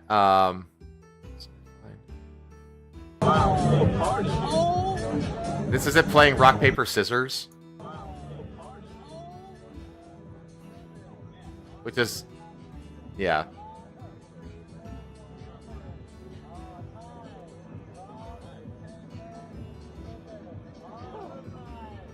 So, yeah, just little goofy little demos. This one was interesting. This is like a full demonstration of the cab. All right. Come on in. All right, first time? Yep. Gotta fasten your seatbelt. It tells you to buckle your seatbelt. Once you're strapped in. Oh, there we go. So once the doors close, once the seatbelts are on. It has a destination interface. We're hitting start ride. Oh, nope. Let's go to Westworld. Start ride. There we go. Going wide. And then it just goes. I hope they have First thing I noticed sanitation is wipes. The interior is really quiet. It's well sealed. But you're right, And the like ride is smooth. it feels like you're at a Disneyland roller coaster because there's just like no Really controls. feel like a prototype. You're just Yeah. you're just in for the ride, you know? Got the nice lighting in the interior. The seats are comfortable, actually. But again, this whole thing, these are all just like concept stage kind of shit. Like this is the kind of shit that you'd see like at a car trade show. You know? Yeah. You can click map. Oh, that's where we're going. So in real time, it updates as we're moving throughout the whole thing. I don't think a lot of people are going to like this map. This is a very video gamey map Yeah. that a lot of people aren't going to Wise of want. stuff. They're going to want Google Synced Maps, up. just a straight top-down view. Like Yeah. this is cool and all, but that's because we play fucking video games.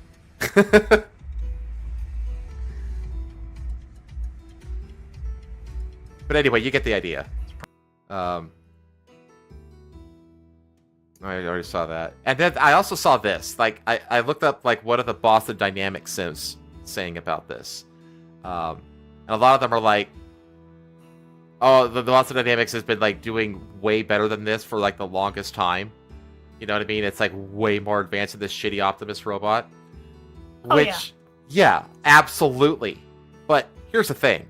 The dog cost $75,000 for the fucking dog. Yeah. These things aren't even for sale. At least not like for you and me. You know what I mean? Like if the dog costs $75K, how much do you think a fucking Atlas robot costs? And not only that, but these things are like super bulky. Like if you're like in a smaller apartment or you have like a narrow hallway or like the bulkiness limits its ability to do work in a lot of areas. Yeah. And I'm sorry, but if I need a robot that I just need to like help me do chores and all this other kind of stuff, I don't need it to do fucking backflips and cartwheels. Like it's not. I'm not looking for a robot that can kill me. I'm looking for a robot that can fucking pet my cat and like make my food. Like it's okay. This isn't built. It's okay, Boston Dynamics. It's cool. Yeah, and the thing is, like, this thing probably costs like $300,000. You know what I mean? It's not commercially viable. Like Elon is trying to provide a product that's commercially viable on like a massive scale. This isn't a product. That's not what this is. This is a concept. Yes. Elon's providing a product. Yeah, and it's like this is just a tech demonstration. This isn't. Again, like. It's not a matter. It reminds me of like how like Western AAA gaming companies are like so obsessed with like realism and fidelity and shit like that, but like they're forgetting that gamers don't really care too much about that. They just want something that's aesthetically pleasing, and usually that's something simpler than hyper realism. Where they're like This is one is trying to develop a tech. The other is providing a product. Yeah, it's different. Yeah, exactly.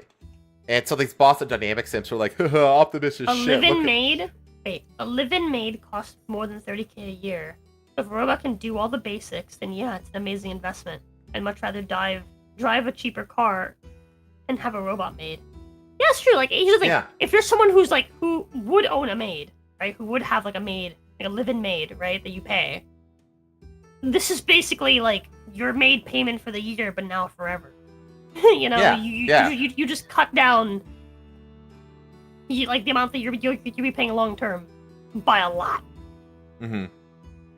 That's military tech. Yeah. The stuff that Boston Dynamics is making is like if you look at their videos, right? Like it's always like, oh, here's the robot like getting kicked around, and like here's the robot like doing push-ups. Like, brother. Like this. Watch this. It's doing like gymnastics and shit. It's like people who need like just a helper around the house don't need the robot to be able to do fucking somersaults and front flips and the splits and shit. Like all I needed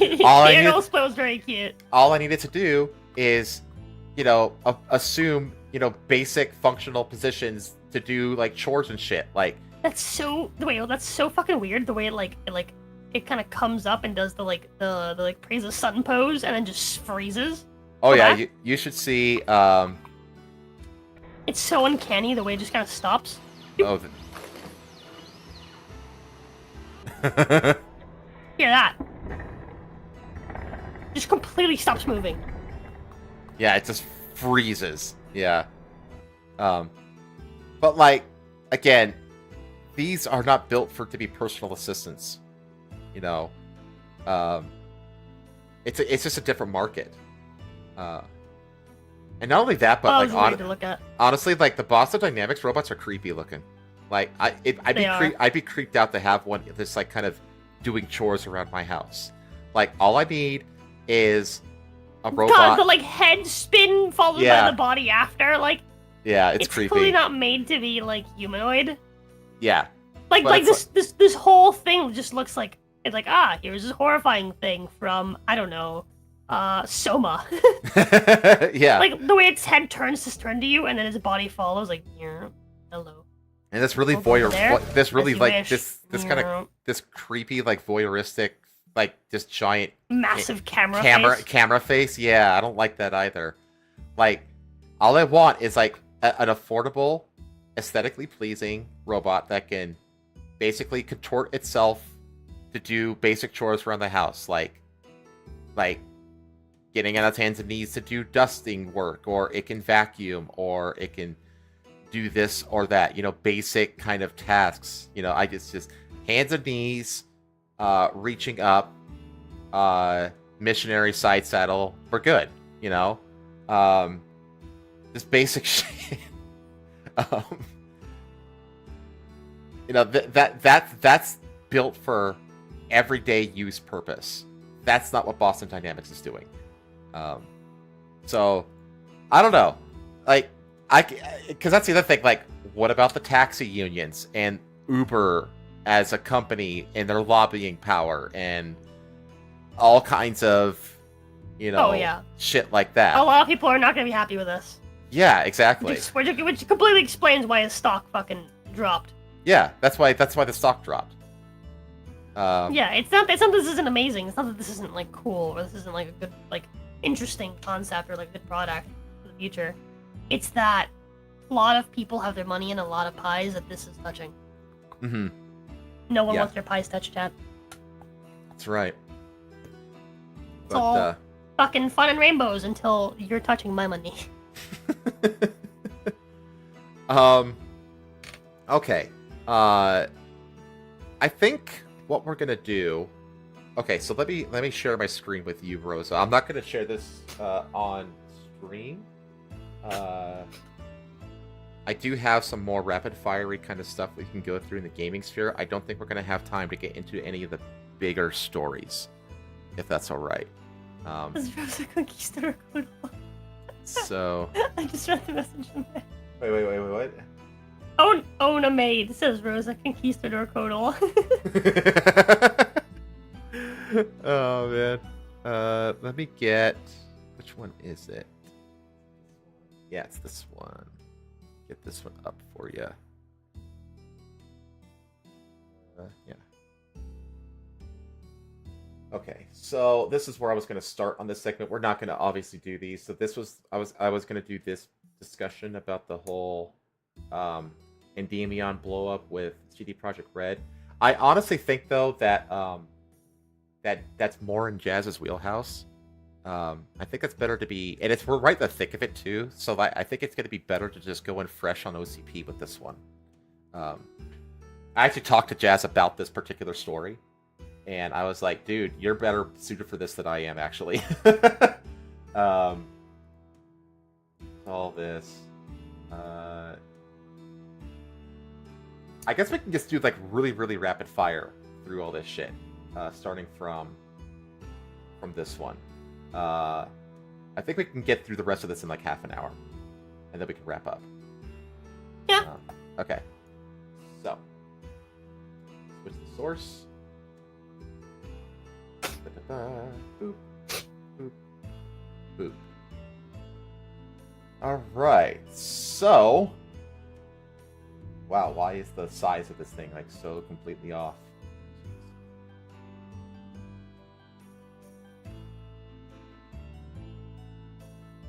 All right. So, are you okay? Yeah, just breathing. Just struggling to breathe. Oh my god. Okay. Concord could be planning for a comeback. So what was discovered is that let me get this window over to the right monitor. There we go. The Steam version of Concord is still being updated. So they basically got it to the back end. Oh, what in the hell is going on with what is going on here? Window. What are you doing? What are you doing? Go. Okay. So the Steam version of Concord is still being updated despite the fact that the game shut down over a month ago. So basically, they basically found a bunch of like big Steam updates happening on the back end of the game. So even though you can't get to it, you can still, I guess, get into the what's going on in the background of Steam, and they discovered a bunch of updates happening to the game. So they're thinking that this thing's actually going to release again. Huh. But the thing is, it's like, what the hell are they going to do? So this is what they discovered. Concord style files are still being updated. I think the main thing is they're basically going to re-release it as free-to-play. And that's not going to do shit.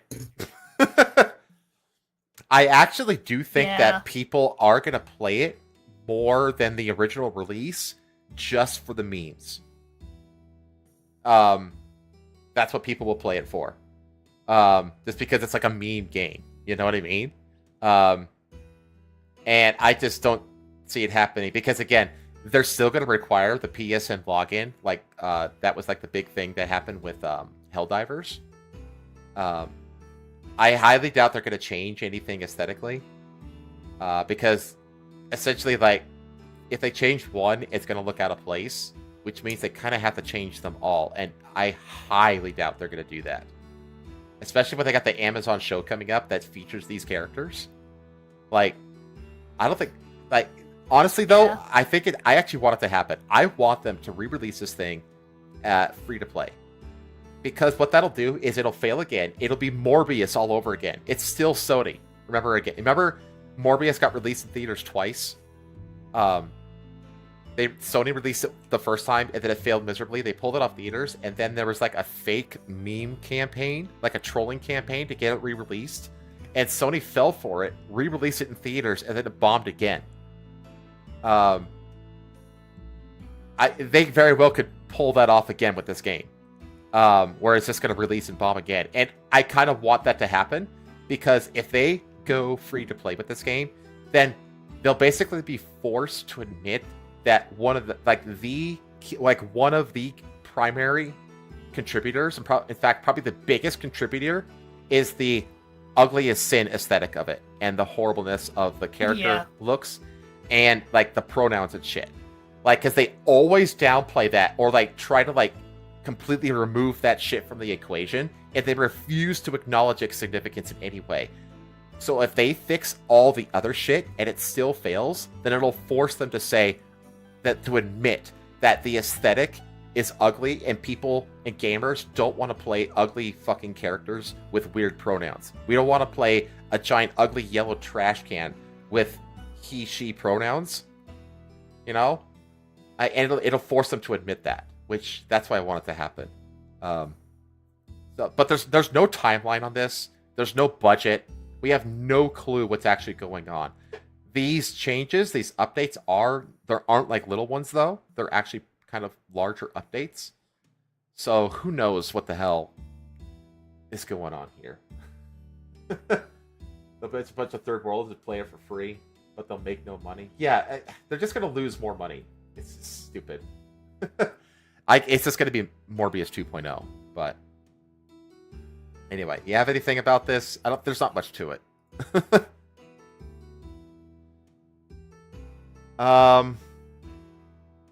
Man, the Halo thing is a big one too. It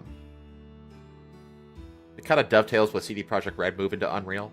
How Halo is also moving to Unreal, and I get why. From a business point of view, because they can hire people that already know the engine, and they don't have to worry about training and spending months training somebody on their proprietary engine. And they don't also have to worry about successorship with the engine's maintenance. So game studios are just kind of switching over to Unreal as a default instead of their own in-house engines that cost like a fortune to maintain anyway. So CD Projekt Red has the Red engine that they've already abandoned, and now Halo had its own engine that they're abandoning for Unreal as well. So I don't know, man. My only thing about all these studios moving to Unreal is that games are going to start feeling even more samey because they're all being built on the same engine. Yeah. Which I'm not a fan of.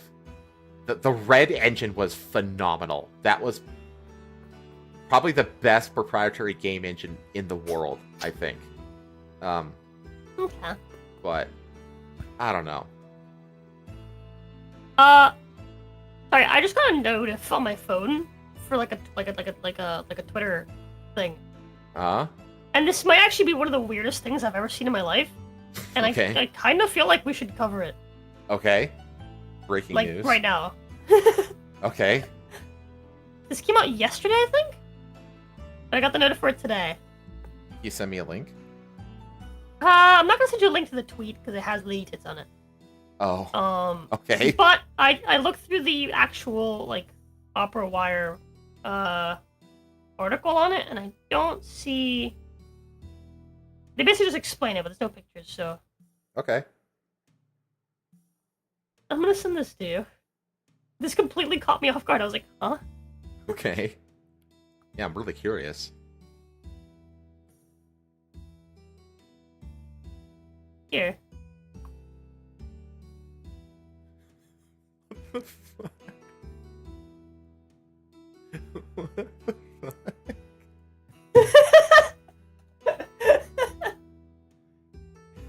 Explicit sex scenes and sadist depictions in Santa Susana leave 18 audiences seeking medical... Santa Susana. Basically, Santa Saint Susanna. Santa Susana leave 18 audiences seeking medical attention at Staatsoper Stuttgart. What the absolute fuck? The Staatsoper Stuttgart saw 18 audience members require medical treatment over the weekend following performances of Sancta Susanna in a production by Florentina Potzinger. Of course, it's German.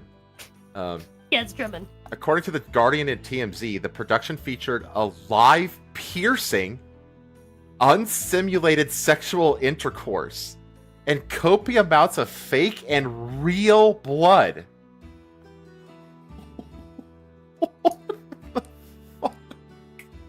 The Daily Mail, which first reported the story, added that production includes, quote, an actress with dwarfism dressed as the Pope being raised up into the air and spun around by a robotic arm, while another performs Eminem songs. That's why you got the notif. That's probably why. Eminem songs dressed as Jesus, and sees the female cast, quote, playing nuns who strip off their habits throughout the sensual, poetic, and wild show. The New York Post also reported that the production showcases, quote, naked performers appearing as clappers in church bells, others scaling walls while wearing only harnesses, and a crucifix-shaped sword being thrust down an actress sword being thrust down an actress's throat. This is also an actress portraying Jesus who spanks a semi-naked nun. The most shocking scene of the production, according to media reports, was, quote, a performer has a piece of their very real flesh cut off and fried on a stove.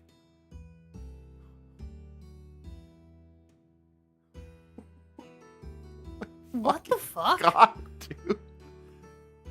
In a statement, the company's spokesperson Sebastian Ebling said, on Saturday we had 8 and on Sunday we had 10 people who had to be looked after by our visitor service. He added that a doctor had been called in for treatment in 3 instances. Additionally, Ebling told the Stuttgarter Nachrichten newspaper, we recommend that all audience members once again very carefully read the warnings so they know what to expect. I don't think any warning can reasonably for some cause... context, by the way, the actual tweet that I got is a picture of a nun, like riding up a ramp. Like she's like in midair, like right after like riding up a ramp in roller skates while wearing nothing but knee pads and the little like thing that nuns wear on their head. The habit. Obviously, the actual roller skates. Yeah, I don't think that there's any reasonable warning or warning that could reasonably cause somebody to expect what I just read. The company said that audience members were alerted with several warnings, including incense, loud noises, explicit sexual acts, and sexual violence. Yeah, but they don't expect it to be real, though. They expect it to be simulated. Like, no matter what warnings you say, no one's going to expect any of it to be actually real. Hotzinger is known for performances that blur the line between dance theater and vaudeville, and well, this isn't either of those. Okay, vaudeville is like Ren Fair performances. Yeah. And her all-female cast typically performs partially or fully naked. Some of her shows have included live sword-swallowing, tattooing, masturbation, and action paintings with blood and fresh excrement. Why? Oh. How is she not in prison? Okay, sword-swallowing, that's... Yeah, you see that at Ren Fairs. That's not... Whatever. Tattooing, fine. That's, I mean, again, that's like, whatever. But masturbation and painting things with blood and excrement, that's like beyond the pale? Hindemith's opera is Holtzinger's first opera production, which originally premiered... What the fuck were they singing about? If it's an opera. I want to see Iron Mouse cover these opera songs from this show. I want to watch this. I know there's like a really morbid curiosity setting in, isn't there? Like you want to like it's so unbelievable that you want to like verify that it's even real. There's a trailer for it on YouTube. On YouTube? We're not showing that. What am I looking at? At the Mecklenburg State Theater in May. It was later showed in Vienna in June. When the production premiered in Vienna, it was criticized by bishops from Salzburg and Innsbruck. Yeah, I think that's fair. Hindemith's opera premiered in 1922 after being canceled in 1921, and faced controversy as it examines the relationship between celibacy and lust in Christianity, depicting the descent of a nunnery into sexual frenzy. When the work premiered, critic Karl Grunsky wrote that the performance, quote, signifies a desecration of our cultural institutions. Yes. Oh yeah, like right here, there is a YouTube trailer. Don't click it. Don't click it. I'm not. Do not click it. Sancta Susana's production opened on October 5th and it's set to run through November 3rd with all shows sold out.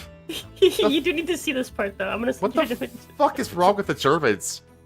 This show is sold out. Additionally, the production will be shown at Berlin's Volksbühne in November and is St. already sold Owens, out. Germany. Dad. Oh my god. What is this? What am I... What the fuck? It's a pope? Oh, that's the pope on the arm. On the mechanical arm. Yeah, the midget pope on the fucking arm. Hang on. Let me see if I can... Look at this is the midget pope attached to the mechanical arm, chat. Dude, I saw a video. There's a video of it in the fucking trailer. Where it picks up, it's just rotating her in the air. What the absolute fuck, dude? That's funny. Oh god, that's funny. Oh my gosh, this is like Mr. Bear Oh, says, that's fucking nasty. The way they paint on the wall with the excrement, they use one of those like paint sprayers. oh, god damn it. This bitch is covered in shit. Ew! Just sprayed in shit. This is the thing, like, as a Christian, I can't even get offended by this. Because it's just so ludicrously absurd, you know, that like I can't be offended by this. Like, it's beyond it's like so beyond blasphemy that it's like I can't take it seriously in any way. You know what I mean? Like, this is the kind of shit that God looks down on and just like he doesn't even like judge this. He just kind of rolls his eyes and just moves on. You know? You know? Uh, so fucking Germans, man. There's something wrong with the Germans. Okay. Though that was not expected. Is there anything else? No, that's the it. Okay, I am not clicking this link. Yeah, that's. Dude, no, do not click that link. Okay, Jesus Christ, dude. It's interesting. Kamala Harris did a campaign with World of Warcraft, and it was fucking horrible and cringe. So you see here, right here, this is what happened. Like, it wasn't like AOC. Remember how like AOC has done like a couple streams where she's like played Among Us, you know? Like, she's actually like playing the game and interacting, which, yeah, that's cringe, but she's actually engaging in like the gaming content. That's what people were expecting with this, but this wasn't that. What this was the streamer was just streaming World of Warcraft, and then they put a sidebar on the side that was just live streaming Tim Walz's political rally. And that's it. That's all it was. It was just a split screen. Like, and it only got like a peak of like 5,000 viewers. And there was all these like retards on Twitter that were like, yeah, this is such like a good way to reach the youth. It's like, fucking Trump did an interview with Aiden Ross. What the fuck are you talking about? And that got like millions of views. Oh, like, wait, hold on. The, just real quickly, I did a little bit more digging. The unsimulated sex was lesbian sex. They couldn't which like... it kind of, by default, is simulated sex. Yeah, right? Like, that's how... That's how lesbian sex all lesbian sex is simulated sex. Yeah, like... Oh my god, that's so funny. So yeah, this was a big stupid joke. What I actually wanted this to do, I wanted to be like a Fortnite thing, because remember, like during Black History Month, Fortnite, like they put like a big like jumbotron into the game, and then like broadcasted like Black Lives Matter and like fucking Black History Month kind of shit on the screen, and all the players were just like throwing tomatoes at the screen the whole time. I kind of wish that that's what was happening here. Like where they just put like a feed into the game of like Tim Walz, and people could throw snowballs or some shit at the screen. That's what I was hoping this was going to be, but no. They literally just put it. They basically just simulcasted his fucking cringe political rally. It's like, that was fucking lame. So that happened. I think the last thing that we can kind of get into, there's been a few intriguing game announcements recently. 3 in particular. The first is Lords of the Fallen 2. Has entered into full development, which I'm interested in, just because the first one was flawed but competent, and I'm hoping that they can improve on it. I think there's potential there. They just need to learn from their mistakes of the first one. So I don't know. Did you play the first one at all? Lords of the Fallen? I did. What'd you think of it? I played the original, and I also played, I played the Lords of the Fallen, the original. The original, yeah. I also played Lords of the Fallen, the new one. And the new one was just, it wasn't as bad. How do I put this? It was still bad, but it was bad in a different direction. The first one was really clunky, this one was really floaty. Yeah, that made me think with it. It's like, it was so, like, missing impact. Yeah. So, hopefully that they get that fixed. Hopefully they like actually got that feedback and they'll add more impact to the sequel. The concept was cool, but yeah, it seemed kind of the world. This is the problem. Another big problem is that this world looks like it was like ripped out of like.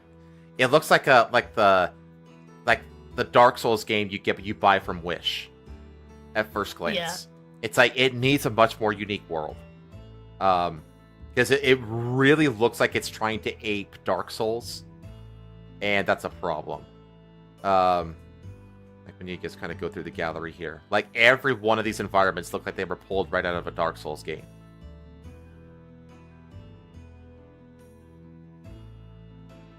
So, I think it's missing identity because of that. So, I don't know. We'll see. The next two, which I think are actually more exciting. Hogwarts Legacy is getting a big-ass DLC next year. They're creating the Definitive Edition. Sold as a separate DLC for those with the existing game. The Definitive Edition is said to have around 10 to 15 hours of additional content, with a whole new story quests, side quests, activities, and outfits.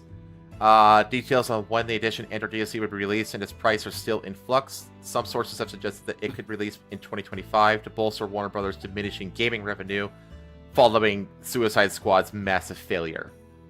That's why I think it'll release in 2025. And also the failure that was the Quidditch game that they released. Because remember, they stripped out Quidditch from this game because they were going to make a live service Quidditch multiplayer game that actually released earlier this year and nobody noticed. It came and went like a fart in the wind. And so that failed as well. That's what they need to do. They need to add fucking Quidditch to the game. If they add Quidditch to the game, it'll get an explosion of streamers on it again. And this time around, streamers will stream it because the Backlash people have lost a fuck ton of power since then, and between then and now. Yep. So they're saying between $20 and $30, which I think that's reasonable for like a really sizable DLC. I think what was like Blood and Wine for Witcher 3? I think it was. Blood and Wine was a DLC. Yeah, I know, but what did it cost? Did it cost anything? Oh, I don't remember. I can't remember either. I want to say it was like $20. Can't remember. But I don't know. By the time that I played the DLCs, because I think with the Witcher fucking sucked ass when it came out. Mm-hmm. And it took like a couple of years for them to fix it. Yeah, that seems to be a theme over at CDPR. Yeah, they pull they pull the same shit that Ubisoft does, where they release like unfinished games. The only difference is that they actually keep at it and fix it consistently, which is why they have a good reputation, even though they consistently release unfinished games. But it's also like the scope of their fucking games is like massive. Yeah. And I don't mean like, oh, it's like Ubisoft massive, where it's like a massive world full of the same shit over and over and over again, but like actually like detailed and quality. Massive. Well, not just that, but like CDPR are like, they're like at the top of the industry in terms of like storytelling. Like they're like the storytelling in Cyberpunk is, I include like the Phantom Liberty DLC. It's absolutely phenomenal. It's so fucking good. The whole story that they added with the DLC, the Phantom Liberty DLC, is so fucking good. And the base game for Cyberpunk 2077 story is phenomenally good. It is so good. The characters are so good. They are, and that's the thing. Like it was like a shit show on release for both The Witcher and Cyberpunk, but they were technical issues. They weren't storytelling issues. Their storytelling has always been exceptional. Like top of the industry. That's why I'm like not writing them off with like recent like Endymion drama. Like they're gonna have to release a game that has a shit story with shit characters that are obviously like DEI'd up for me to like turn against CDPR. Like they're gonna have to prove to me with their products that they're going in that direction. Otherwise, I'm giving them the benefit of the doubt because their storytelling thus far is so fucking good. But yeah, I will. Whenever this comes out, I will totally stream like a full playthrough of this game plus the DLC when it comes out. I've actually kind of wanted to revisit this game at some point and stream it. So when this DLC drops, that's like the perfect time. You played Hogwarts Legacy too, didn't you? I did. How'd you think? What did you think of it? I mean, it was fun. It gets dull really quickly. Yeah, it could lose your interest if you're not like a fan of the franchise. I don't know. I really, really liked it. I platinumed the game. I had a ton of fun with it. I thought the game was just flat out gorgeous. It's a gorgeous game. The story is meh, but like the world is really fucking cool to just like be in. It's gorgeously done. The combat was actually much more serviceable than I thought it would be. It's not the greatest and most amazing combat system, but it was way better than I thought it was going to be.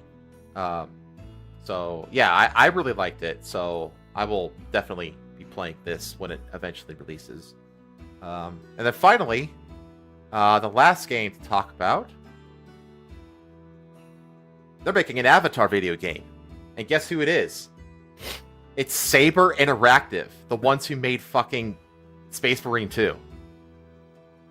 The Sabre Interactive is getting together with Paramount Game Studios to make an action RPG based on Avatar: The Last Airbender universe. Interesting. That will introduce action RPG? Yeah. They will introduce players to a brand new Avatar set thousands of years before the shows. So you're not going to see all the iconic characters from the show. They are going way back into the past. That's fine. Created by I think that's fine too, because like if I you're prefer gonna that. if they could say we're just gonna make you play as Aang, then it's just like, well, we already know what his story and his path is. There's nothing really to discover there. Yeah. So I like when they do things like that, where they take a period that's not covered, right? That there's just lots of wiggle room in, and they make something new within that.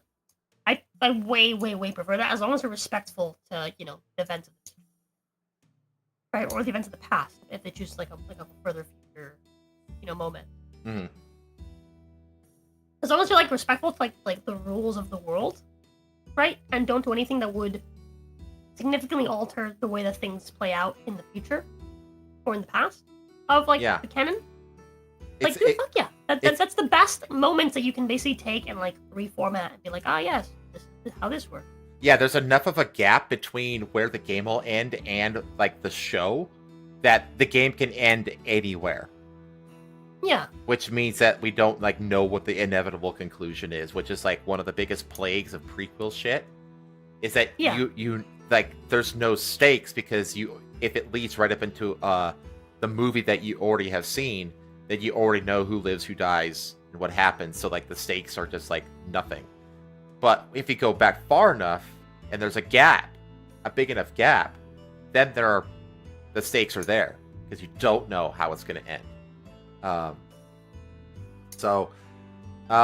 Let's see, the last time they did a game was in 2006 at THQ. Man, that's a throwback studio. Released Avatar: The Last Airbender, the video game for Game Boy Advance, PC, GameCube, Nintendo DS, and all the others of that generation. Game allows players to take control of one of four main characters: Aang, Haru, Katara, or Sokka, in a single-player campaign. It got mixed reviews. They made a sequel. I didn't know they had all these games based on. I don't know Avatar either very much, so I know my knowledge of Avatar is about as extensive as it is for DBZ. So, but the fact that it's fucking Sabre Interactive that's behind it already has my interest peaked, because this is a very, very competent studio, Yep. And they don't do that, that woke shit. They don't do that. So I don't know. We'll see. This is still a ways out, obviously, but I'm intrigued. So that's all I had. Oh, there's this too. IGN gave Dragon Ball, the new Dragon Ball game, the same score that they gave Concord and Dustborn. So there's also that, because IGN are retards. Thanks, IGN. Yeah, your input is so useful, IGN. Okay. That's all of my tabs. I had more prepared, but we need to get out of here. So yeah. Cautious optimism. Yeah.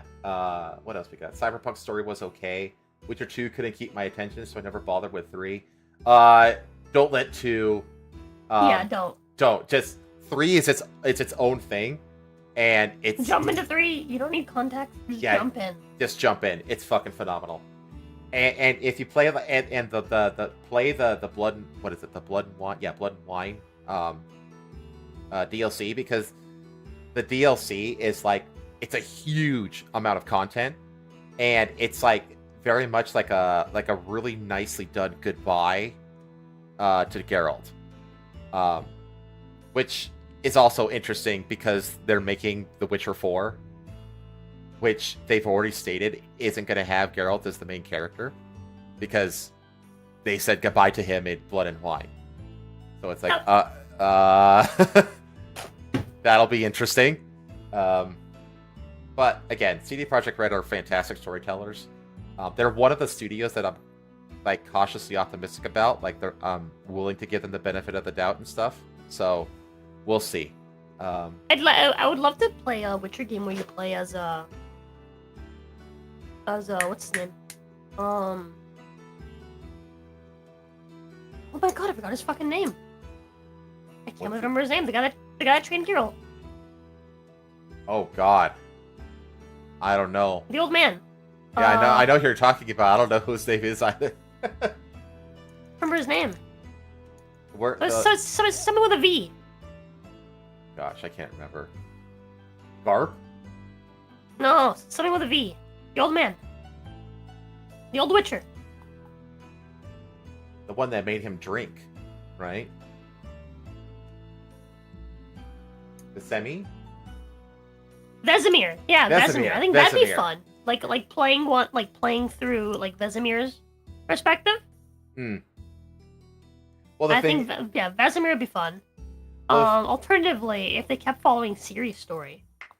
Yeah, they could follow Ciri. People like Ciri. Yeah. And the thing is that, like, you have to also remember that all the games, don't they take place after the books, technically, like at the timeline? I thought they took place after the books. I could be wrong about that, though. I don't know. Or before maybe it's before the books. It's not.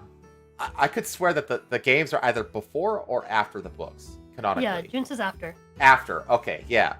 Yeah, because there's also references in the games and stuff in the book. Right, okay.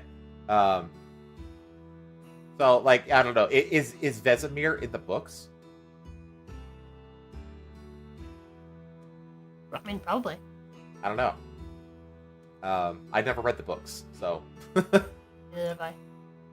But I don't know. Like, I feel like it's like what Bear said. The world Yeah. for Witcher is so expansive that they could use the setting, but have you deal with someone from a completely different school. Yeah, 100%. Yeah.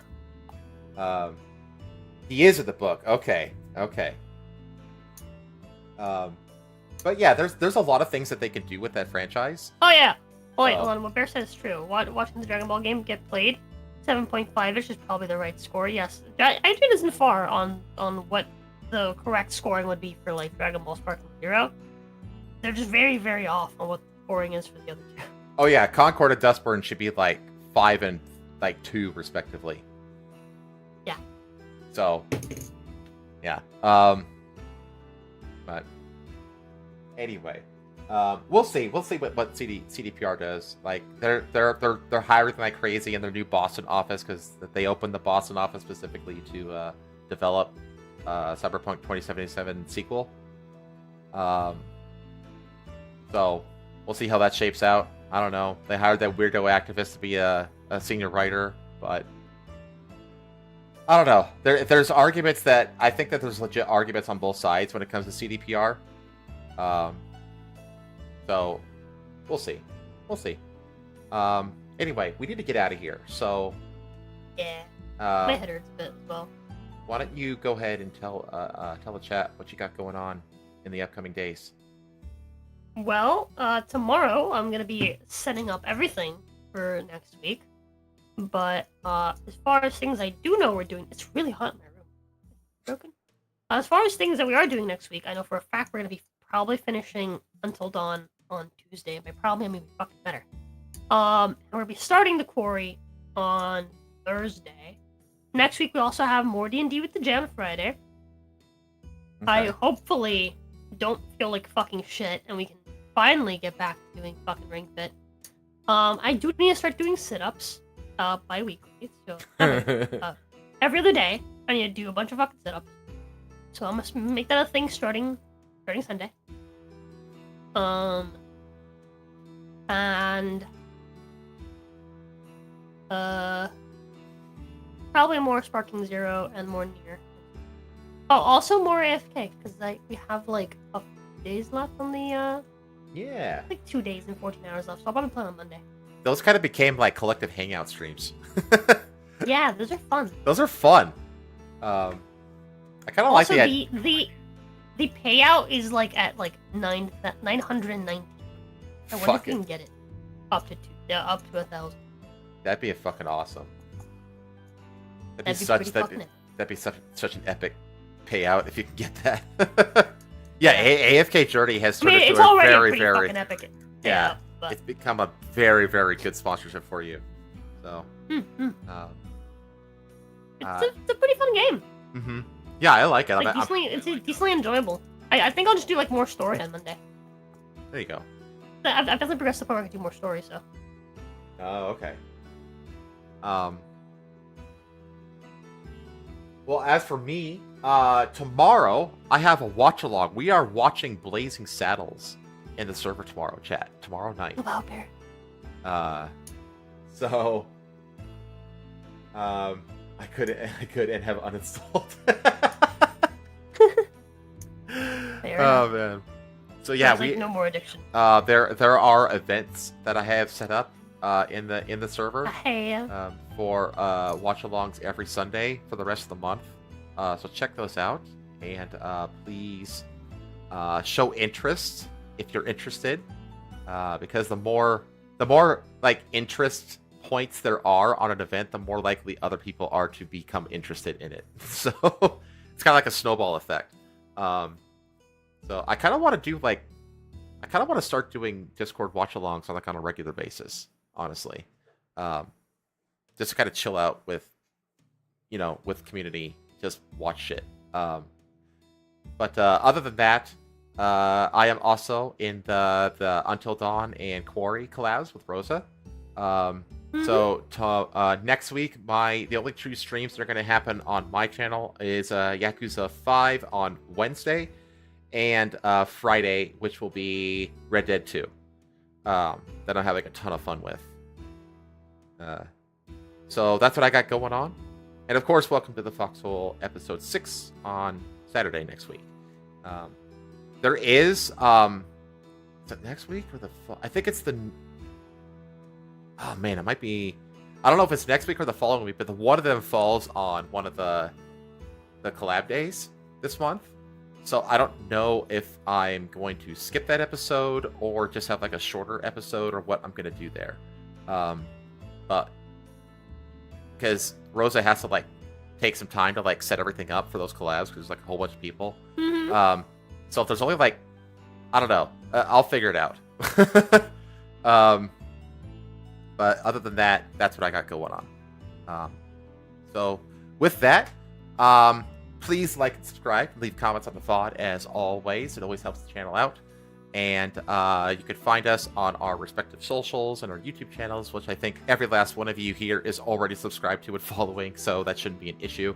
But otherwise, I'll see you on the next one. Thanks for coming, chat. Bye, chat. Don't forget to go fuck yourselves. Wah. The watch is yours, chat. Take care.